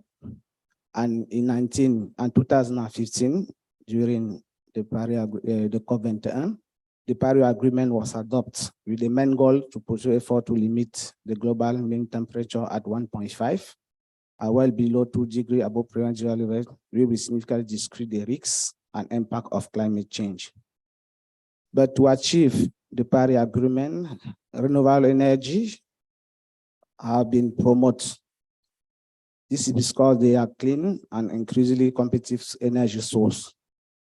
For the most existing renewable energy, Hydropower is the world largest producer of renewable energy and represent more than 43% of the low carbon energy.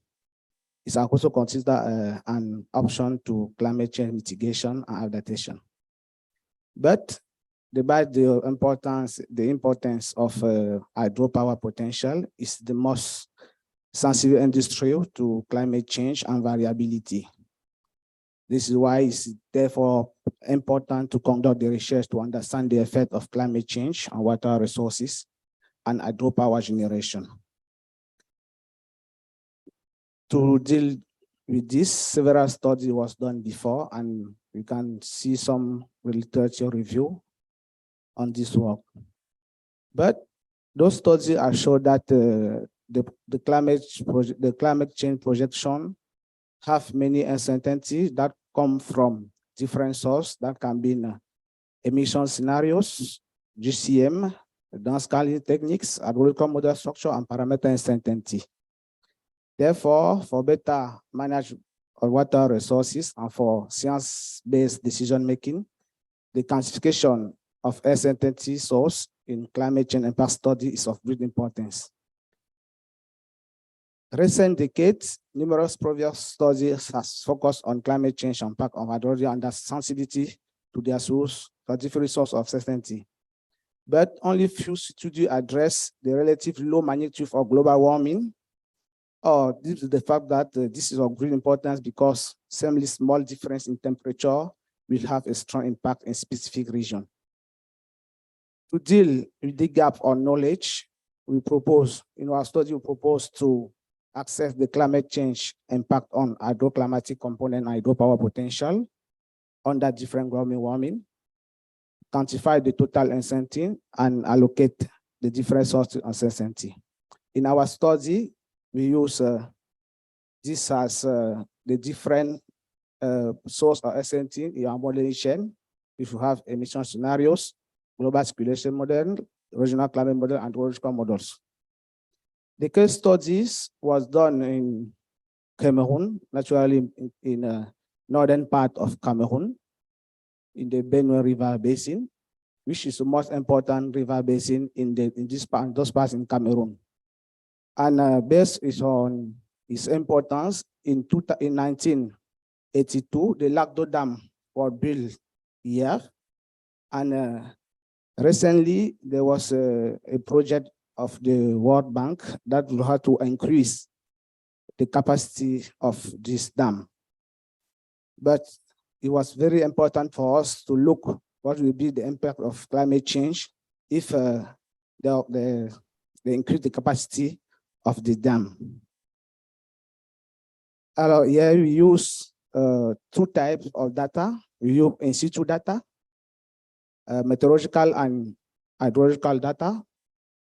The daily meteorological data, temperature and precipitation was taken from the Direction of National Meteorology, while the daily measure stream flow data will come from the CRM database. It's daily data. And we also use climate model data, such as precipitation and temperature. That was obtained from 17 Cordex Africa simulation under two representative scenarios, 4.5 and 8.5, to a resolution of 0.44 degrees. Here it's important to note that the global warming was selected based on the work of Nicolin et al. In 2018. And those models were selected based on their capacity to represent some dynamic of the climate in Central Africa. And for methodology, we use two hydrological models, HBV and IMO models. The two have conceptual learned models that work on daily time step and simulating discharge using precipitation and potential evapotranspiration as input. To compute the potential evaporation, we use the Hammond method, and the model will calibrate using the glue method. The hydropower potential, we know that is the total energy from all natural stream gradient over the ancient domain. Here is achieved by converting the kinetic energy on the water into electrical energy by electromechanical means. The question 1 gives us show us the relation to compute the hydropower potential, while Q is stream flow. And to check the climate change impact signal, we use equation 2, and also we try to see how what's the impact, what will be the impact of additional 0.5 degree in the hydropower potential, and we compare using the equation 3. To allocate the uncertainty, we use the analysis of variance. And in the analysis of variance, it's the statistics for detecting difference in group mean, where there is one parametric dependent variable and one or more independent variable. Here, the dependent variable is the hydropower potential, and another that variables can come with discharge. And equation 3 gives of the formulation of, and question 4 is for the formation of ANOVA and blooming. And the question 6 gives us the contribution of each source of uncertainty to the total uncertainty. And it's important to tell us that we use one static test, the F test, to test the significativity of each uncertainty source to the total uncertainty. For the results, first evaluate our hydrological models. We consider that the models will capture the intensity and magnitude of the discharge in our water shell. There is some error in the simulating high flow, but this can be explained by the fact that due to the distribution and density of the rainfall station that we use to average to have a precipitation for models. And this result is supported by the statistics criteria that you can see here. And according to Moriarty classification, we can class the model as very good for water resource management in our watershed. After we check what will be the impact. Sorry, your time is finishing. Okay, we check what will be the impact of climate change on precipitation and potential evapotranspiration. And we can show here that during the dry months there is not a change, but during the rainy months there will be a change. And we also observe that during the GGRS, which is the monsoon season, there will be an increase in precipitation in this location under both global warming.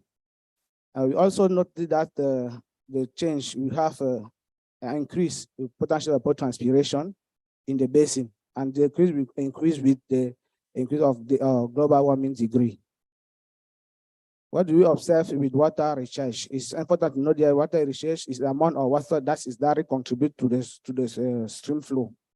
Here you can show that the water recharge will decrease.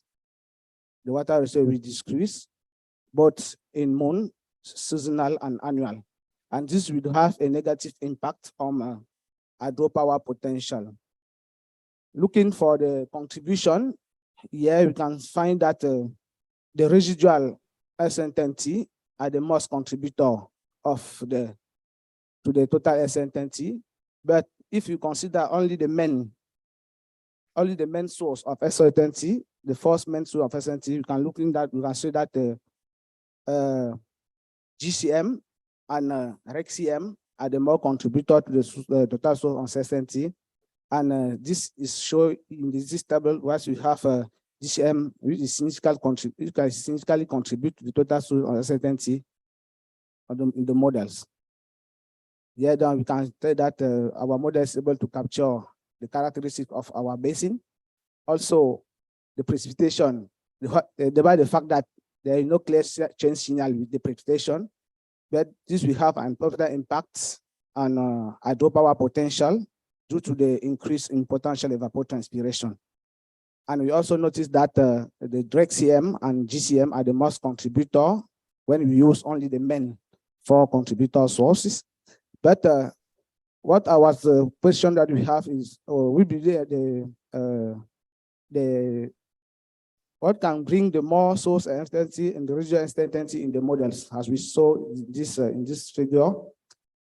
To respond to this question, we are trying now to use some bias correction techniques, because we think that the regional error can come to the bias from the model, the climate models, and then we are now doing some bias correction to see how the bias correction can impact the quantification and location of intensity. This result was already published in Renewable Energy, and you can read it to have more details. I thank you and acknowledge the funding of the DID and ICT and partner. Thank you very much. Thank you, Roderick.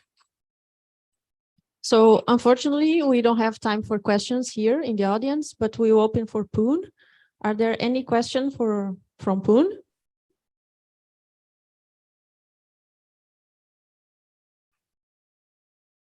No?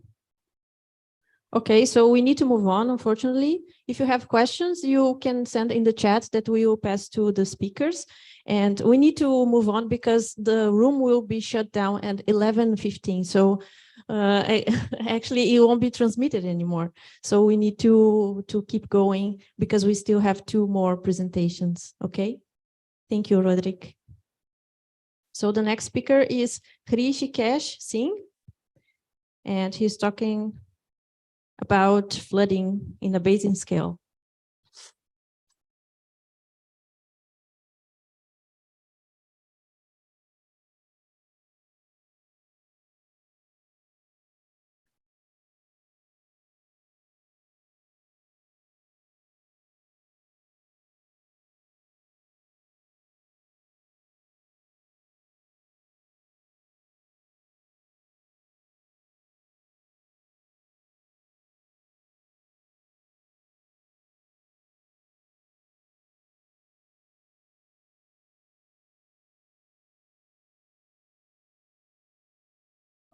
A very good morning to all of you. I am Hrishikesh Singh, second year PhD research scholar, working in the Department of Water Resources.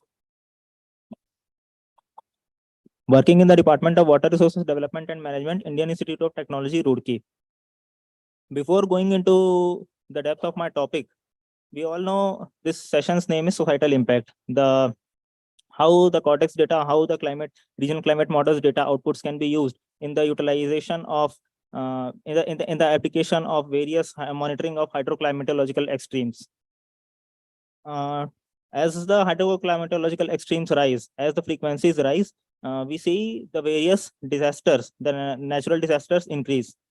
One of the natural disasters is flooding.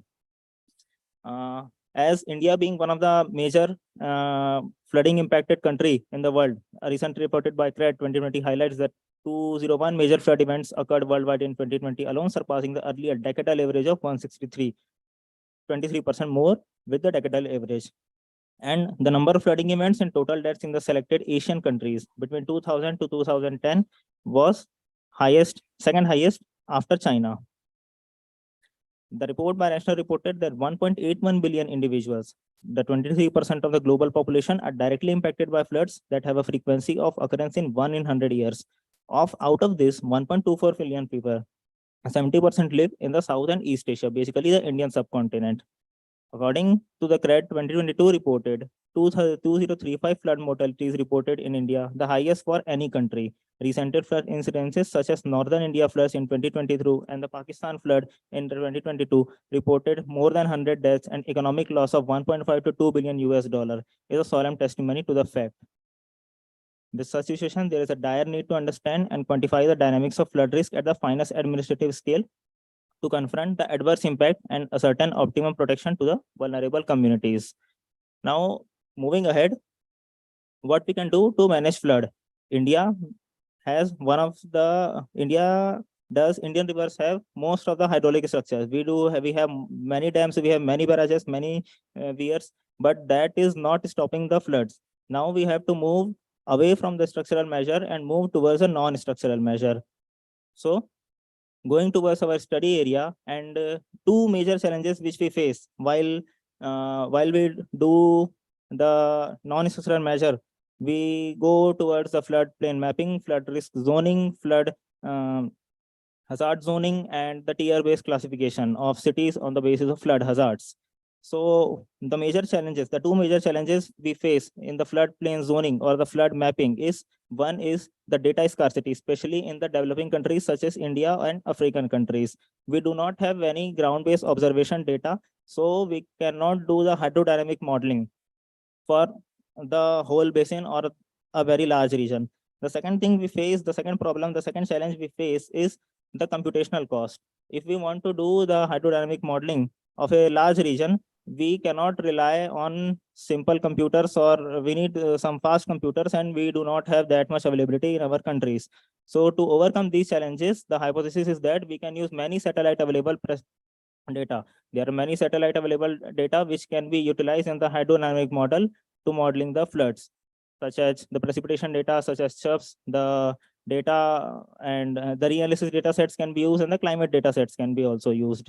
So I have taken the study area known as one of the highest flood vulnerable basin of India, the Mahanadi River Basin. It has experienced 25 major flooding events from 1985 to 2016, and despite higher likelihood and risk of flooding, the basin lacks optimal stock of ground-based observation in terms of both spatial and temporal resolution. The region experiences a tropical monsoon climate from southwest monsoon and gets abundant rainfall from June to September. Heavy precipitation coupled with diverse topographic features exhibiting various landscape, including plains, plateaus, and amplifying vulnerability of the region to riverine flooding. Okay. So this coastal part, especially this coastal part experiences most of the flooding, but we can see we do not have that much. These are the river gauging stations which we have in the Mahanadi River Basin. We do not have many river gauging stations, especially in the coastal part. We do have in the upper Mahanadi River Basin many gauging stations, but that are of very less use because we cannot rely on that for the modeling of floods. So the data sets and methodology I have adopted is, I have taken the precipitation from the Cordex for historical scenarios, and to model the flood, I have used the list flood FP model. The list flood FP model requires upstream river discharges values from and that I have taken from the hydrological reanalysis data set. If we do the only 2D coupling model, we will requiring only topographical data such as DEM, but we are doing the 1D, 2D coupled list flood FP. For 1D model, we also require the river data. The river data such as the river width, such as the bank elevation, such as the bed elevation at a graded value. I have taken this from the Grover river width from Landsat data. The DM I have used is the merit DM at the resolution of 19 meters. The bed roughness I have taken from the dynamic land use land cover. And after giving all these inputs to the list flood FP model, I have got three results: the inundation extent, the inundation depth, and the inundation velocity. These modeling is done for a very major flooding event taken from the a very significant flooding event occurred in the Mahanadi River Basin, which was the 2003 flooding. The 2003 flooding we will talk later, and the flooding event is validated by using the MODIS satellite data available imagery, and the parameters used to validate are hit rate, false alarm ratio, error bias, kappa, and accuracy. After that, our last target will be, if we validate the flood inundation map, our last target will be the generation of 50-year and 100-year return period flood hazard map for the Mahanadi River Basin. This will help us in the floodplain zoning and further flood management activity. So why I have taken the reanalysis data set is, you can see here, reanalysis data set matches perfectly for the 11 stations, almost synchronizes perfectly with the 11 station discharge data.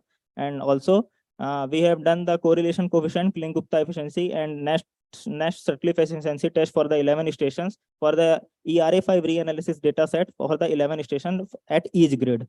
So the figure A, D, and G represent the raw data value of correlation coefficient, Kling-Gupta efficiency, and NSE. The figure B, E, H, and the CFI represent the 95 percentile and the 99 percentile values. And as we can see, at the higher extremes value, the reanalysis dataset performs very well. And the precipitation is taken as the graded data in the net CDF form given to the list flood FP model for the historical scenarios.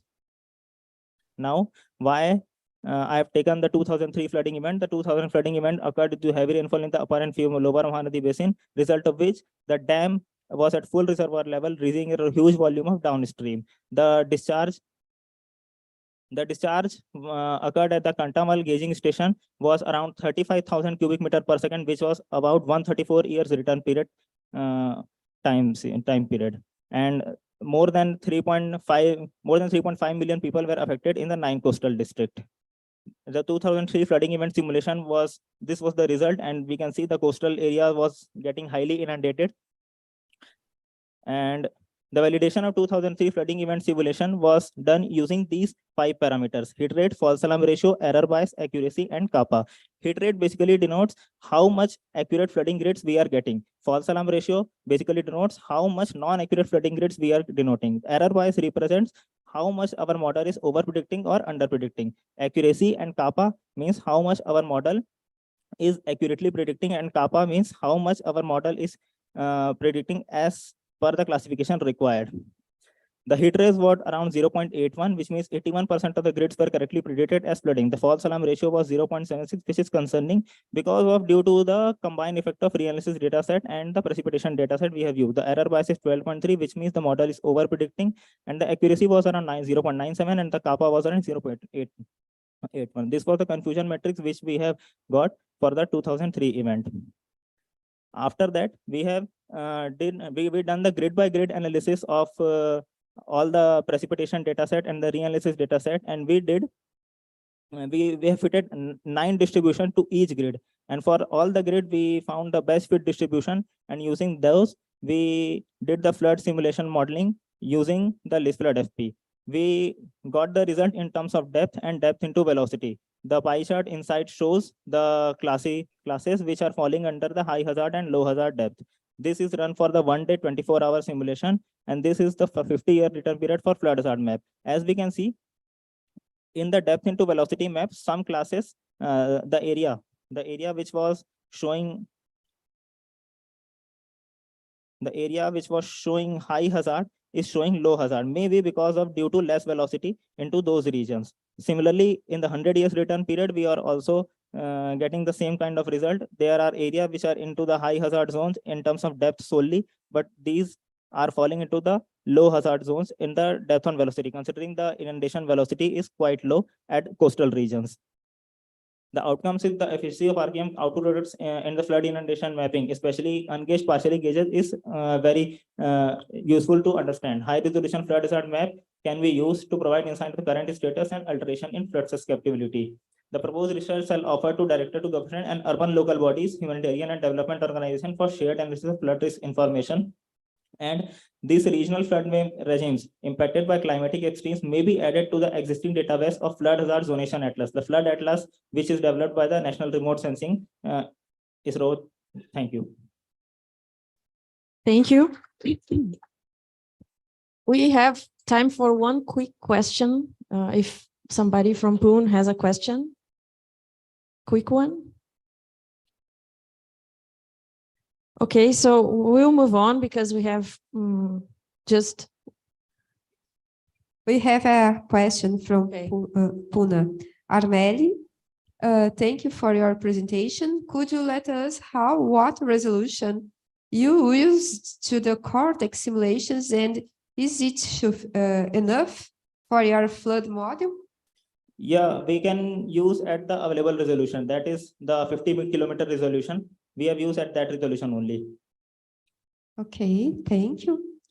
So if everybody has questions to Hrishikesh, please talk to him in the break.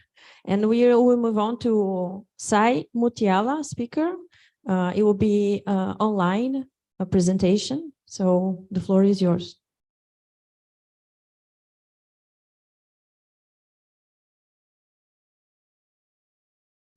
I'm Sai Mutiala. Is my screen visible? Yes. Yeah. So I'm presenting the performance of Cordex models in report using the drought characteristics or the meteorological subdivisions. So this is a background. Already the climate change is noted from the drought, including the projections also. So some the increasing the drought severity due to the present precipitation and the higher evapotranspiration, but some uncertainties are there. But in India, drought situation is ambiguous with some studies already reported, some severe droughts may be reported, and then others suggesting for the wetter trend alongside of rising flood frequency. So based on that, I have chosen the objectives. Those are the evaluating the performance of different RCMs over Indian summer monsoon, and then analyze the drought characteristics through standardized precipitation index and then standardized evapotranspiration index under the current and future scenarios. So this is my study area. I have taken the 36 Indian meteorological subdivisions from the Indian Meteorological Department. So this is the data I have used. The observed data I have taken from the IMD gridded data. These three variables I have taken: the precipitation, maximum temperature, and minimum temperature. With the resolution from the precipitation, that is 25 kilometer resolution, and then temperature data, it's a 1 degree resolution. This is a period from 1993 to 2022. So the projection data I have taken from the Cordex with the resolution of 0.44 degree resolution as a South Asia domain. And the two RCMs I have considered, the one is from RCA4 model and then our XCM 4.4 model. So the same parameter I have taken and with the two scenarios, RCP 4.5 and 8.5 scenarios from 2006 to 2099.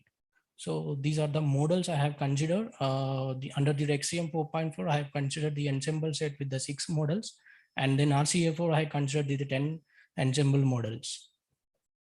So this is my methodology. The first I have taken the bias correction for the monsoon season, and then the drought calculation for the SPI under the both RCP scenarios as well as SPEI under the two scenarios, and then spatial mapping is done. So for the bias correction, I have considered the quantile mapping. The before quantile mapping, I have regraded the temperature data to the 0.25 degree resolution because the rainfall data is available from 0.2 to 0.25 degrees. So for the drought calculation, the SPI I have considered with the gamma distribution. So based on this gamma distribution, I have calculated with the 3 months time scale as well as this SPEI. So in SPEI, we have to calculate this using the water balance parameter. So using this water balance parameter, I have calculated the PET, so potential evapotranspiration. So this potential evapotranspiration I have calculated using the Archivius method. So after that, I have done the SPEI calculation as I followed with the SPI calculation with the gamma distribution. And so these are the results. As you can see the figure, so most of it's observed that the rainfall pattern is IMD is agreed with the bias corrected XCM 4.4 and RCA4 over the central India, and then so in the parts of northeast and India, and then west coast also. So some magnitude also it's higher. You can see in the Western Ghats. So some higher magnitudes after the bias correction, but the more or less it's an equal to the IMD in the central India. So as well, this is for the RCP 4.4. This is under XCM 4.4 RCM model and then RCM model. So I have taken this period from 2006 to 2020. The same period I have considered for the RCP 8.5 scenario. So this is also the highest magnitude is noted in the core region of monsoon. You can see in the RCA4 model. So, but in the XCM model, it's more or less it's equal to the IMD data sets. So it's observed. And for the same, I have taken the temperature minimum data also I have taken. So these observed data is both are unbiased and bias corrected data sets of Rexium and then RCA4. Both are showing the increased minimum temperatures over the northwest and central India, expect to the west coast in the observed data from IMD. Overall, the hilly regions, the magnitude is a little bit more, but the pattern is same in all the data sets. So this is for 8.5 scenario for the two models, the same minimum temperature data sets. So in this case also the minimum temperatures overall the meteorological subdivisions of India are shown up to the 28 degrees centigrade, except to the hilly regions, northern and eastern Indian subdivisions. So this is the maximum temperature data sets for the period of 15 years from 2006 to 2020. So the mean maximum temp in the RCP 8.5 scenario, sorry, the mean maximum temperatures across the Indian subcontinent during the monsoon season have showed that the bias corrected data sets of both models under these scenarios are well agreed with the observed IMD data, even over the hilly regions somewhat. Yeah, and this is for RCP 8.5 data set, the maximum temperature. So the maximum temperature, the bias corrected data are well represented with the spatial pattern with the IMD data. In this case, the unbiased data sets are not up to the mark over the hilly regions, especially in the Jammu and Kashmir and then northeast of India. So based on this bias corrected data, I have calculated this SPI and SPEI. For this observation, I have considered the 2 years, two periods. So that is, one is a good monsoon year, that is 2013, and then poor monsoon year, that is 2014. So you can see this panel is showing like SPEI under the 4.5 scenario. This is for SPEI under the 4.6 scenario. You can see the magnitudes of these two. SPEI showing the higher magnitude in the central India compared with the IMD, but for SPI showing the somewhat near to that IMD, some areas, not up to the all areas. So the same patterns we can observe in the 8.5 scenarios also, but some changes are there in the Rajasthan and Gujarat regions. Some it's increasing in SPEI. But that is not showed in the SPI model. So based on this, I have calculated this dot frequency percentage wise. So you can observe in the IMD, that is near normal conditions are observed 85%, but in RCA4 it's captured near to the observation, that is 76.7. But for Rexium, it's calculated only the 68%. That is in under 4.5. So that percentage, while we can see in RCP 8.5, the Rexium model is predicted 82% compared with the IMD data. So this is SPEI, but you can see compare with these two. So little bit the SPEI, it's coming to the observation with the 1%, 2% of change in RCA4 data, but in 1% change in the Rexium data. So you can see the same pattern somewhat near to the in the poor monsoon condition. So this is 70% is recorded in RCA4, and this is 70% recorded, but it 1% has increased in the Rexium data. So that is 75% recorded, as well as this up to the extreme drought conditions and then severe conditions also followed the same percentage while you can see. So the main interference of these comparison of these 2 years from 2013, it's observed the moderately wet conditions were observed over many meteorological subdivisions of India. But for the 2014 poor monsoon, RCA4 had showed the drier conditions than the Rexium4 over the northwest and northern Indian subdivisions.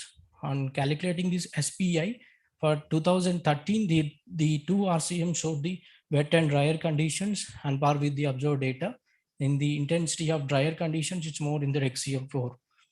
Similarly, this SPI for 2014 has showed the moderately wet conditions were observed than the IMD. But for the scenarios conditions, based on scenario representation, these two for the good and poor monsoon season. For 2014, the RCA4 well represented with the IMD data sets. In 2013, well, for the poor monsoon, moderately wet conditions were observed by the both models. In SPI3, the RCA4 model represent the drier conditions as per with the IMD, overall several meteorological subdivisions. So based on this work, we made a extended up to my work to the future scenarios. So that is, we have taken these three slices. So that is 2030 and 2050 and 2080. So these are, you can see this is the RCA4 model under the 4.5 scenario of SPEI, and then SPI, it's SPI, the for two models, 2030 and 2050 and 2080. You can see these two. Yeah. Sai, can you wrap up, please? Yeah, sure. Thank you. So this is also for 8.5 scenarios. So the main interference of this scenario, this SPI, both calculation under 4.5 scenario, it is noted that the drier condition may prevail over the Jammu Kashmir or the two subdivisions over the west coast of India by 3 years, these 3 years by the model of two RCM models. But for the SPEI and SPI values of RCP 4.5, the future time period of the wet condition may be prevail by the near future. After that, the drier condition may be prevail over the Indian subcontinent. So the main conclusion, the RCA4, it's performing better for the drier extremities, and then REXCM 4.4 is performing, it's good, representing better conditions. The moderately wet as well as the extremely wet periods would decrease in the future. In mid-long year, the moderate drought conditions are showing the increasing trend. The both indices are showing the better depending on the model, but overall the magnitude SPEI is represented well. So these are the conclusions. So I'm extending my work to the future studies, to calculating the seasonal and annual, and for the long-term historical data also on the decadal scale. Thank you. Thank you. No. If you have questions to Sai, please send through the chat, because we have to come back here in 10 minutes for the plenary session, for the joint session. So keep your questions and we will discuss later. Sorry, otherwise we won't have a health break. Thank you, Sai. Thank you. Yeah, thank you. Thank you so much.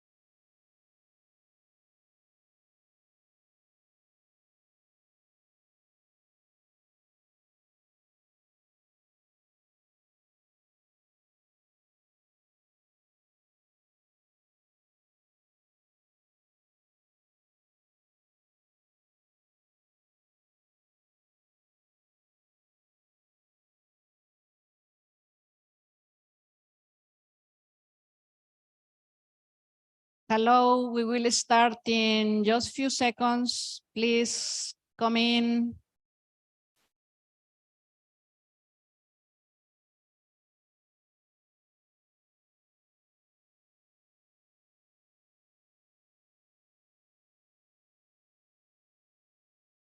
Well, I think we will start, otherwise we will have problems with the time.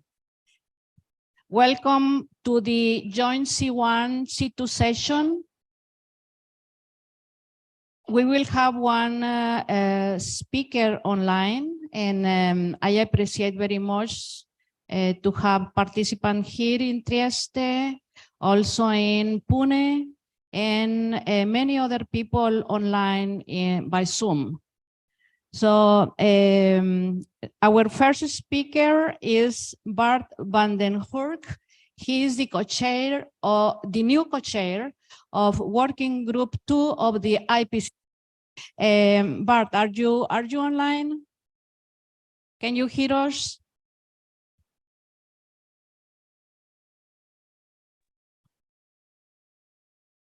Yes, I can hear you.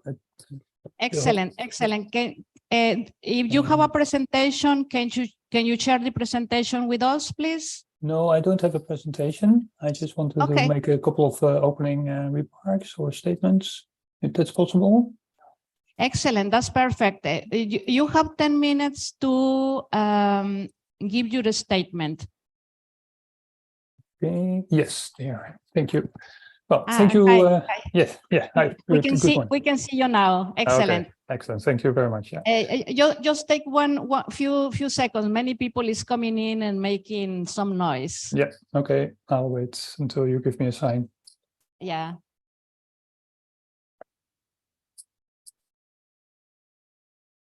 Okay, go ahead, Bart. Welcome. Yes, thank you, and thank you for the invitation. Yeah, sorry that I did not prepare a PowerPoint, but I think it's nice to give a bit of a general reflection of where I am and where we are with IPCC. I've been, in quite a fair share of my career, I've been working on regional climate modeling and producing climate change scenarios for regional climate assessments, pretty much from typically a working group 1 perspective. As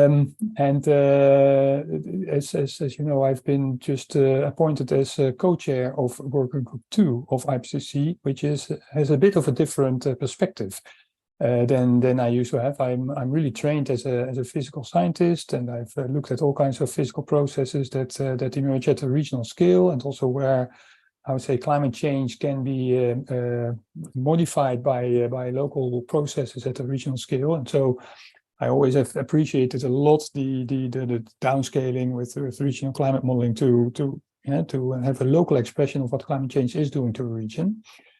But a couple of years ago, I moved my affiliation from the Dutch Weather Service to Deltares, which is a water research institute in Delft, which of course has a large research portfolio on climate impacts, particularly in the water and soil domain, but also with sea level rise, etc.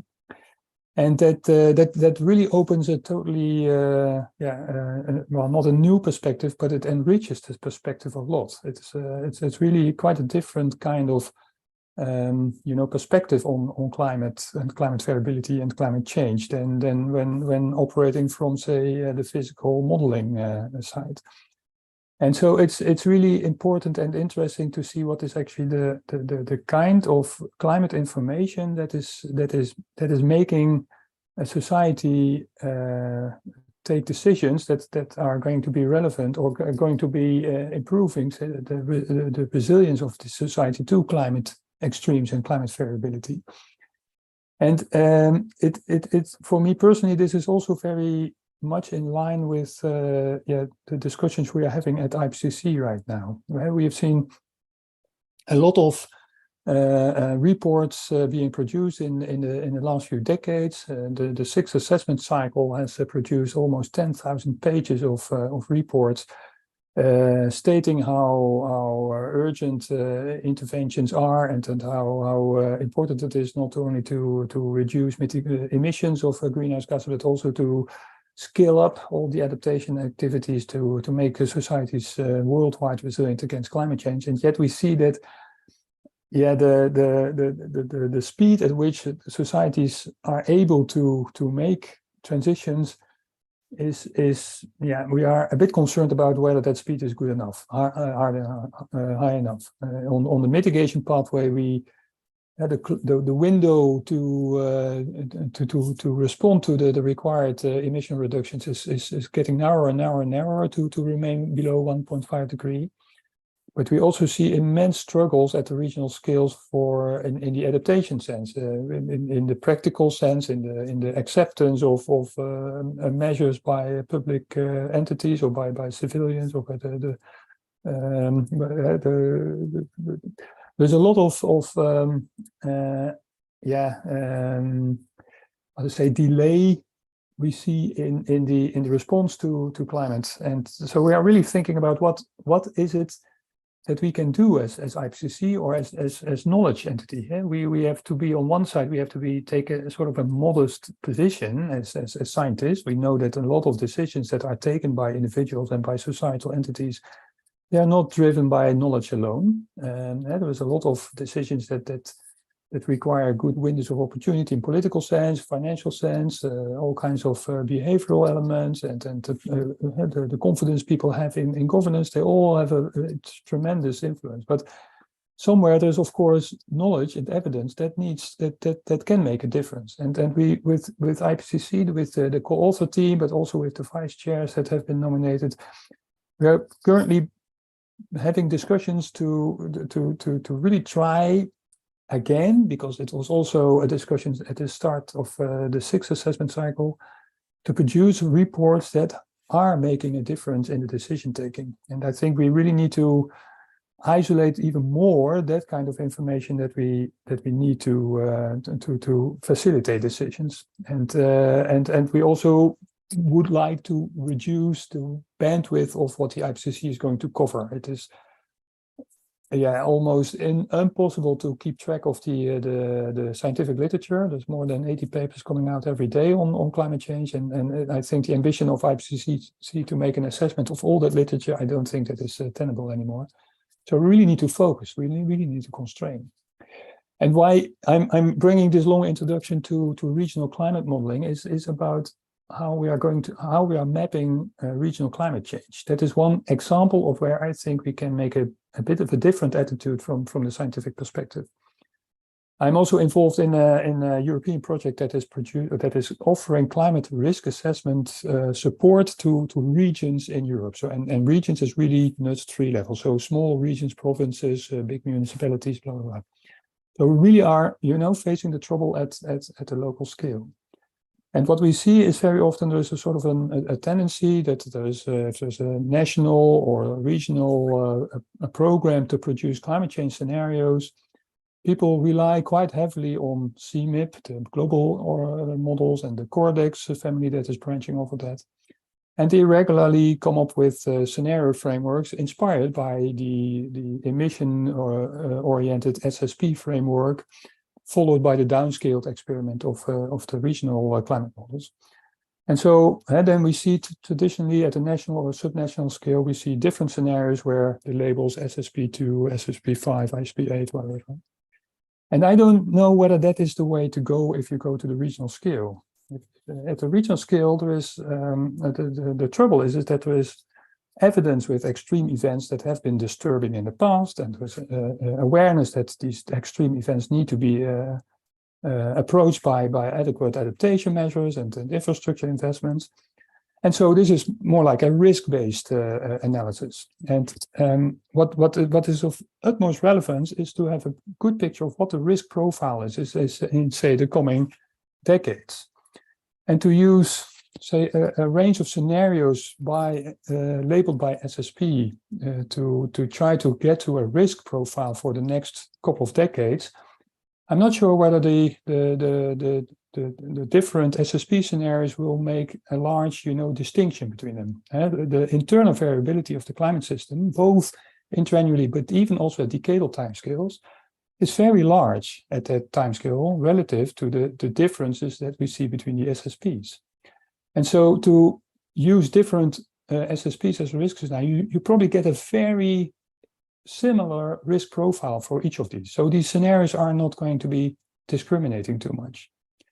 And while I was working in the Netherlands at KNMI, we had a scenario production framework that was actually using partly internal variability, but also regional expression of climate change at decadal timescales that are not simply linked to emission differences or global warming patterns, but are actually uncertain regional responses, often dynamical responses to the global warming.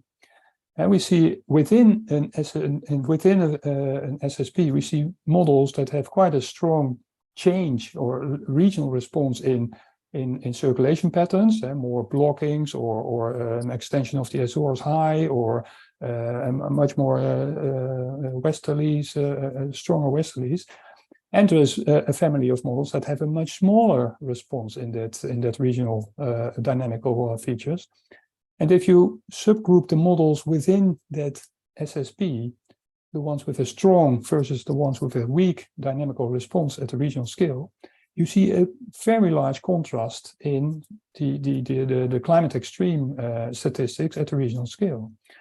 And from a risk perspective, it makes much more sense to think about contrasts in say what can happen to you in the near future at the regional scale, and to span that uncertainty via the scenarios in the dynamical response rather than to span uncertainty in the emission response. Yeah, in the Netherlands, we have very good experience with that. Practitioners know the story behind these scenarios, and they use it and they appreciate it, and they know what the difference between, say, a relatively wet or a relatively dry, say, number of decades is going to be for their management.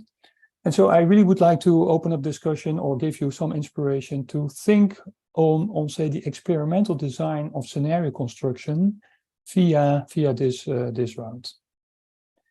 Yeah, this is sort of an opening statement, and I'm really happy to participate in discussions that are follow-up on this. Thank you. Thank you very much,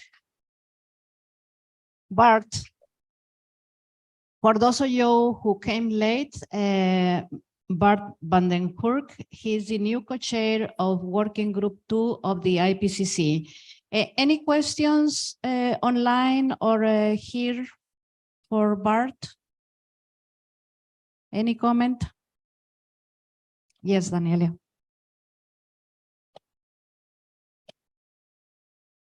Hi, Bart. Hey, Shall Daniela. we go without a comment here? First of all, I would like to congratulate you to your new position here on behalf of the Cordex SAT and the Cordex community. Thank you. I think this is really a great achievement. So a big applause, please.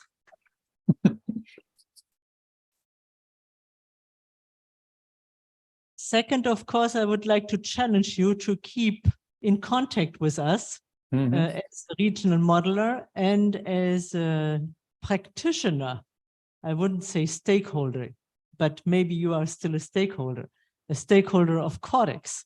And I think that's important also to see. And I think I really liked your talk about the scenario design, let's say, I would say for risk assessments. So think a little bit about risk assessments, about the needs for risk assessments, and get a bit closer to this, let's say, more applied systemic thinking, which we need. And it would, of course, be really nice to see this also being mirrored in the IPCC, in the connection between Working Group 1 and Working Group 2.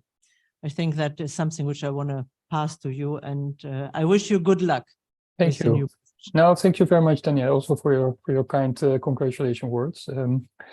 No, but you know, Robert Vautard is the co-chair of Working Group 1, also not unfamiliar with Cordex, as we all know. And we have had, of course, a very entertainment in the bilateral interactions so far already. And we have been talking about this ideas of how working group 1 and 2 should interact. And traditionally, we have seen that working group 1 is setting up the scenarios, and then working group 2 is then asked to make assessments of the impacts of those scenarios. But we actually agree on the fact that we should revert that order. If we want to be action oriented, indeed, we have to first go to the practitioners, the policymakers, but also the board members of the bigger companies or whatever. Ask them, what is the information that you need to make a decision? And the parts that are related to climate uncertainty, of course, that is then has to go feedback to working group 1. So I'm now actually putting myself in a position of making an order to working group 1. Can you please provide these and these kind of scenarios, because that is where the practitioners wait for. So revert the order of the rationale of the working groups. Hi Bart, it's Erika speaking. Hey Erika, good day. Yeah, I cannot see the room, I only see my own face, but that's fine. I can recognize your voice. Thank you. Now, I was wondering, referring to what the idea you had of this new kind of scenario and the way of building them. Are you going to expect some proposition from, for example, this community before you are going to do the scoping meeting, or would you like to enhance this exchange before or after, or? No, I think, of course, we are first setting up now the whole scoping process for the first report that will come out, which is the special report on cities and climate change. And we are currently within the co-chair group, we are discussing what would we say the call for the scoping meeting be like? What kind of people do we like to invite for that scoping meeting? And I'm sure that also for the cities report, quite a few people that have experience in the Cordex group are going to be should be nominated there. But I think it's very good to try to engage even prior to that scoping report or scoping meeting. As you know, there will be more reports coming up. The cities report is the first one that is expected, say, what are we now, about 2025 or so. But the general assessment reports still have to be scoped as well. That will take a bit more time to prepare for that, because also there we would like to get to a structure where that traditional order working 1 to 2 to 3 actually we would like to break that, or at least try to glue them together much more than currently is the practice. So that scoping needs a bit of preparation. But I really would like you to engage with you to think what would be a good, say, opening statement for the scoping process. But also, I've been talking with the people from the Copernicus climate change data server, and as you know, they are now producing hosting the working group 1 climate atlas in the Copernicus climate data store. It would be great if that atlas can be extended to working group 2 and working group 3 layers as well. But it would also be great if we can think about different, crosscuts through that ensemble of potential futures that may follow the reasoning that I just made. And of course, your kind of expertise is necessary to come to such ideas. So I think it would be good even before the scoping to come together, but for sure, also, this is also a call to you, to the community, to produce scientific material that can help us to get a solid base under these new types of scenario frameworks. We also have to demonstrate that it works. I mean, the SSP framework has had a lot of demonstration that it does trigger discussions on, for instance, the emission treaties.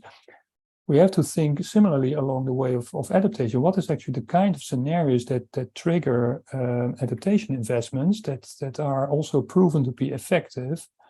And I think we really need a lot of engagement between working group 1 and 2 people prior, during, and after the scoping to get to a good product. So I'm happy to share agenda details, who maybe set up a meeting with a couple of us. Thank you, Bart. And I hope you can stay for the meeting that we have now, the panel Yes. discussion. Do you have time? Perfect. Yes, I will stay. Yeah, I can stay. Because that would be good to hear your suggestions. So now, thank you very much. We can give an applause to Bart. Thank you. So now we have a set of invited speakers to join the panel discussion on the impacts of natural systems and sectors. I welcome Lola Kaur. She is expert on hydrology scenarios. Hail Mariam Doko. She works on sustainability. Eleni Katragoku, Gabi Landuk, and Douglas Maraun. Please come up to join us for some triggering questions that I will make the first question, and then Michelle Reboita will do the last question, and Marcon the second for our speakers.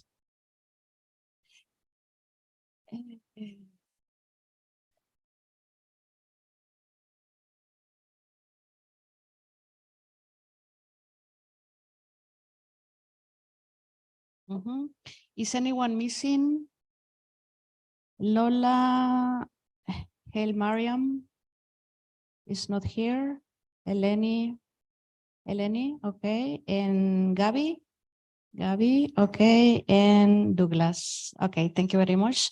You have okay. We have here the triggering questions for our panelists who are experts in different topics of applications in different sectors and ecosystems. The first question is how Cordex has been useful for assessing impacts on society or on natural ecosystems. This question can be answered by anyone, all, or some. So who wants to start?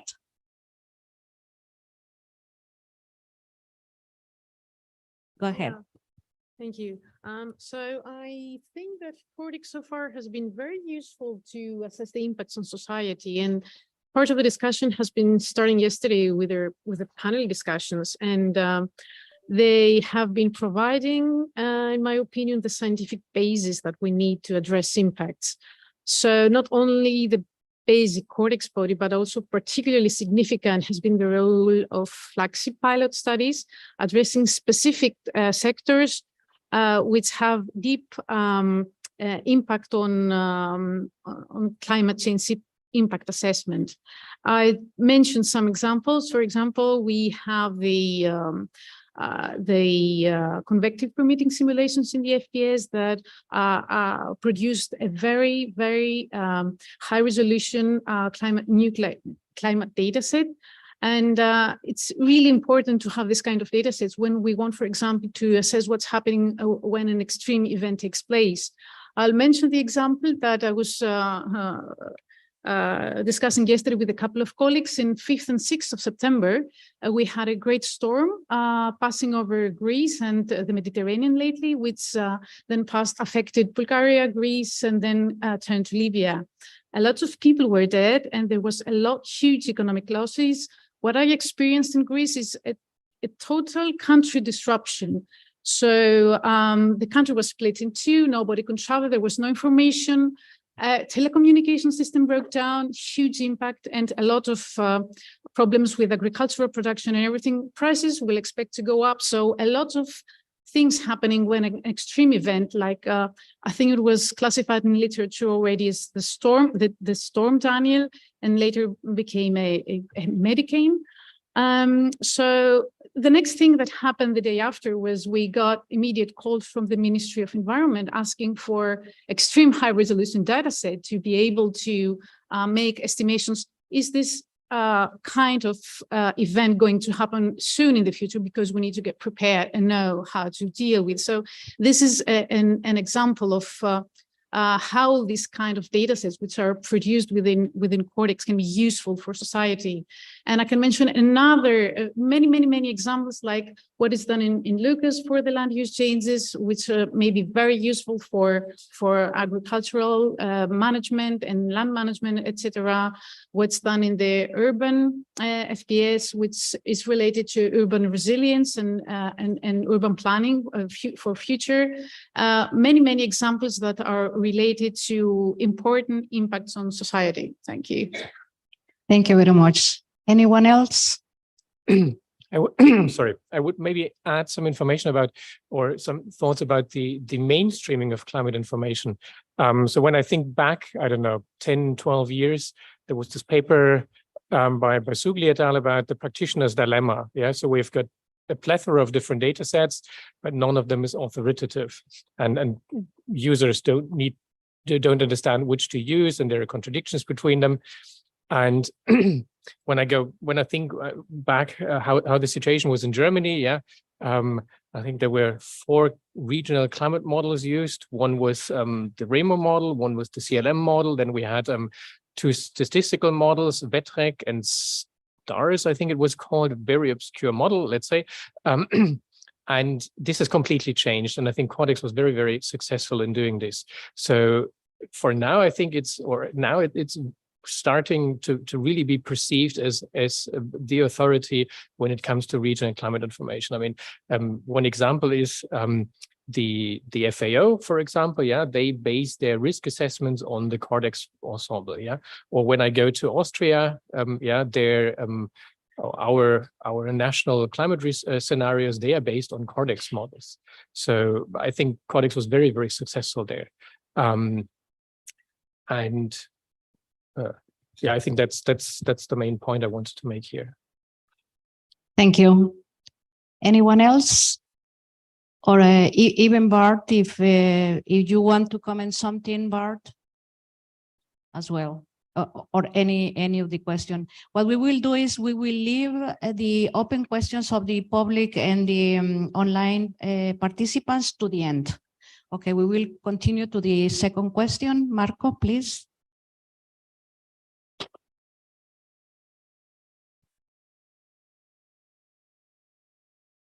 A second question for our panelists.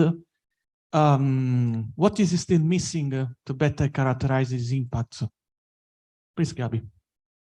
So I'm going to delve a little bit more into the urban sphere here, because I'm one of the co-coordinators of the flagship pilot study on cities from Cordex. So what we've seen, just to give a slight touch upon the first question still, but so we see that already Cordex has been very useful for many cities around the world to characterize climate impacts and to characterize how the climate is changing. We see that it's also used in actually adaptation plans, mainly by creating indicators on hot days, warm nights for the region in/around the city. You can find an example, for instance, in Berlin, but there are many more. And of course, a lot of tools in climate services are based on the climate information also for cities that are provided by Cordex.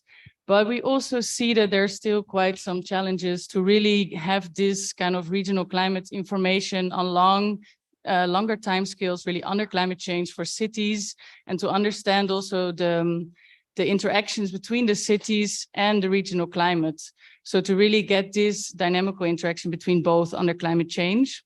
So if we get that a little bit more improved in our models, you could actually see then the magnitude, for instance, of urban heat islands under climate change, if it's changing, for instance, the wind drag above cities and below cities, precipitation changes. So we see that there's already a lot of advances. So there's a lot of modeling groups that are actually improving their urban schemes and models. But we also see that it's often taken in a kind of one city, one model approach.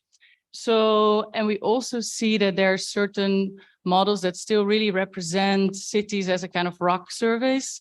So this is really a simple approach, but we are really seeing, which was really nice also during the last few days, that we see that there's really, this is really an evolving topic, becoming more and more important on the kilometer scale. So we see that also a lot of models have this sophisticated schemes, but they're commonly not switched on actually for the standard Cordex simulations. So we also are not really sure what these schemes can really do and how it really changes the cities and its surroundings. So we really try to now advance this with the FPS to really get a better understanding in a coordinated fashion to see how these cities are actually can be improved in the regional climate models and what they are really capable of doing under climate change. Here we also really collaborate with the urban climate community, which is a very well-established community that looks more on urban meteorology, let's say, so less on the climate change extent in a transient climate change way. So we really hope we can make some advances on this in the coming years. Other panelists, please. Yeah, okay, thank you. I see three axes to answer the second question, which are the model development, the evaluation of the model, and the distillation of climate information. So about model development, many things have been said about improving the resolution and the complexity that will allow us to study new impacts and to assess new questions, new needs of new users. So I would like to focus on another point, which is how do we assess uncertainty? The multimodal protocol of Cordex gives a good estimate of the uncertainty associated with model, but there are big differences according to the region of the world you are interested in. And another weakness is the lack of ensemble members by individual model. And because of this, we cannot estimate the uncertainty which is associated with internal viability. I think that our ensemble are not really designed to assess the full range of the possible futures, and especially in terms of extreme events with very long return period. So very big ensemble will be needed. So in terms of model resolution, we need more resolution, more complexity, and more runs. So what about our carbon footprint?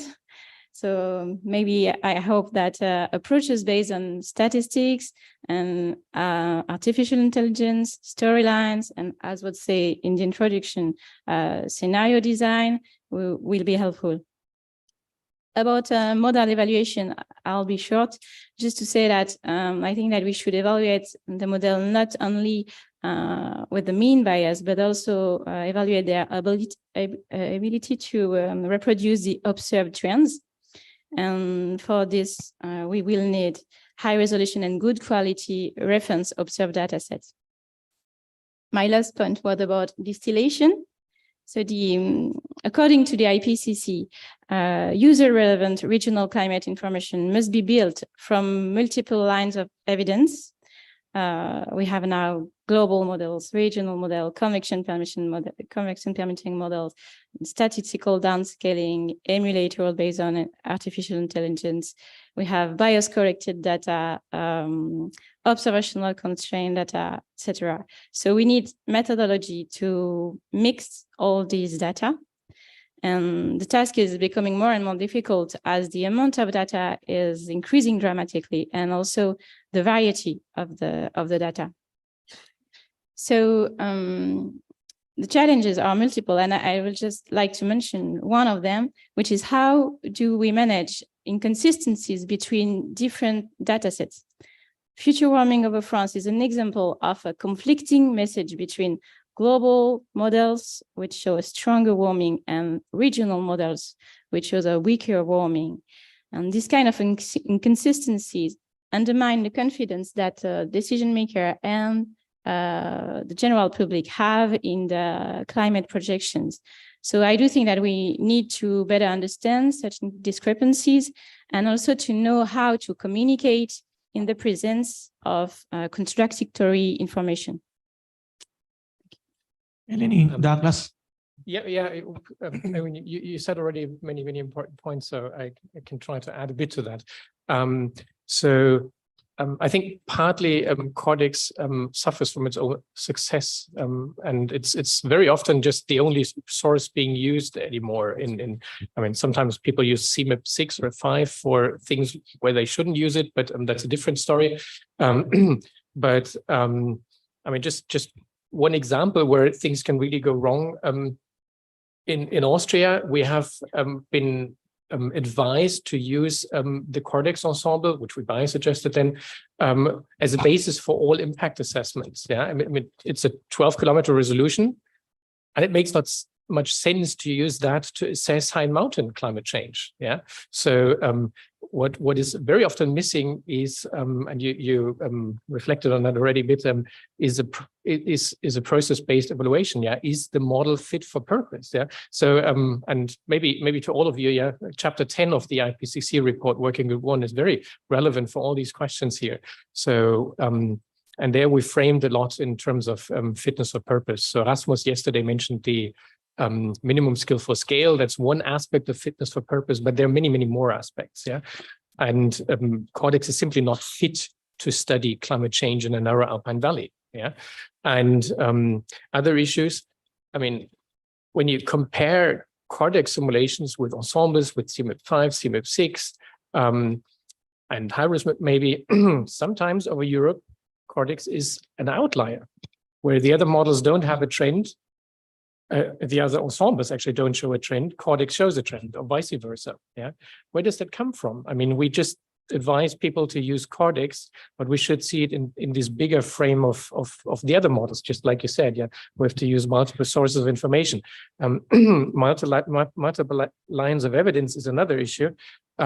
We shouldn't just rely on standard climate simulations and the way we formulate our scenarios. I mean, Bart made this point about the huge uncertainty in dynamics. Yeah, so going for storylines of dynamical changes, yeah, because they are the main source of uncertainty, or one of the main sources of uncertainty for regional climate, in particular when it comes to extreme events.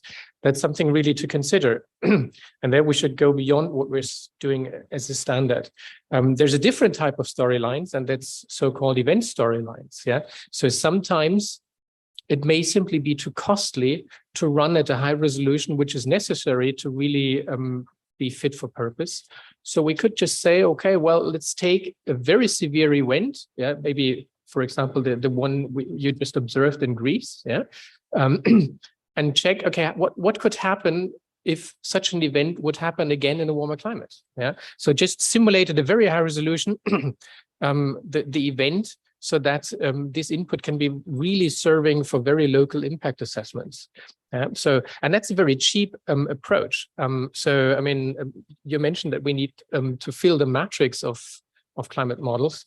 I mean, I've just heard that there's almost nothing for Cordex Africa now, based on CMIP6 planned. These simulations are very cheap. Yeah, so, and you could pick some specific events which are relevant for stakeholders in countries where you don't have the resources, yeah, but where you need maybe the high resolution because of the complex topography, or because convective phenomena are very, very relevant. On the first day, we had a lot of talk about artificial intelligence. I think this is a promising way forward. I just would say we have to keep in mind that we don't repeat the mistakes we've been doing in statistical downscalings for, I don't know, 20 years or so. And it's predictor selection, yeah, that's the predictors which dominate present-day variability might not be the predictors which tell us anything about force changes, because day-to-day variability is dynamics and the force changes are mainly thermodynamics. And if we do that in an automized way, we really have to be clever at doing it. So maybe a way forward there, we discussed that already, yeah, and we had a very nice talk on Tuesday, are emulators. So I think that's also a way forward, yeah. And Rasmus yesterday mentioned internal variability, very important. Yes, of course, and there we've got SMILES, a single model, initial conditions, large ensembles. To sample extreme events, to sample internal variability, but we can't downscale an ensemble of SMILES. Yeah, that would be, I mean, not just one ensemble, but let's say a meta ensemble of different SMILES. Yeah. So, but maybe we could use emulators to do that. So I think there is a lot of avenues which we could explore to become better and go beyond our standard research. Thank you. Now we are moving for our third question. How these assessments can be used to inform society? you can free to answer. Bart is invited also to answer this question. Okay, I can have a few words. I think to inform society as modelers, we need to be very close to society and very carefully hear what they need. I'll mention a recent experience that I had. A certain end user community approached us and they wanted some estimation, climate information on how to deal with mosquito control strategies.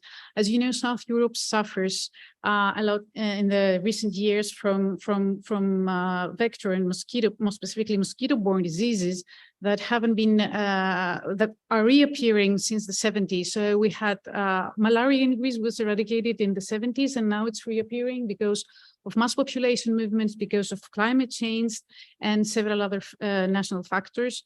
And so it's really important for in order to have a national strategy, we really need to have this information to make some control strategies with respect to mosquitoes. And I know the same problem holds true for several Central European countries, that they have now mosquito species that never appeared before and can be related to serious illnesses affecting vulnerable populations like malaria or West Nile virus, etc. So when they approached us, they asked for data, and of course they needed to be high resolution data, but this was not enough. We realized, okay, we have this 4-kilometer convective permitting, but they were not impressed, because when we started really looking into how this data are produced, we realized that they need very tailored information which going down in the really settlement level, and we needed to include very detailed information on city level, because we have the city mosquitoes and the rural mosquitoes. So they were very interested in the city mosquitoes. So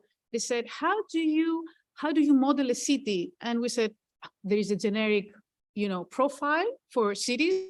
Apply this generic. This generic profiling not over the cities is the very standard word for urban parameterization. So they said, that's a failure. We need to know exactly how the city is, where is the green part, where is the concrete part, etc. So we found out that if we want really to serve the society in a very nice and useful way, we really need to understand what they need and then try to implement this into our models in order to provide a product which is not just convective permitting, but it's permitting in many, many ways, hydrological permitting, urban permitting, whatever permitting. So I think that's the way it should be done. Thanks. Anyone else would like to answer the last question? I think we should come back a bit to the session yesterday. So also highlight the point that social sciences and co-production are very relevant. And there, of course, we can think about individual projects where we collaborate with stakeholders. And we had a lot of good talks today. I particularly liked Eric's talk about working with the Sami people, where they really had a co-production process, I assume, from the very beginning of the project. Yeah, but this is this dilemma which Bruce yesterday mentioned. We can't scale this up. Yeah. So how can we address this question?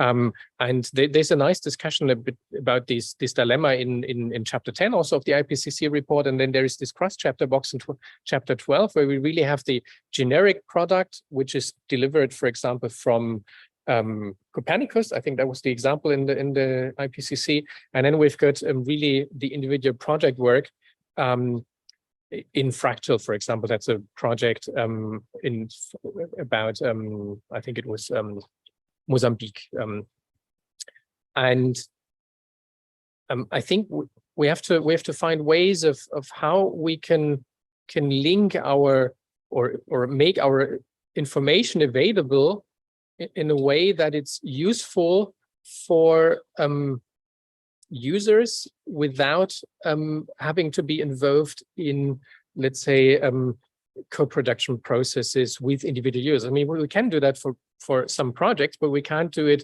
let's say for every mayor here, for every municipality in Italy. Yeah, that's simply impossible. So I mean, there's some intermediate way. Yeah, so for example, Gerix presents some for each municipality in Germany. They have got some kind of fact sheets with key information. But who knows whether this is really all the key information they need? Yeah. So but if they would approach Gerix and ask for the individual key information, yeah, I think Gerix would be overwhelmed for the next 10 years to produce that for every minute. No, okay, you're using artificial intelligence. Okay, well, yeah. So, but anyway, I think we have to think about new models of engaging in or with climate services. Yeah, maybe that's, I mean, Daniela highlighted this yesterday. Yeah, that's something which RIFs should discuss. And just some ideas from Austria. So in Austria, we've got a network of metrologists employed by the National Met Service, and they are basically representative or responsible for a particular region in Austria.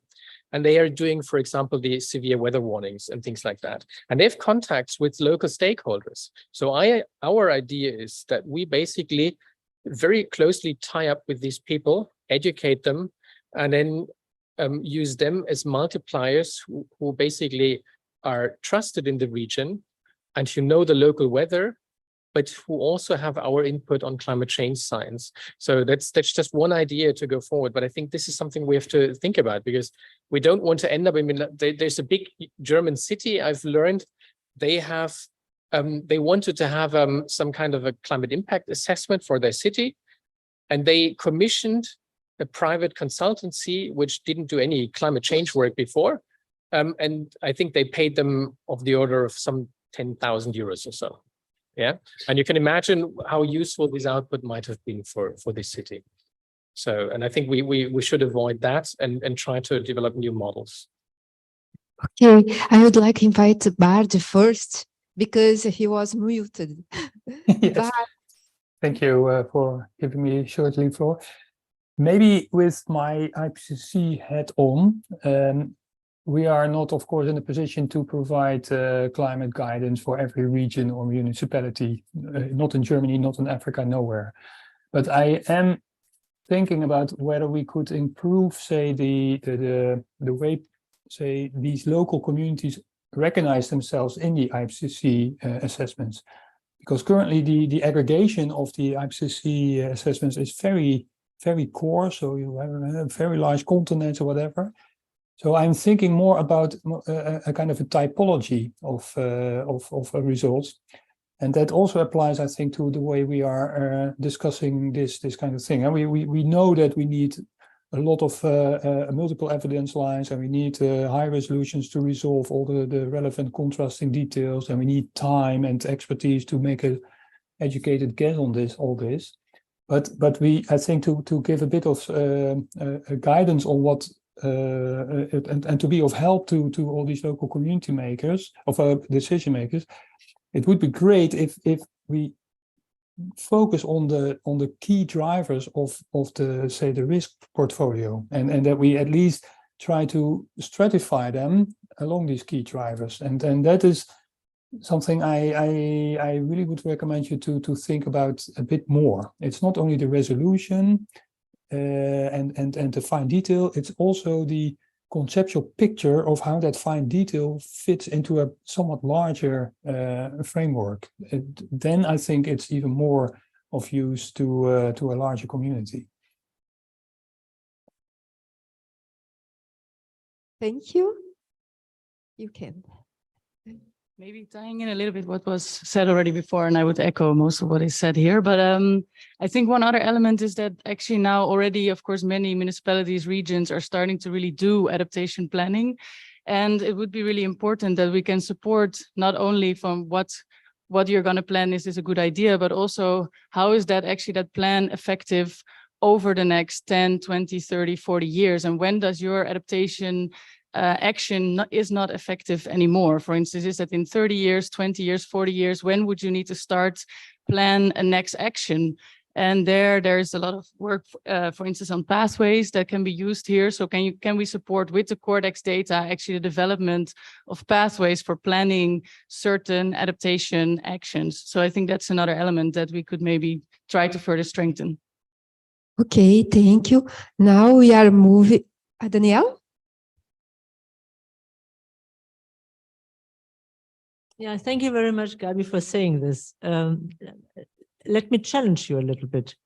We haven't heard much about, we heard a lot about risks from Bart. We had all the nice examples of all the nice data we can create, and they are all trustful and useful and usable and, I don't know, communicated. But what are we doing to better inform risk assessments, adaptation planning in those regions where the changes are in a way that they have not been seen before? So if you had a rain event in Bergen, you know what rain in Bergen means. And if it's changing, it's changing. So you're prepared. But if you never had a rain extreme in an area, you are not prepared at the moment. There's no disaster risk. There's nothing to work with. And is there a way that we can identify regions of potential future extremes which have not been seen before? I haven't seen many talks on atmospheric rivers, which is one thing, but I haven't seen many here. And if I look at the wildfires, for example, we also do not have the wildfires or the fires in our modeling, but they are influencing local precipitation in situations. So can you elaborate a little bit on what is needed to not only say we have all the scenarios and we can provide you with the information, but with useful information to inform society in a forward-looking way?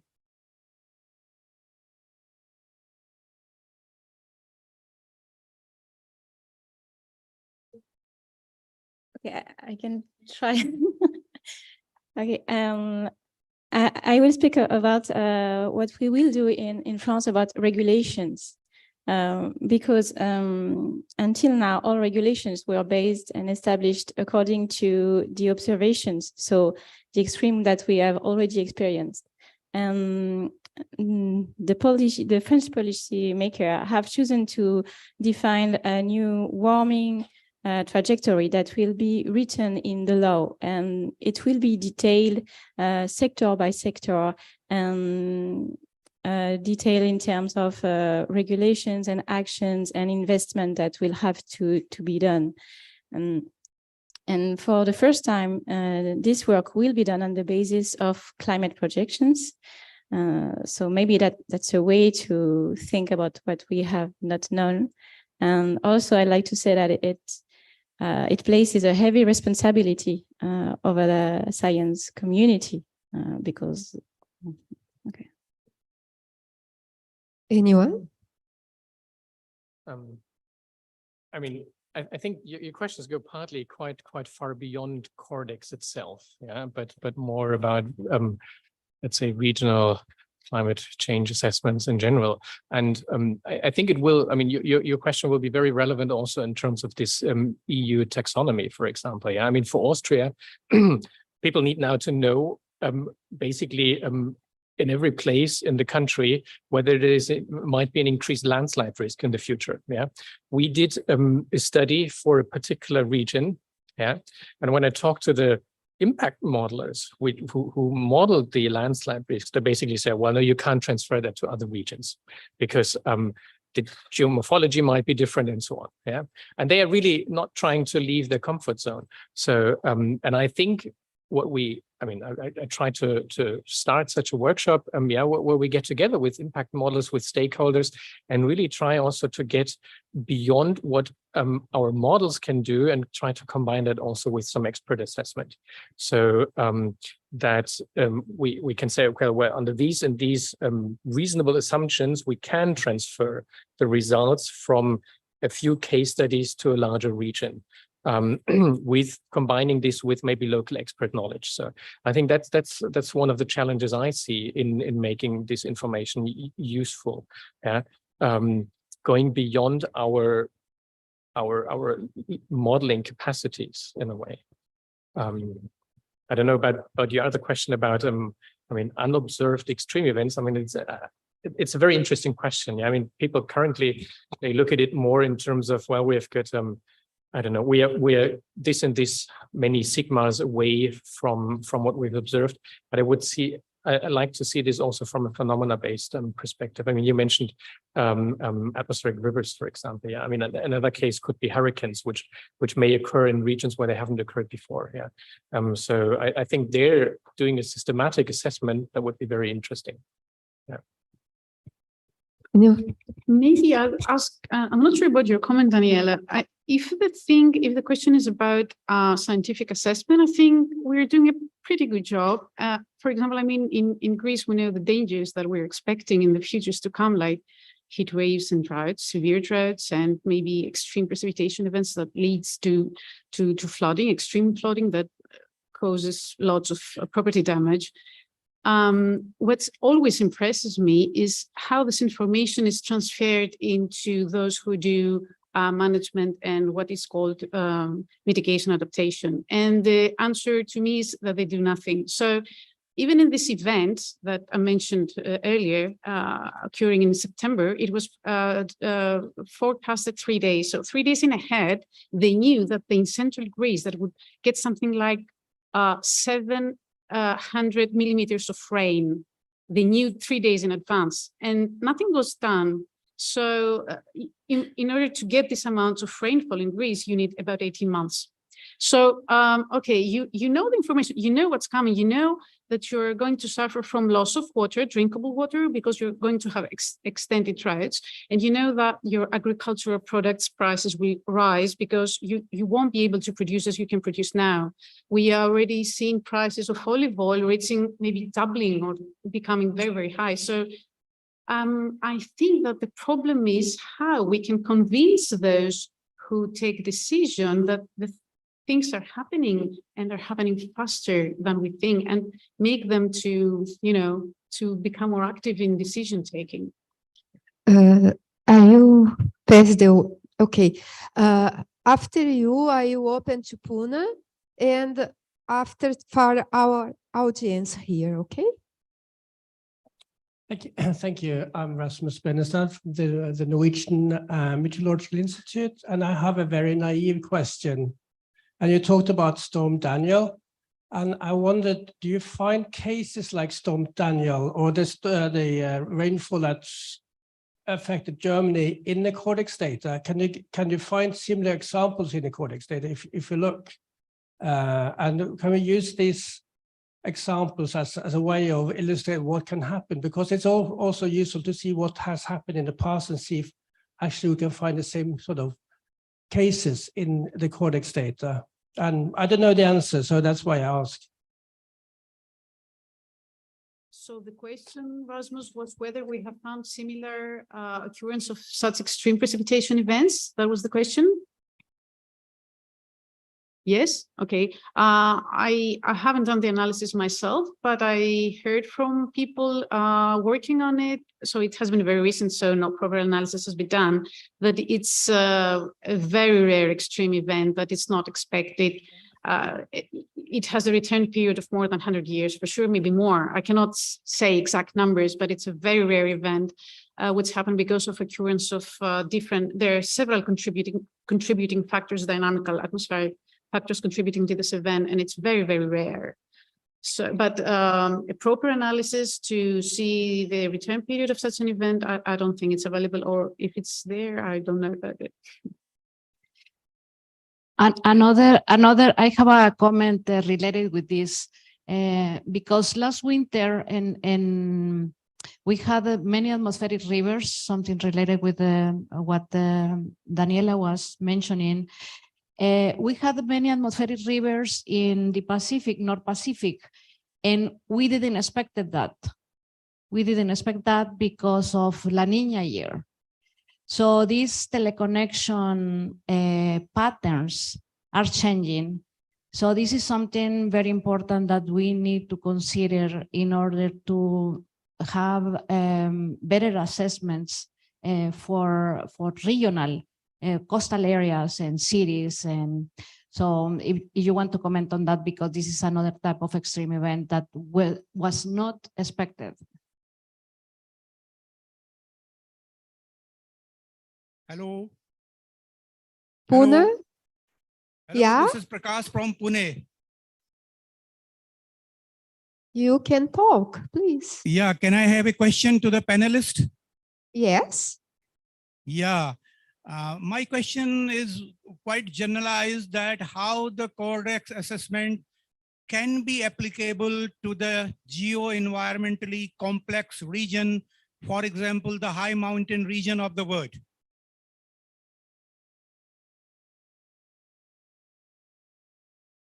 Did you get my question? Yes, we understand. The panelists are thinking. Just a second.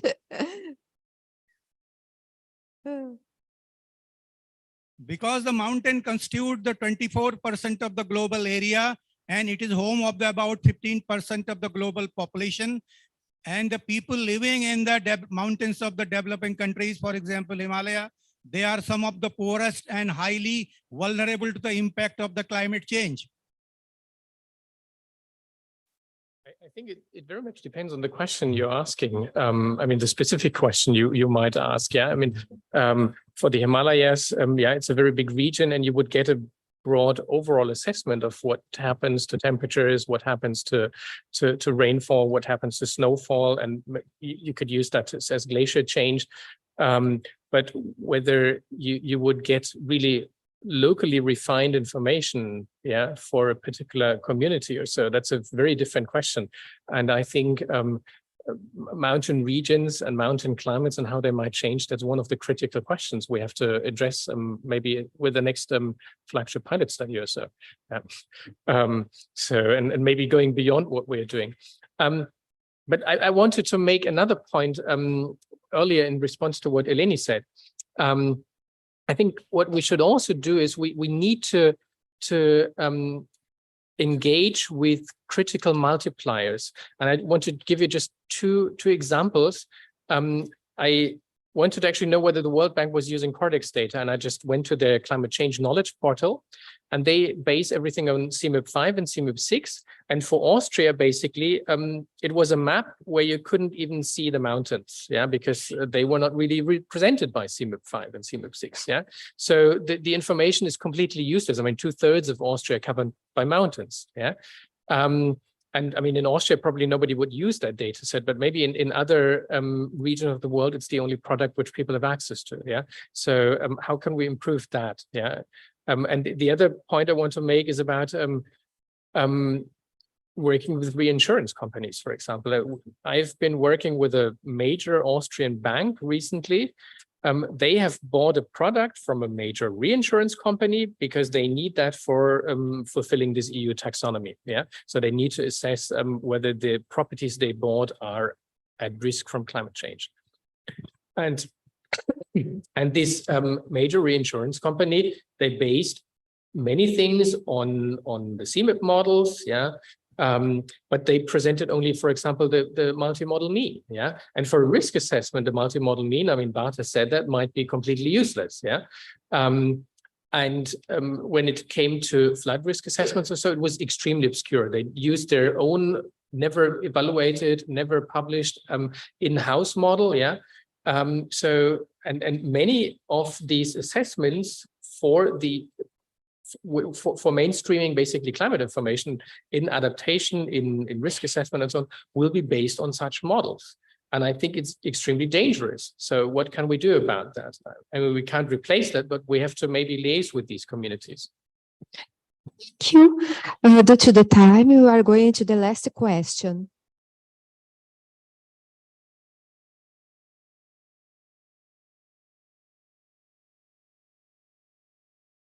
Thank you for your questions and thank you for your answer.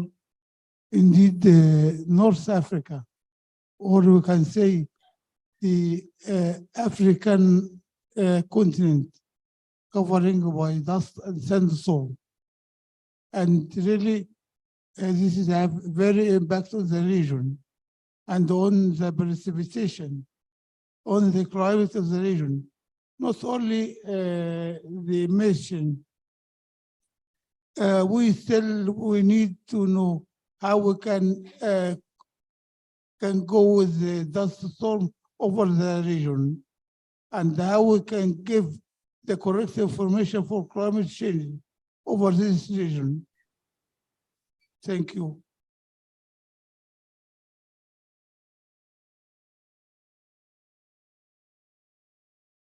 So if I understand correctly, the question is how you can get the correct climate information for the African region? Yes. Okay, so I'm not an expert on African climate, but for sure, Africa is a very large continent with very complex climates in its different parts. But I think the Cordex program tries to provide information on the African continent. So the data sets are there, are open access and ready for everyone to use.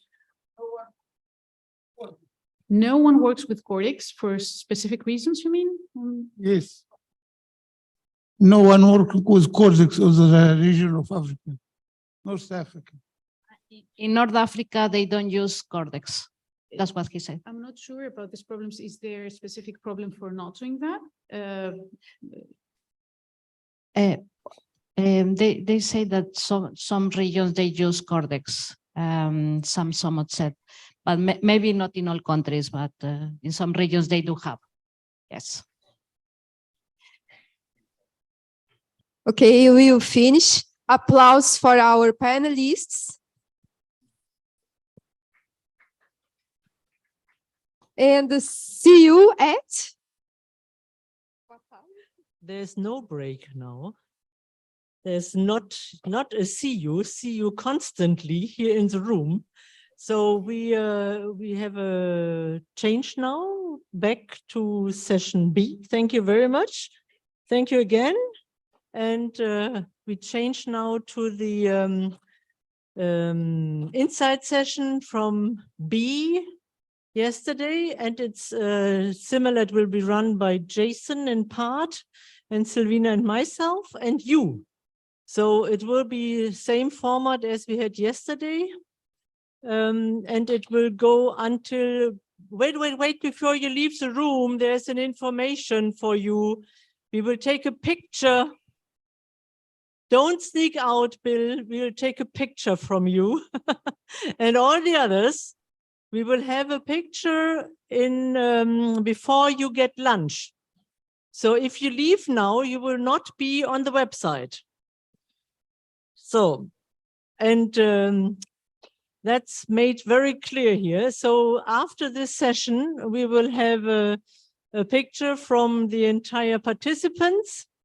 And I tell you where it will be after the session, not now. And then you can get your lunch, don't worry. So, so we will have Jason first, wrapping up a little bit the insights from the session from yesterday. We have Bill here, very good, and we have the others in the room. And then we will get engaged with you again about what your ideas are, how to interact with society, or maybe with downstream services, or maybe with upstream services. I don't know. So let's see what Jason tells us first. I think, Jason, you had a pretty difficult job, huh? It was very diverse. So, but I'm sure you made the best out of it. So it's stage is yours. So a lot of credit to the chairs of the session yesterday and the rapporteurs for trying to distill out a few highlights and takeaways from the B session we had yesterday. So the first one is that context is king and co-creation is key. So when you're working with partners, the questions you're asking them, really important, and really frame the discussion that you have. The advice we heard yesterday was that we don't ask what they need. We're more asking what we can do or what it is that they do so we can understand the context in which they're working. And often this requires some capacity building. So you have to build that dialogue, and sometimes with stakeholders, you have to try and raise their level of climate literacy and understanding at the same time as you're interacting with them. And we heard from Chris about the WCRP Academy and the work they're doing to try and link together people who are looking for training to increase their capacity and the organizations that are able to provide that. And I think one comment that I really resonated with me, having tried to go through this process a number of times, is that co-creation takes time and it takes resources. And it shouldn't be underestimated how much time that it takes. If you want to do it well, you need to really have it as clearly as part of your plan with dedicated time for that activity before you might move on to what we traditionally might be doing in our science work associated with it. We heard more about RIFs. So obviously Cordex is a key part of RIFs. RIFs is aiming to facilitate this two-way interaction between scientists and society. It was more with society, perhaps, than for society. And it's looking to bridge that last mile. And often that's in partnership with social sciences as well. So not separate from the social sciences, but in partnership. We did also hear RIFs is in its early stages getting set up. So I'm sure we'll be hearing more about RIFs over the coming year or so. And another one was a discussion around these different downscaling techniques and the idea or the fact that in some places we get different results around what the future might look like. We heard that mentioned a little bit again in the panel just now. So the idea was raised about having a concerted, systematic effort around really understanding these different methods, when it's appropriate to use what, when we can use them together to give us a broader range of potential outcomes that might better encompass the plausible futures that we need to be considering in the work. And that's it for the highlights. Thank you very much. So as yesterday, I think we can go through those slides, your points here, and first start with some, let's say, direct comments. And I think we can start with this one here. We had it going through since Tuesday morning, in several different sessions, and since we also slowly make our way to the end of the conference tomorrow lunchtime roughly, and we will hear from the insights from session C and D tomorrow morning. I think it's good to get going now with our messages which we bring to Kigali. I would say this is a potential message which could go to Kigali. That we have to join forces in order to make the best out of the available knowledge to best inform those who would like to be informed. So what do you think about this? Reflections? I see Rasmus, of course. But there should be other voices, not only Rasmus, but you're welcome, of course.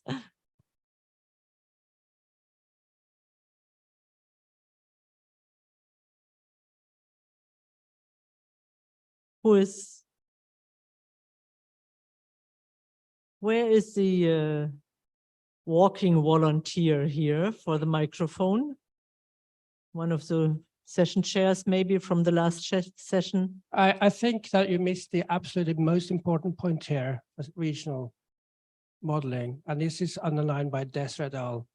And her paper should be read by everybody, because what we need is a large ensembles to cover the natural variability on decadal scales, because they are much bigger than the differences of these methods. So that is number one, is actually having big enough ensembles. That is number one. That's the most important. That's what gives you robust information, because if you take one simulation and you get an answer, and then take another simulation with the same model, you get completely different answers. But if you have 100 models and subtract one simulation, it doesn't make a big difference. Or if you add another simulation, it doesn't make a difference. That is robust information. So the most important message here is that we should go for big ensembles with independent models. And this is called a law of small numbers. Like the Eurocordex that we use in Norway looks really, really crazy. It doesn't even fit the observations. And we give that up to the stakeholders, practitioners, and say, no, we can't use it. This is the reason why we have troubles getting people to use our information. It's because we don't do it properly. We had to involve statisticians to help us with this. Thank you. Yeah, thank you. But we are on our way to larger ensembles with bringing things together, Rasmus, which I would like you to realize too. Gregory, please. Okay. So, yeah, but one practical question that we have many global climate projections available. We have regional climate projections available, but when it's coming to ESD, basically nothing is available, I would say.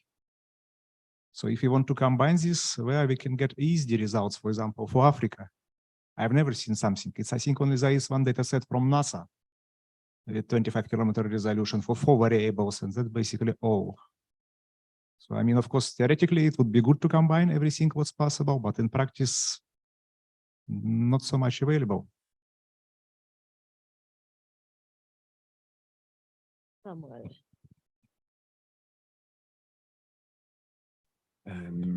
If this take-home message goes to Kigali, I think we may add something in the bracket, which is the observation constraint. So it's a quite new area of science that are giving now very good constraint on the past climate, and then can give constraint on the future climate projection. And you can also have conflicting messages between the 3 first categories and observing constraint. So I think if we want to do good distillation, we need to put that also in the bracket. And I have no solution. Of course. So thanks a lot. So I think we stop here on this slide because we are running a little bit late. Can you go to the first one? So let's talk a little bit about this one here. Nice talk, Bill, yesterday. So are there comments in Pune or here on the context is king and co-creation is key? So I would like to have a female king there. So okay, I thought it looked like you wanted to make a comment. No, I was looking for context as queen. I thought context is king and co-creation is queen, or maybe, I don't know. I think what we have to add here, it's in the second bullet a bit, that whether context is king depends on the context, maybe. So, I mean, we can't upscale it. That was this dilemma mentioned by Bruce. So you can't always serve every context. And I think that's the key challenge.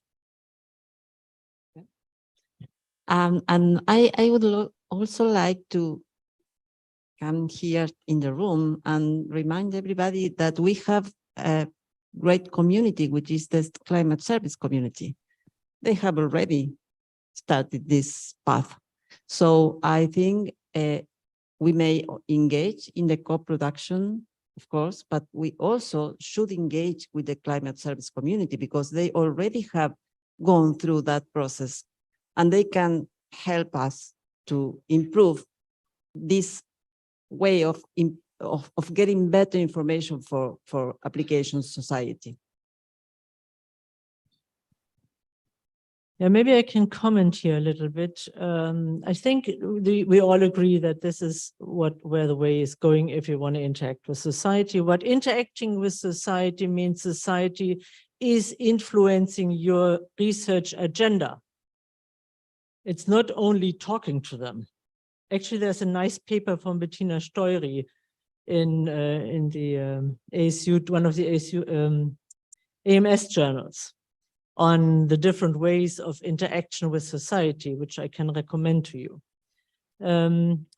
So I'm not sure that we are all, just a second. Vanilla, this is Pankaj from Pune. Yeah, just a second, Pankaj, just a second. I just want to finish my sentence. Is that okay? And then I'll let you in. Sure, just sure, a second, Pankaj, please. So, because I wanted to ask you, and then I ask you, Pankaj, too, so maybe you can comment on this too. Are we prepared as the Cordex community to interact with society and deliver the information for the context? With other words, do we know enough? And we had the discussion about the flagship pilot studies before, what might be the role of the flagship pilot studies in the future centered around phenomena.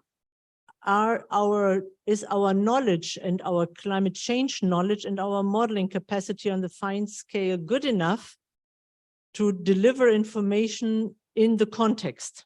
Because that's where we are. We are here in the Cordex community to deliver the information on local climate change of local phenomena in the future with all the feedbacks. And I would like to challenge you a little bit if you think, yes, we are, or no, we can, or I don't know what. So Pankaj, please go ahead. So my first comment to this highlight thing, and I think this is a very relevant comment, and most of the people, at least who are using the data and working, have the same reply, I would say. And we really need more focused and more programs for the, let's say, Global South. And even though we have some lighthouse activities, but I think we need more efforts to address more issues which are around, like monsoons. You know, Himalaya is a very great challenge. More than 1 billion people live there, and we really have the models which we have really have very limited potential to address those things. Most of the things are coming from the CMAP 6 and CMAP 5. Within 1 grid, the larger area is covered. So, and then you go with this information to the policymakers for decision making and all is always subject to be challenged. So I fully agree this needs attention. And the second point you said that also is a very important point, because we all do our work in our area of interest, but we really fail to transfer our knowledge to the real stakeholders who really need it. So we really have to see the method or the processes, engage some social scientists or people who are really smart enough to really translate this information to the really users, to the community, which I think at least is missing.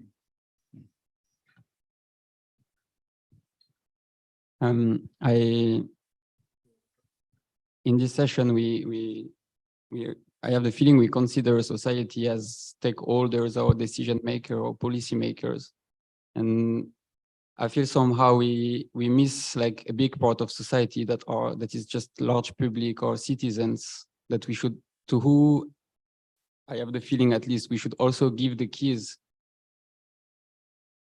or we give to them, but in a better way, to be able to judge and evaluate the decision taking by policymakers, and like maybe also like extending this, maybe also as a community we could also be able to point it when the policymakers are taking the wrong decision, and give the keys to association, like this, the scientific legitimacy, to the people fighting those decisions.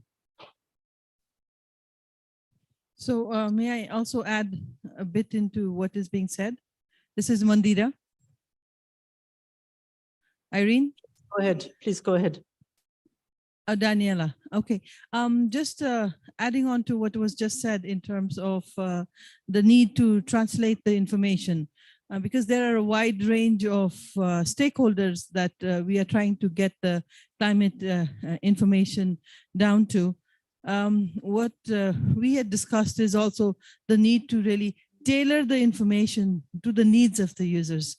You know, there are so many different sectors, so many different users. And yesterday also, we talked about who the users are, right? The primary users being the hydromet services, the disaster management authorities, the various sectors, and then translating that down to the people on the ground, the farmers, the men, the women. So in order to do that, it is important that we understand what are the needs of these users, and then translating the scientific information in a way and packaging it for it to be understood by these users is essential. So tailoring the information is essential. So it's not only about climate data, you know, it's about also more regarding the knowledge and the information and the knowledge that we generate and how we package that information and knowledge down to the users. So that's important. I just thought I would highlight that particular point at the moment. Thank you.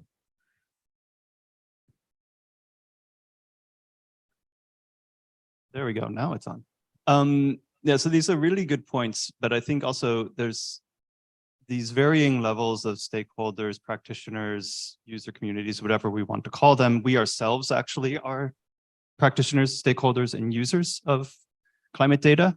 And the ability for that to then, for those requests or for those interests and those needs to go back upstream and influence our research directions are going to be somewhat limited because of the very fine scale that some of these requests happen at. One example we just had recently in a project that I'm leading is right at the city, the sub-city scale, the neighborhood scale in Bergen, Norway. And input we got from the Water and Drainage Association on what they really wanted to get questions answered on, which was very different than what we went in there with our assumptions on.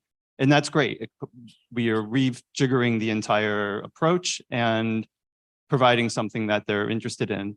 But if we try to do that at the Cordex scale, you can see where this is going to be a total mess. But we just got a I'll be very quick. We just did get a very interesting piece of information from another stakeholder, from Bart. And he was pushing us, if I interpreted his talk correctly, a little bit to, you know, think a bit about the focus on the near term and near-term climate change. And currently our experimental protocols are not well suited to address questions around near-term climate change because we're not using models that are synchronized with natural variability. And that would be a directive that would make us go back and rethink what our protocols should look like going forward in order to address questions around what's next year, what's next 5 years, what's the next 10 years going to look like. Yeah, thank you very much. I mean, before we now close with this one, with a few comments, and we already are answering parts of this question.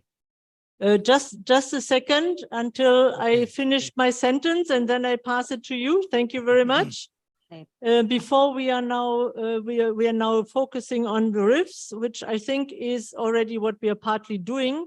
I think it's very interesting to see that the Cordex community is partly a pure scientific WCRP knowledge in modeling and regional climate generation community, and partly it is already a climate service community. And there is a lot of knowledge available. We know a lot about about the user needs. I mean, the climate services are existing since 10, 15 years now. The question is, can we fulfill what they want from us on all time and space scales, which I doubt. And I think that's where we have to think a little bit when we set the future next foci in Cordex, if we can position something around what you just said, Stefan, or what we discussed before. So I have now one question from Pune, and then I have Lillian. Thank you so much, Daniela. How we can improve the community access to climate information and services, particularly in the developing countries? Yeah, that's a good point. I think there are some ideas underway. It's partly related to the EVE initiative, which we have heard. I think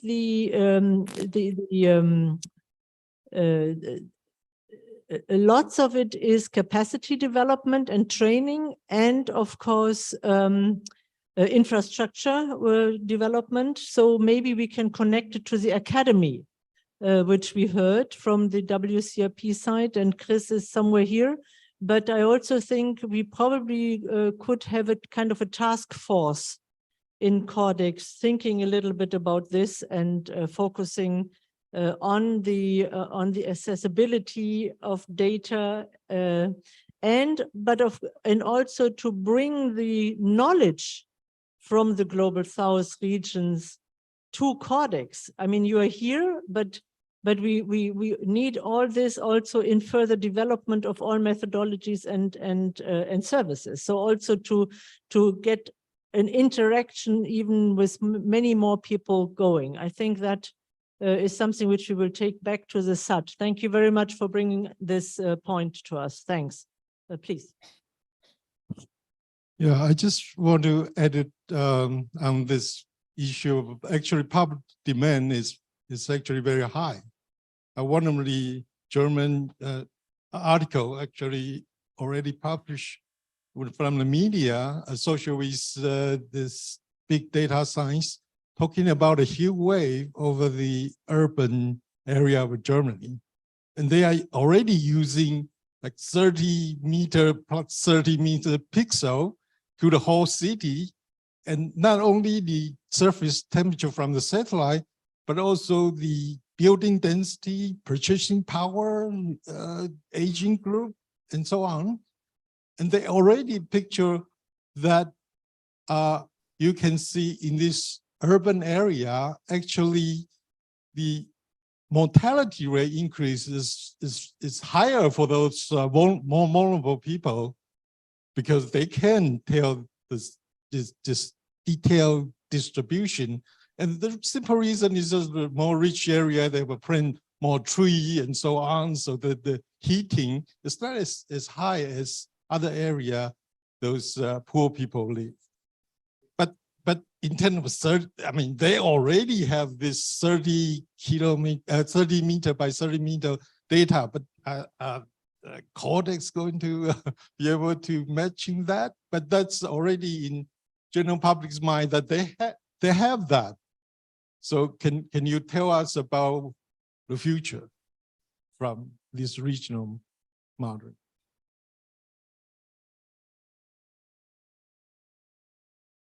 I mean, I can only comment on this a little bit because we are not the only people out there. So there are many, many other communities concerned about changes, and that's exactly what you're pointing to. So decisions have to be taken. They do not wait for our next coordinated experiment. And so the only thing what we can do is to develop transparent information to support decision-making so that they understand on which information they base their decision on. And this, I think, is where scientists have to speak up more loudly and more clear and make sure that we are working on reliable and transparent facts and methodologies. Nevertheless, there are many, many other methodologies which are not coordinated in this way, which will be used. And I think it is in Germany now, we try to organize this through a regional climate cadastre, which we do on a national basis, in which we link all regional and local information from the federal states and from the counties, and so that we at least get get a handle on what's available. And I'm pretty sure other countries are doing this the same. But I think we should, if we as a Cordex community would like to get more engaged in these dialogues, which Bill here mentioned here, and which is RIFs, then I think it's very, very important that we, and that's why I'm now coming to this year, that we are shaping what RIFs actually is. So with our knowledge about what is needed in addition to what is already happening, more coordination, new methods, more data, I don't know what, but not trying to make the same steps or reinvent the wheels which had been reinvented 15 years ago. So I think it's here, I would say, fine, regional information for society is needed, but regional information for society is available. And we see this in many, many contexts, and not only in the WCRP context, but also in the Future Earth context.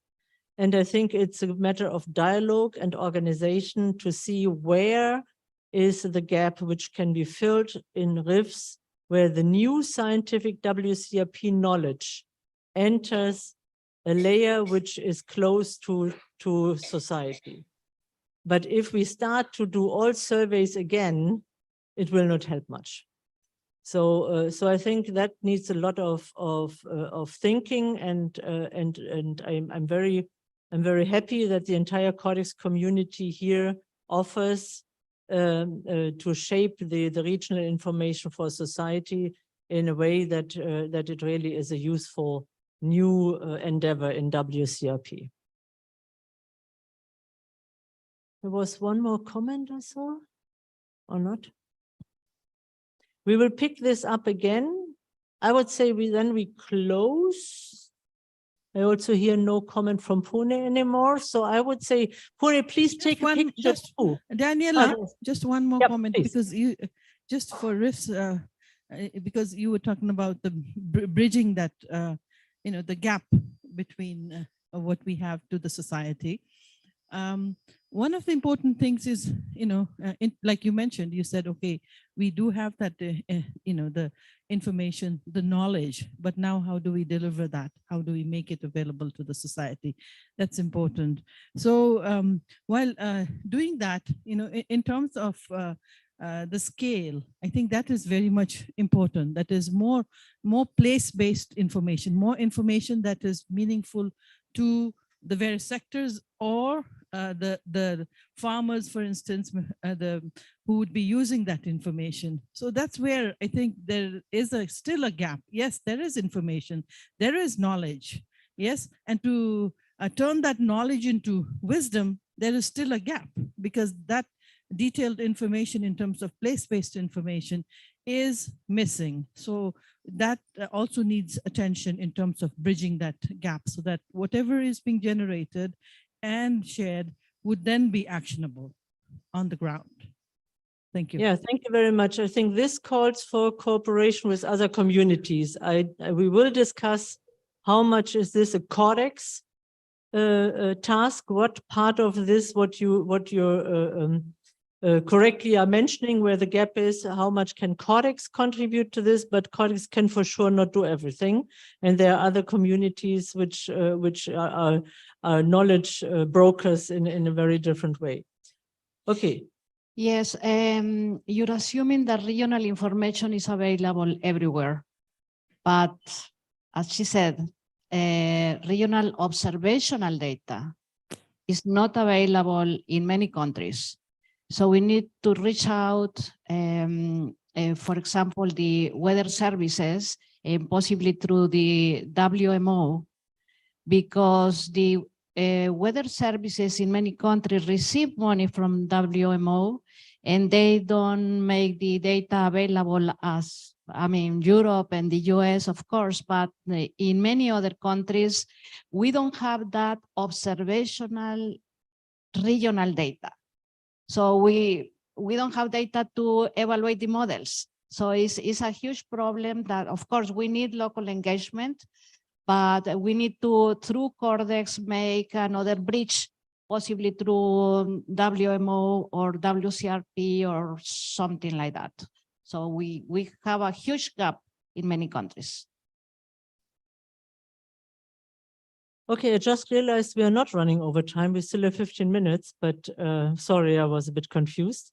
But are there more questions? Because if not, I will close it anyway, because I think it is an exhausting week. But Samuel, do you have another comment? No, no comment from Samuel anymore. Nice. No, that's not good, of course, if you're not commenting anymore. So I would say thank you first to all who contributed to the conference until now. Please keep as active and engaged in this afternoon. We will bring also the messages, and Sanjay, thank you for sending the main messages from Pune every night. That's important. Please also make sure that what you have discussed today is entering also our collection. We also take this into account. Thank you very much to Pune, and also your engagement in the discussion, which sometimes is a bit difficult, but we will now here in Trieste take a conference participants picture. Would be nice if you could also take a picture, or maybe you did it already. Yeah, so we that did it already in the inaugural day. Perfect. Perfect. Yeah, you're ahead of us. So great. So thanks. So we will reconvene in the D sessions this afternoon at 2:30. If I understood it correctly, you know where you have to go. I'm off this afternoon. There is a nice dinner tonight, which is where you signed to. I hope you all know where it is. It is the Modernist Hotel. In case you do not know yet, I don't know, I haven't seen the email, but I did not look into my email. So I don't know if you got the information. You had to sign up for this, I think, on the first day. And the picture will be taken when you walk down the stairs towards the cafeteria. So, and there's no food before the picture. So that's what we have to do. Thanks a lot, and have a nice day. Thank you.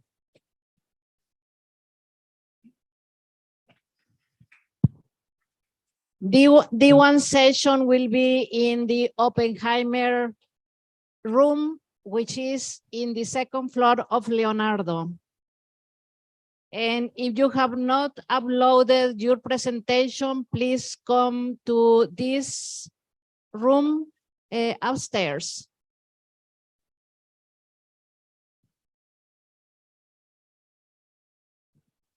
We will have 10 minutes break, and then we'll reassemble back for lightning talks. So I have already conveyed you. So the posters from the session C3P will be, the presenters will be giving a 2-minute short lightning talk. And then those who could not present in the previous sessions, they are also included in that. So we'll resume here after 10 minutes. Thank you.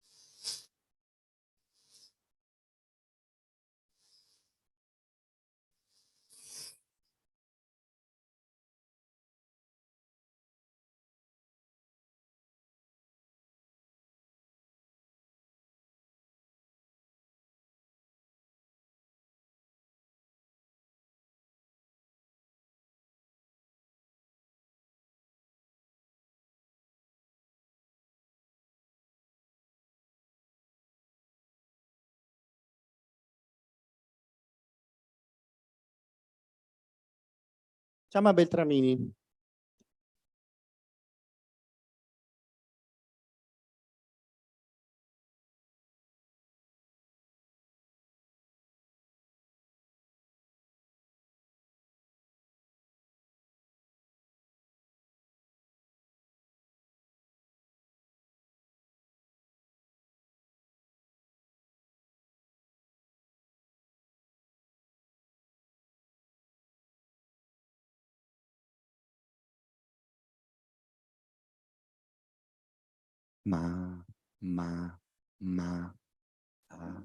Eccolo, senti la capsula.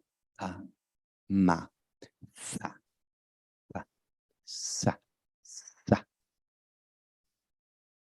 Dimmi Antonino, dimmi Antonino, dimmi Antonino, dimmi Antonino, dimmi. Cosa Antonino, cosa? Dimmi Antonino, dimmi. Hello.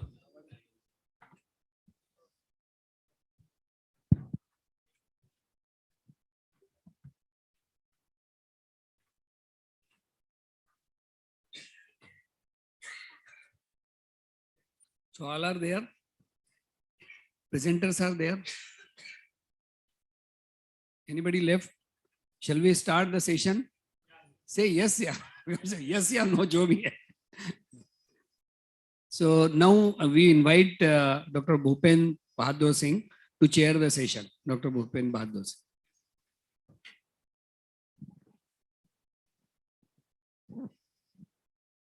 Yeah, good afternoon, everyone. So I am here again, but in a different role. So this session contains only lightning talk of 2 minutes each. So I will be chairing this session, and with me, I welcome Doctors Adila and Shinu Sheila Wilson as the session reporters. So I request the presenters to please stick to the timeline and kindly finish your talks within 2 minutes. And yeah. So without further delay, I will now invite Dr. Saurabh Kelkar, if he is there online, to begin his talk. Yes. Can you hear me? Okay. Yeah. Okay, thank you. Thank you for this opportunity. My name is Saurabh Kelkar. I'm a PhD student at the University of Tsukuba. I will now introduce our research on multivariable bias adjustment for the drivers of heat stress, that is for air temperature and humidity. In our research, we explored the application of topography adjustment for the bias adjustment of climate simulations and how this Saurabh, adjustment... are you sharing your screen? Don't worry. Yes.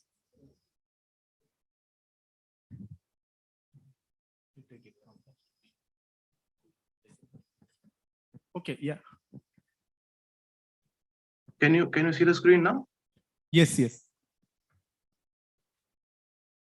Okay. Should I start again then? Yes. Okay. So thank you for this opportunity. My name is Saurabh Kelkar. I'm a PhD student at the University of Tsukuba. I will now introduce our research on multivariable bias adjustment for the drivers of heat stress, that is for air temperature and humidity. Here we explore the application of topography adjustment for the bias adjustment of climate simulations and how the adjustment impacts the added value of RCMs. In our results, we noticed bias reductions for temperature. However, in case of humidity, we observed that there is added bias over high altitude regions after the adjustment, which can be attributed to the bias arising from the differences in model physics and other structural differences in each model. In addition, we examined the added value of RCM as differences in squared error between GCMs and RCMs. So depending on the magnitude of biases after the adjustment or before the adjustment, added value shows corresponding improvements.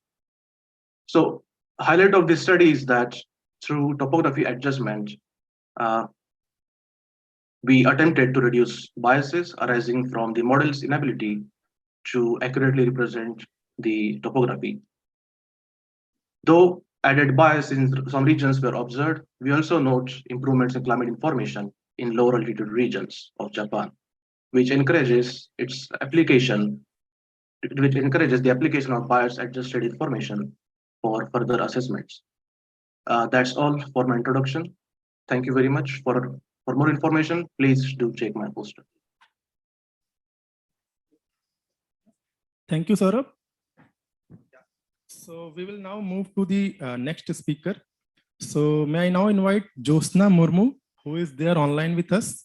She will be talking on impacts of. Okay, so yeah, so she is not available. So now I move to, Dr. Dev Jyoti Majumdar. So he will be presenting his work on production in the new alluvial zones of West Bengal and assessment using Orzia 2000.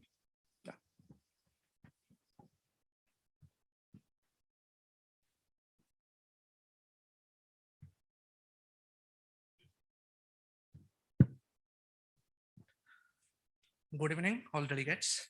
So I'll be presenting one of the research on quantifying the impact of climate change scenarios from semi-flat downscale models on future summer rice productions in the new alluvial zones of West Bengal through an crop simulation model, that is Orzia 2000, which has been developed by International Rice Research Institute, Philippines, and Wageningen University, Netherlands.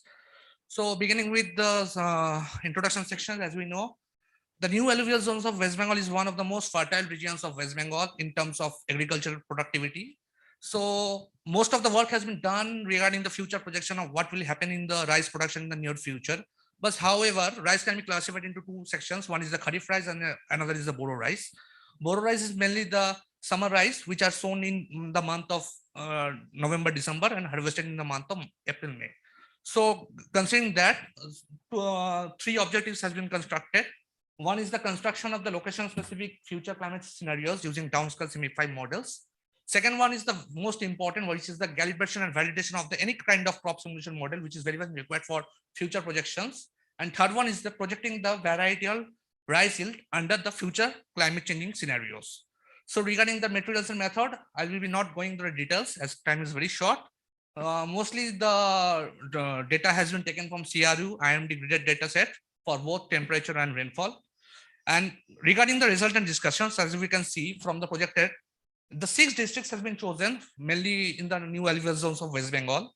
Mostly all the in the near futures, the temperature is gradually increasing up to 2080. However, the increasing scenario has been more in the late century as compared to the early centuries, that is 2060 to 2080. So as we can see, Murshidabad district is showing the highest temperature enhancement, which is around to be expected to be around 2.9 degrees centigrade. And regarding the evaluation of the models, which models have been taken, the green one models are showing the good models, whereas the red one marked here are showing the bad models in representing the temperature scenarios. So one question may arise, why you have not taken the precipitation scenarios? As we know, Boro rice is mainly cultivated under irrigated conditions. So temperature is the most promising factor as compared to precipitations. So regarding that, what will happen? We have seen that the main scenario is that the phenological stage, which is the different stages of crop productions, the phenological stage of rice is expected to decrease in the near future by about 9 to 11 days, which automatically reflects that the total GDT calculation may shorten, and as a result, the yield production may hamper. So in the pictures, we have seen that the yield may be expected to decrease around 2.6 to around 31.6 under RCB 4.5, whereas 0.8 to 31.6% in the near future under Boro rice production. So the future scope, one of the most important aspects, we are working with temperature and mostly and precipitation scenarios. However, the radiation balance approach can also be adopted in the crop simulation model, which is very much essential for the production of rice or any other agricultural productive crops. Thank you. Thank you, Dev Jyoti. So if Purba Goswami is here, she can present her work. Okay, yeah. So to next speaker. So may I now invite Preetam Das Mahapatra. So he will be speaking on long-term seasonal characteristics of particulate matter using CMIP 6 models under various SSP scenarios over the Indian region.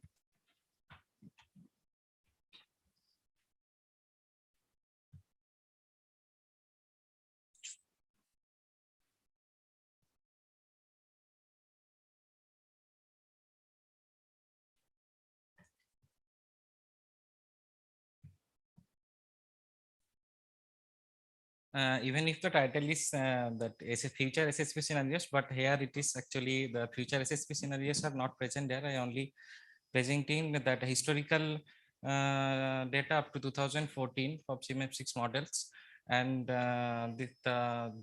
we use MERA data as a reference data set and use 5 different composition addition species for calculating PM 2.5 for both MERA and CMI model, and we calculated model means. Then we did seasonal, which check through Taylor diagram the spatial variations for different seasons. And the Taylor diagram shows that most of the models that spatial variations are not that good. It's the correlation is very not that coming from above 0.7 at all. Then we check monthly climatology to check and compared with MERA and CMI multimodal mean to check the CMI model mean can capture the seasonal variation or monthly variation, but we also seen that it is highly underestimating. Then we check that the historical climatology we used for that the third figure is showing that first column is MERA and second one is CMI multimodal mean, and it is showing that there is high bias, negative bias over Indo-Gangetic plain during winter season, and negative bias over northwest region during MAM and JJ season. And the fourth figure, it says we compared CPCB station annual data for 6 years along with MERA and multimodal mean and few projections, because we plan to take the background up to 2020. So from 2015 to 2020, we need some projections. We will add with 2014 data to set the background. So the main summary, we can say that the multimodal mean is highly underestimating in compared to MERA and both CPCB. And so for checking future scenarios, we need to consider this very much negative bias, because whatever the future scenario shows, even if it can show some good pattern, but that it will be highly underestimated. Even you can check this with Cordex data also and see the added, if you get any added value. But I check Cordex parameters, I don't know, they don't have particulate matter. Composition wise data is Yeah, you can. Okay, you can. Yeah. So may I invite Richa Singh for her work on quantifying the impact of climate change on rainfall patterns in Ladakh, a Western Himalayan state.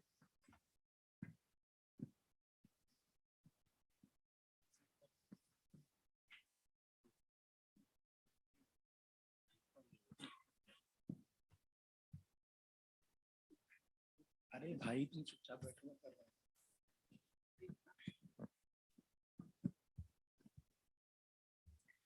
A very good evening, everyone.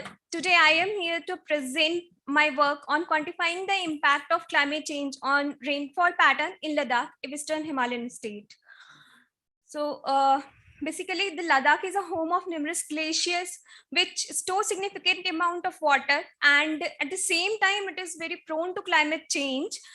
And it is rainfall is sparse. There the rainfall is sparse condition exists, but in recent time, Ladakh is receiving more rainfall event than the snow event. So my objective is to analyze the rainfall pattern of Ladakh to understand the climate change impact on the variation of different seasons. I have plotted these graphs on graphs for pre-monsoon season. The first image is defining that, and second is for monsoon season, third one is for post-monsoon, and the last one is for winter season. I have done a spatial interpolation method using IMD graded rainfall data set to get the data at unobserved location also, so that we can plot the image from the continuous map from the discrete data set. Man-Kendall analysis is also used, calculated here, and PCI precipitation concentration index is also calculated here.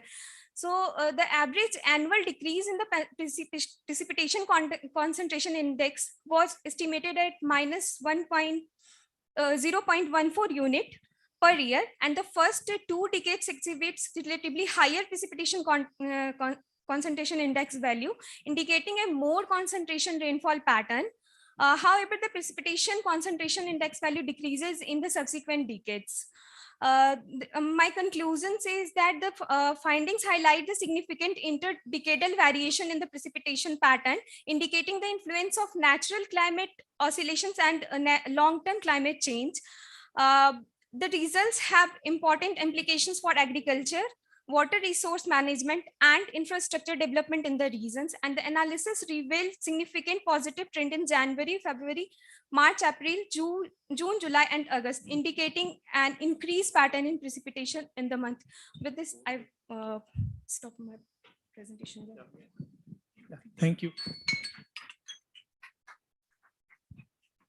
Yeah, so I now invite Naresh Kumar Lakku for his presentation.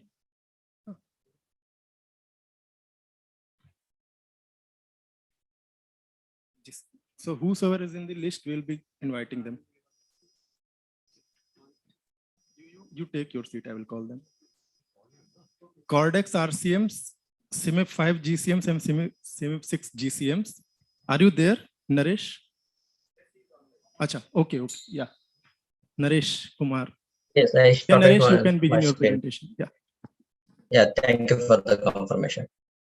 So this is Naresh from IIT Mumbai, India. So today I will be showing my brief overview of work which simply printed into the single poster, in which these takeaways of this particular poster is there are around hundreds of climate models like RCMs and CMIP 5 and CMIP 6 GCMs. The question comes whenever if you want to study any climate change impacts, which one to choose it and how to choose them.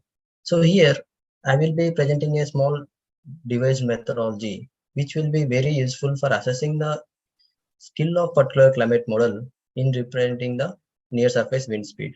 For that, I have considered the sortation domain, over which if you see around 77 climate models are available. So these are our combination of RCMs, CMIP 5 and CMIP 6 GCMs. So what we have done is we have come up with a score-based methodology in which we will assess the model performance with respect to the reference data. So here we have used the ERFI as a reference data. So what we have checked is we have assessed the each and every climate model performance in simulating the daily mean wind speed. Not only that, the mean, trend, pattern in the monthly scale, annual scale, as well as the seasonal scale, and the main variability, like the first mode of variability, whether the climate is able to capture it or not. But this all together, the beauty of this technique is the performance over all these particular statistical metrics have been given into the single score, which we call as a total relative score. It is defined and formulated in such a way that higher the score, higher will be the model performance.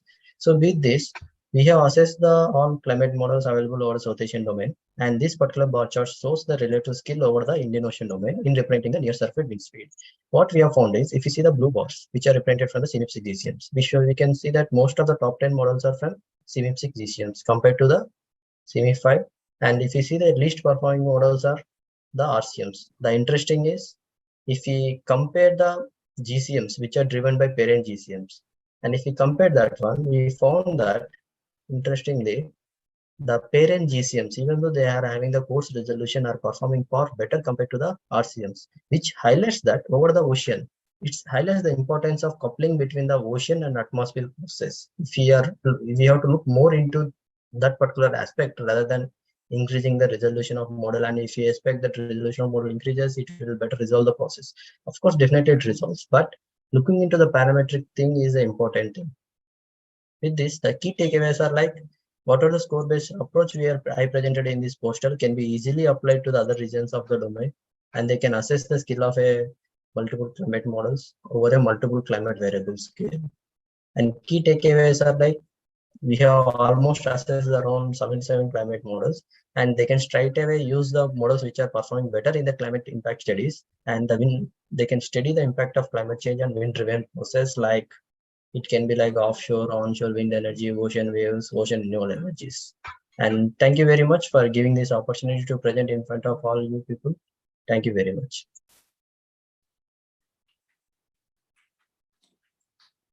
Thank you.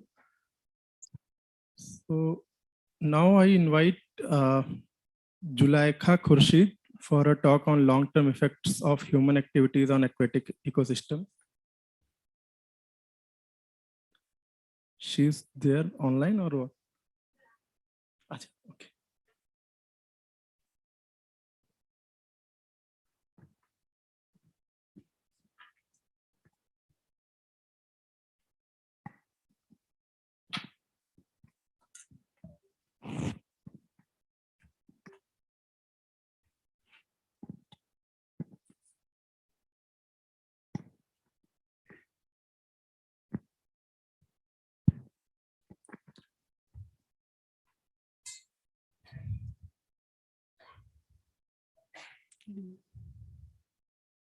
Good evening, everyone. The title of my poster is Long-Term Effects of Human Activities in Aquatic Ecosystems, Insights from Paleolimnological Reconstructions of Dal Lake, India.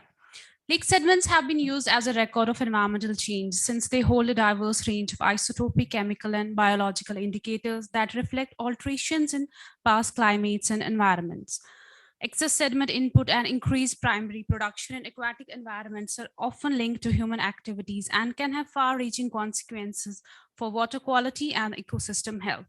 Therefore, indicators like total organic carbon, total nitrogen, carbon by nitrogen ratio, organic matter, and delta 13C, when assessed alongside chronological data from lead 210 and cesium-137 dating, offer detailed insights into the historical shifts in the lake ecosystems and the human-induced impacts on nutrient dynamics and organic matter composition over time. The study has been conducted in the Dal Lake area of Srinagar, where we have taken multiple sediment samples and have assessed them for lead-210 and cesium-137 for chronological assessment, followed by these indicator analysis. The age of the core lake sediment was 134 years, and we have been able to find these indicators all the way from 2022 to 1887. If you see the first plot here, that is total organic carbon content. The total organic carbon content with depth is decreasing, which shows that the organic matter is increasing over time, as well as total nitrogen. It is also increasing besides the organic matter, which shows that the primary production in the lake ecosystem has been increasing over time, which suggests that the anthropogenic influence on the water body has increased all the years. If you go for delta 13C is also increasing. It is shifting from -19 to almost -25, which suggests that the terrestrial ecosystem, that's the terrestrial part of the lake, is contributing more to the primary production of the lake. So the results reveal that the organic material in Dal Lake sediment has various sources, including agricultural runoff and sewage.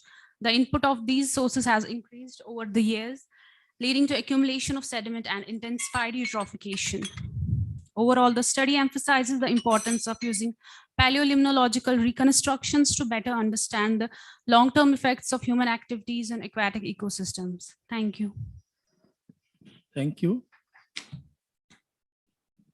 So next presentation is by Ashna Verma on the topic Monsoon Mayhem, Unraveling the Modulating Impacts of Indian Summer Monsoon on Climate Change.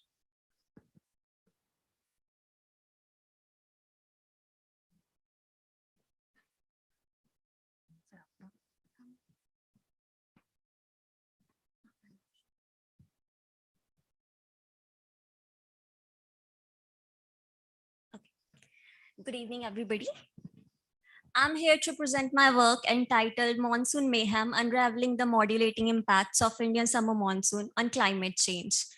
So basically, my study evolves around choosing a single CMIP6 models so that we can utilize it for evaluating the future parameters, atmospheric parameters over the Indian region. And as you can see that I have performed basic statistical parameters to evaluate 11 CMIP6 models for 3 timescales, that is historical, near future, and far future.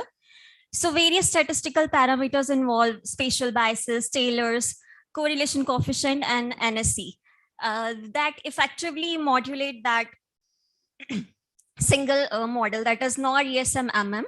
So the results signify that slight decrease of surface pressure change can be seen in certain areas, which leads to temperature change, greater temperature change, and that results to greater precipitation change over the India. For example, like the greater precipitation change can be observed over central India, and the lower precipitation change can be observed over northeastern India. That was justified by many of the speakers here. So also the increase in relativity humidity also signify the increase in moisture flux and latent heat flux. Visibly, the changes will be more in the for the far high-end scenarios that are SSP 5.85 for the far future scale. So all these results contribute to influencing the moisture-laden winds that in turn affect monsoon circulation over India. And this work is still under progress. And for further reference, you may check out my poster there. Thank you very much.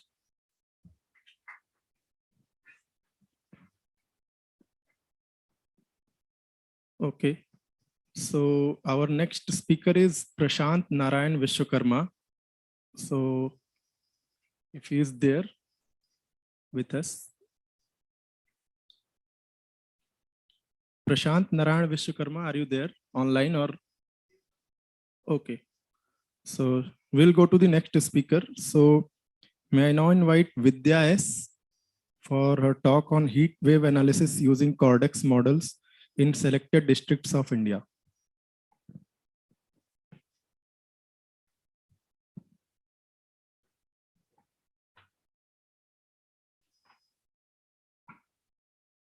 Good evening, everyone. So I'm Vidya. I'm from CSTAP Bangalore. So I've come here to present my studies on heat wave. It's actually heat waves analysis using Cordex models in selected districts of India.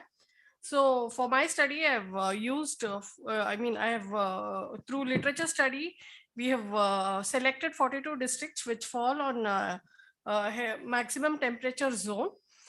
So we study, the main objective of my study was to study the number of days where the temperature was above 40, 45, and 47 degrees. So it was the study was done for all three time periods, that is observed and projections data. So for my projection analysis, I've used data from Cordex Rexium model, 6 model ensemble. The bias correction was done using quantile mapping. Observed data, I've used IMD data. So my results were very evident that the number of days with high temperature were increasing in western and central districts mostly. So districts which fall in Rajasthan like Bikaner, Churu, Kota, Jaipur were mostly were having more number of days with 40 degrees, 45 and 45 and 47 degrees. And central districts like Chandrapur and Amravati also experienced more days. So one more analysis which we got was coastal districts like East Godavari and Chennai, which didn't experience much temperature above 45 or 47 degrees were also projected to have high temperature days and increase in number of days. Then the consecutive days with more than 40 degrees were also analyzed. Here also the results were same. The western and the central districts were projected to have more consecutive events. So my conclusion is there is a strong evidence that increase in heat waves are present, are going to increase in future. So proactive measures, policy strategies should be put in place to mitigate the adverse effect of these heat wave events and protect the well-being of the society. Thank you. Thank you, Vidya. So the next speaker is Rahul Jaiswal. He will be speaking on long-term regional changes in land surface temperature over an urban city in Uttarakhand.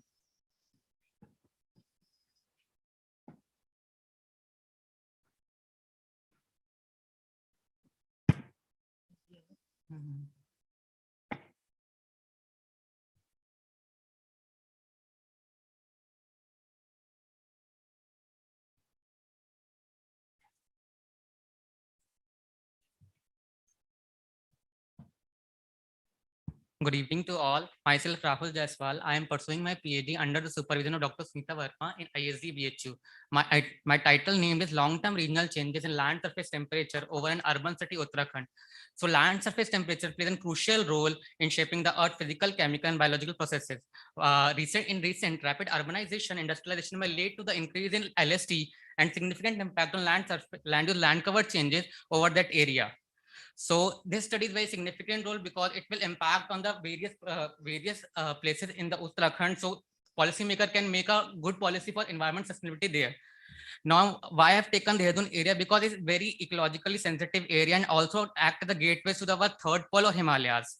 So our main objective is to analyze and characterize the land cover changes and dynamics over Dehradun. Second one is to investigate the impact of land cover changes on land surface temperature within the study area.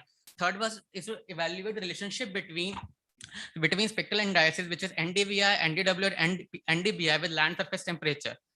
For the methodology, I have for land cover maps, I have taken the Landsat 578, which is classified using support vector machine classifier. Then it will we check the LULC over 2000 to 2020.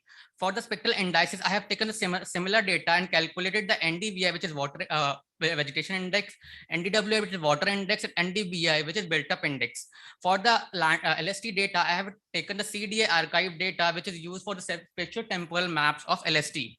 Now I'm coming to my results. In our first result, which is figure 3, I'm showing the change detection map between LULC of 2000 to 2020. In this thing, you can easily see the change between different classes and how one class is changed into another one.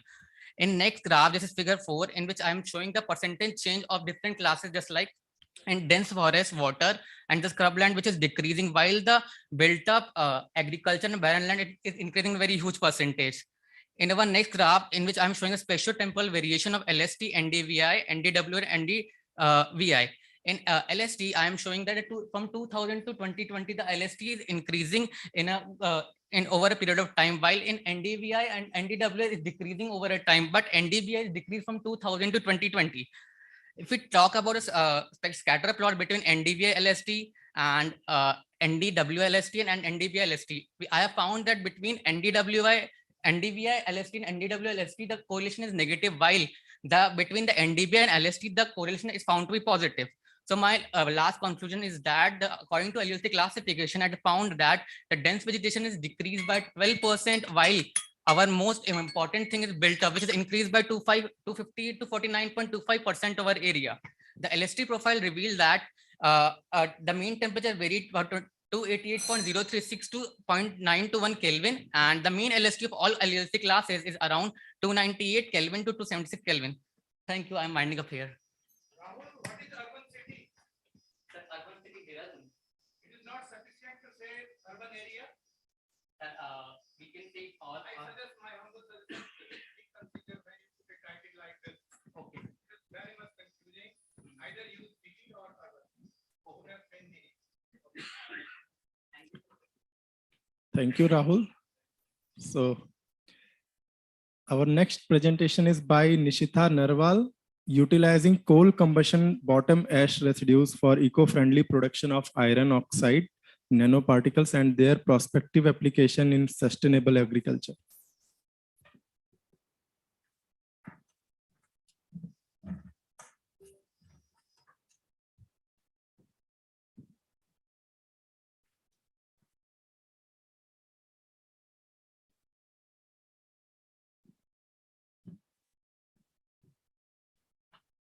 So a very, very good evening, everyone. Myself, Nishita Narwal from GGS IPU, Delhi. And the topic for my today's presentation is utilizing coal combustion bottom ash residues for eco-friendly production of iron oxide nanocomposites and their prospective applications in sustainable agriculture. As you already know that 54% of India's population is dependent on agriculture for their livelihood. So what is sustainable agriculture? Basically, sustainable agriculture is cultivation or farming in such a manner that you use less of fertilizers and pesticides and giving up more production using advanced technologies. This is not much related to climate change, although more or less it is related. That's why I'll be more focusing a little more on the introduction. So sustainable agriculture, it plays a major role in addressing climate change. As you know that the long-term shifts in the pattern change, they directly or indirectly are related to the fossil fuel burning, which ultimately releases the greenhouse gases to the atmosphere. And what happens when this in this view, what happens, this sustainable agriculture, it is very much helpful in controlling the release of these greenhouse gases. For instance, what I have used is the synthesis of nanomaterials using coal combustion bottom ash. As you know, India is a front runner in the production of bottom ash from fossil fuels. So what I've done here is the green synthesis of iron oxide biochar nanocomposites, which are loaded with photosynthetic bacteria, which are used to cultivate crops. Basically, I have worked on 2 crops, that is spinach and wheat. So now coming to the methodology, the iron oxide nanoparticles were synthesized from bottom ash, and the biochar, it was taken from forest residues. They both were combined, and ultimately the impregnation of photosynthetic bacteria was done. Then later on, the seeds, this is the characterization of these nanocomposites, stem micrograph of magnetite nanoparticles, then biochar and iron oxide biochar. All right, then what was done was these seeds of spinach and wheat were soaked in these nanoparticles, and ultimately you can see the results. This is spinach without the using this nanoparticles, and that image, see, it shows the growth of spinach using these nanoparticles. And this is again the different concentrations of nanoparticles used for wheat. So ultimately I'm concluding with it, iron oxide biochar nanocomposites loaded with this photosynthetic bacteria were successfully synthesized, and they have been proven very successfully for this farming and crops. So I can say that nanotechnology is the future. So thank you so much. Thank you, Nishita. So now we have 2 more presentations remaining. I will request if any student who could not present their posters and want to do it from the previous sessions, those who were listed as, from the selected posters, if still someone wants to do that for 2 minutes lightning talk, you are most welcome. Please. Yes, one.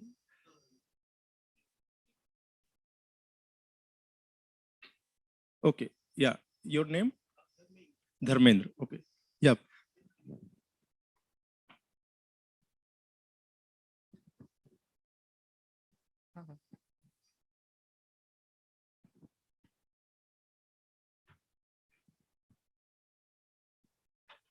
Okay, good evening all. I am Dharmendra Kamath from PRL Ahmedabad. So here in this flash talk, I will be highlighting the role of ground-based observation in weather and climate models.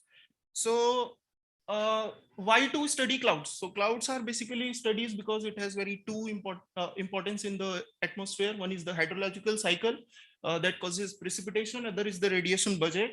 So here is a very small, simple model given by Corti and Peter 2009. Here you can see that the cloud radiative forcing, the long wave cloud radiative forcing basically depends on the difference between the temperature of the surface and the cloud.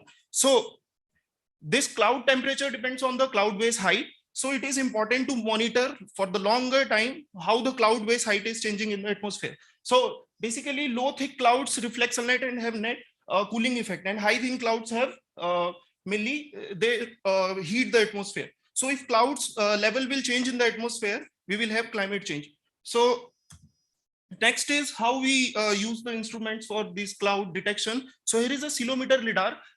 This is an eye-safe portable lidar, and it can detect up to 3 layers of clouds. And it uses a laser as a transmitter, and in detector it uses an in-gas diode laser, photodiode. So these are the properties I will skip. So this is the schematic, shows how the lidar sounds the atmosphere, and we get a backscattered signal from different height range bins, and we get a backscattered profile of the atmosphere. So why we are using lidar? It is giving a very high temporal and vertical resolution and accurate measurement of the cloud base heights, and secondly the atmospheric boundary layer, which are very means from the reanalysis or model data, it shows very discrepancies. So this is a backscatter profile from the ceilometer lidar. So I will skip these analysis. Okay, I will highlight the importance of ground-based observation inputs in the weather and climate model. So you can see that there are several cases over the subtropical region Ahmedabad where we are getting the cloud base height below the LCM, the lifting condensation level, which is taken as a cloud base height in the models. So whenever they are using these LCL as the cloud base height, for these cases, there will be a discrepancy in the outputs. So if we talk about other cases, then there are several cases when these cloud, okay, what is the difference between the clouds below the LCL and near the LCL level? So their properties are very different. So when we evaluate radiation budget or any other thing, we have discrepancies in the results. Next is, so it is the main slide. So we are creating a network of lidars over the India. We call it as a PRL island network. So these network will give the ground truth observation of clouds and atmospheric clouds for the weather and climate models. So we will use these observation for tuning the satellite observation and as well as an input for the Please weather and wind up. climate models. Yeah. So thank you. Thank you, Dharmendra. Yeah. So our next presenter is Mr. Akash Visukarma. So he will be speaking on the effects of climate change on snow water equivalent. No, not selected. So they are over. So yes. So there are few students who are being allowed now who could not, get selected for the poster presentation, but now we are giving them a platform to present their work. Two. Yeah. Yeah. So yeah, you are welcome. So please be on time.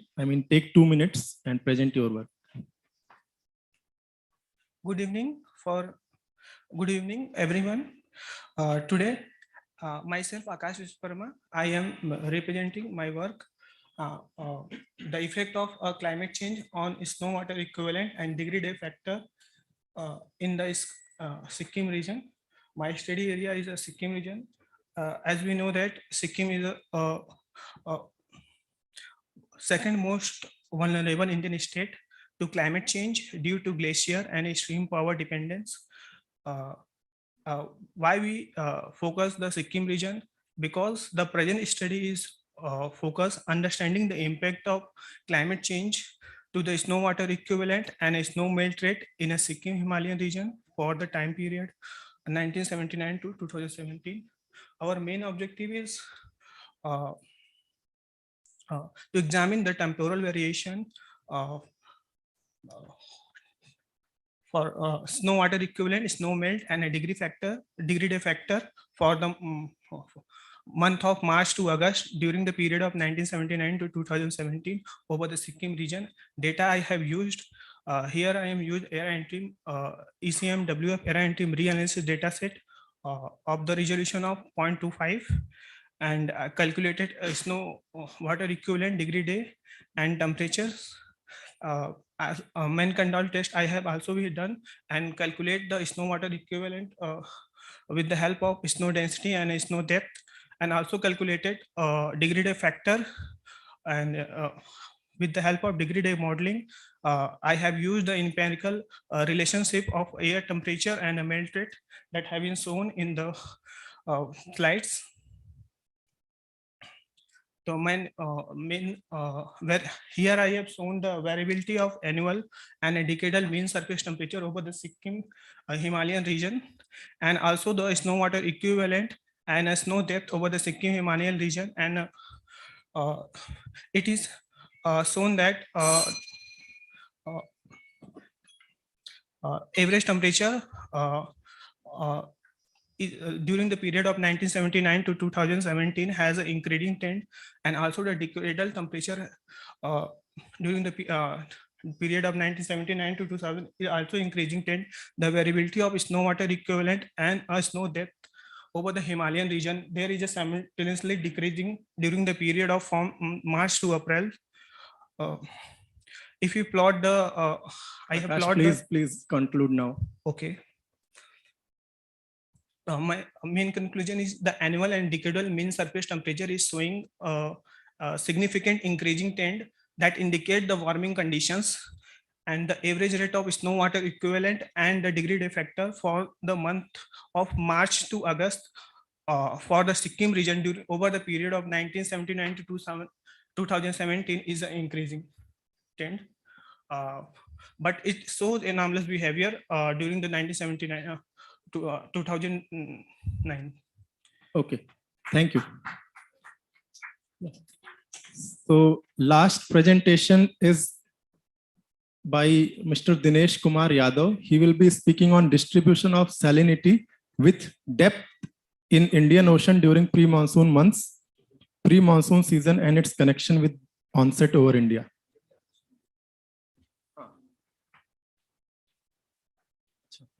Okay. So he is again presenting his work. He could not find a place in the posters earlier.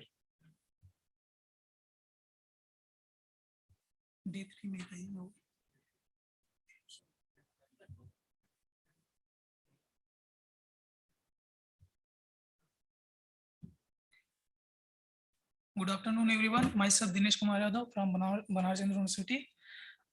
My presentation topic is distribution of salinity with depth in Indian Ocean during pre-monsoon months and pre-monsoon season, and its connection with the onset over India. The strength and the behavior of summer monsoon are significantly influenced by the salinity of the Indian Ocean. And in the present study, I try to investigate the variability of the salinity in the Indian Ocean during the onset phase over the Indian Peninsula. And the research utilized the daily average reanalysis data from the ECMWF for the period between 1990. It seems to be working. Are the talks on there? Yes, your talk is there. We have seen it. Onset dates have been taken from the The next thing is to have it up on the screen, but that's another story. I guess that could work. Ti devi vedere di remoto se è giusto, perché quando parte di là, no?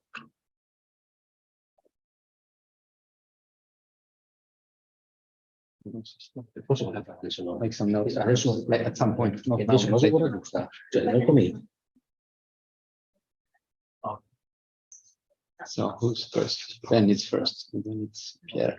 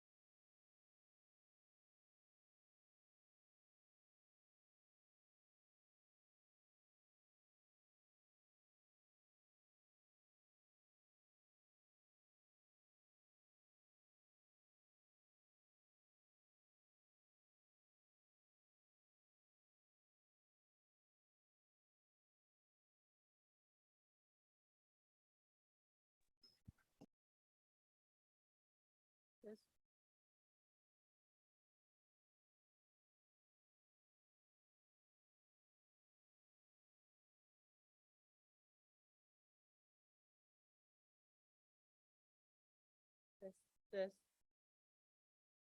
You hear anything? No. Test. Okay, that's not working. Okay.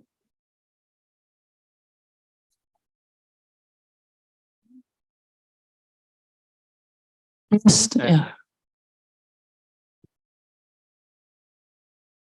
Yes, yeah, the folder. If everyone uploaded it, you uploaded it? Yeah, I saw Jesus for the I saw one of yours. But the didn't upload it. No, it seems that it's there. To those who has not uploaded the presentation, please do so according to the Cordex regulation, guidelines, instructions. No,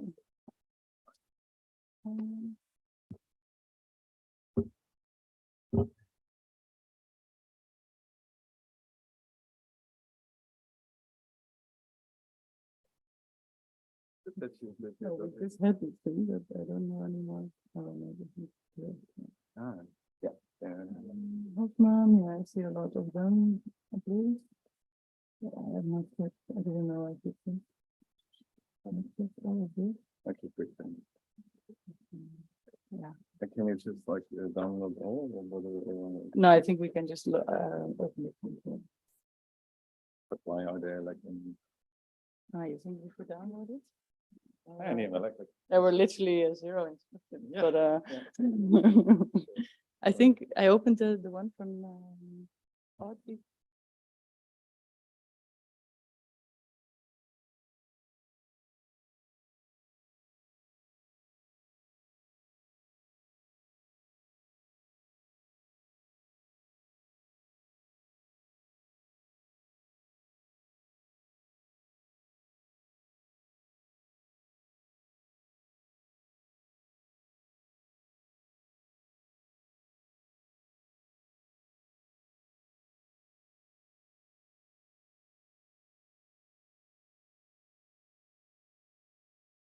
You want to come up? Say something first? You can speak up. Go for it. Okay. Good afternoon. Welcome. We are getting to be lost here in this main hall, I am afraid. So please, if you can join us, so we can move here a bit in close connection. So as the last conference in Beijing, we actually organized this urban session as one of that, say, splitted meetings. And I'm actually convening the session with Gabi and with two Indian guys. Actually, I'm not going to say their names. I'm sorry. Maybe you can find it in the materials. I would be completely wrong with the pronunciation of that names. So they are actually not here finally. And let's, Gabi, start with some kind of brief introduction. We have pretty tough schedule, so well, let's try to keep that, say, even not standard 15 minutes of the talk. So. Seems like we're not in the right online breakout room.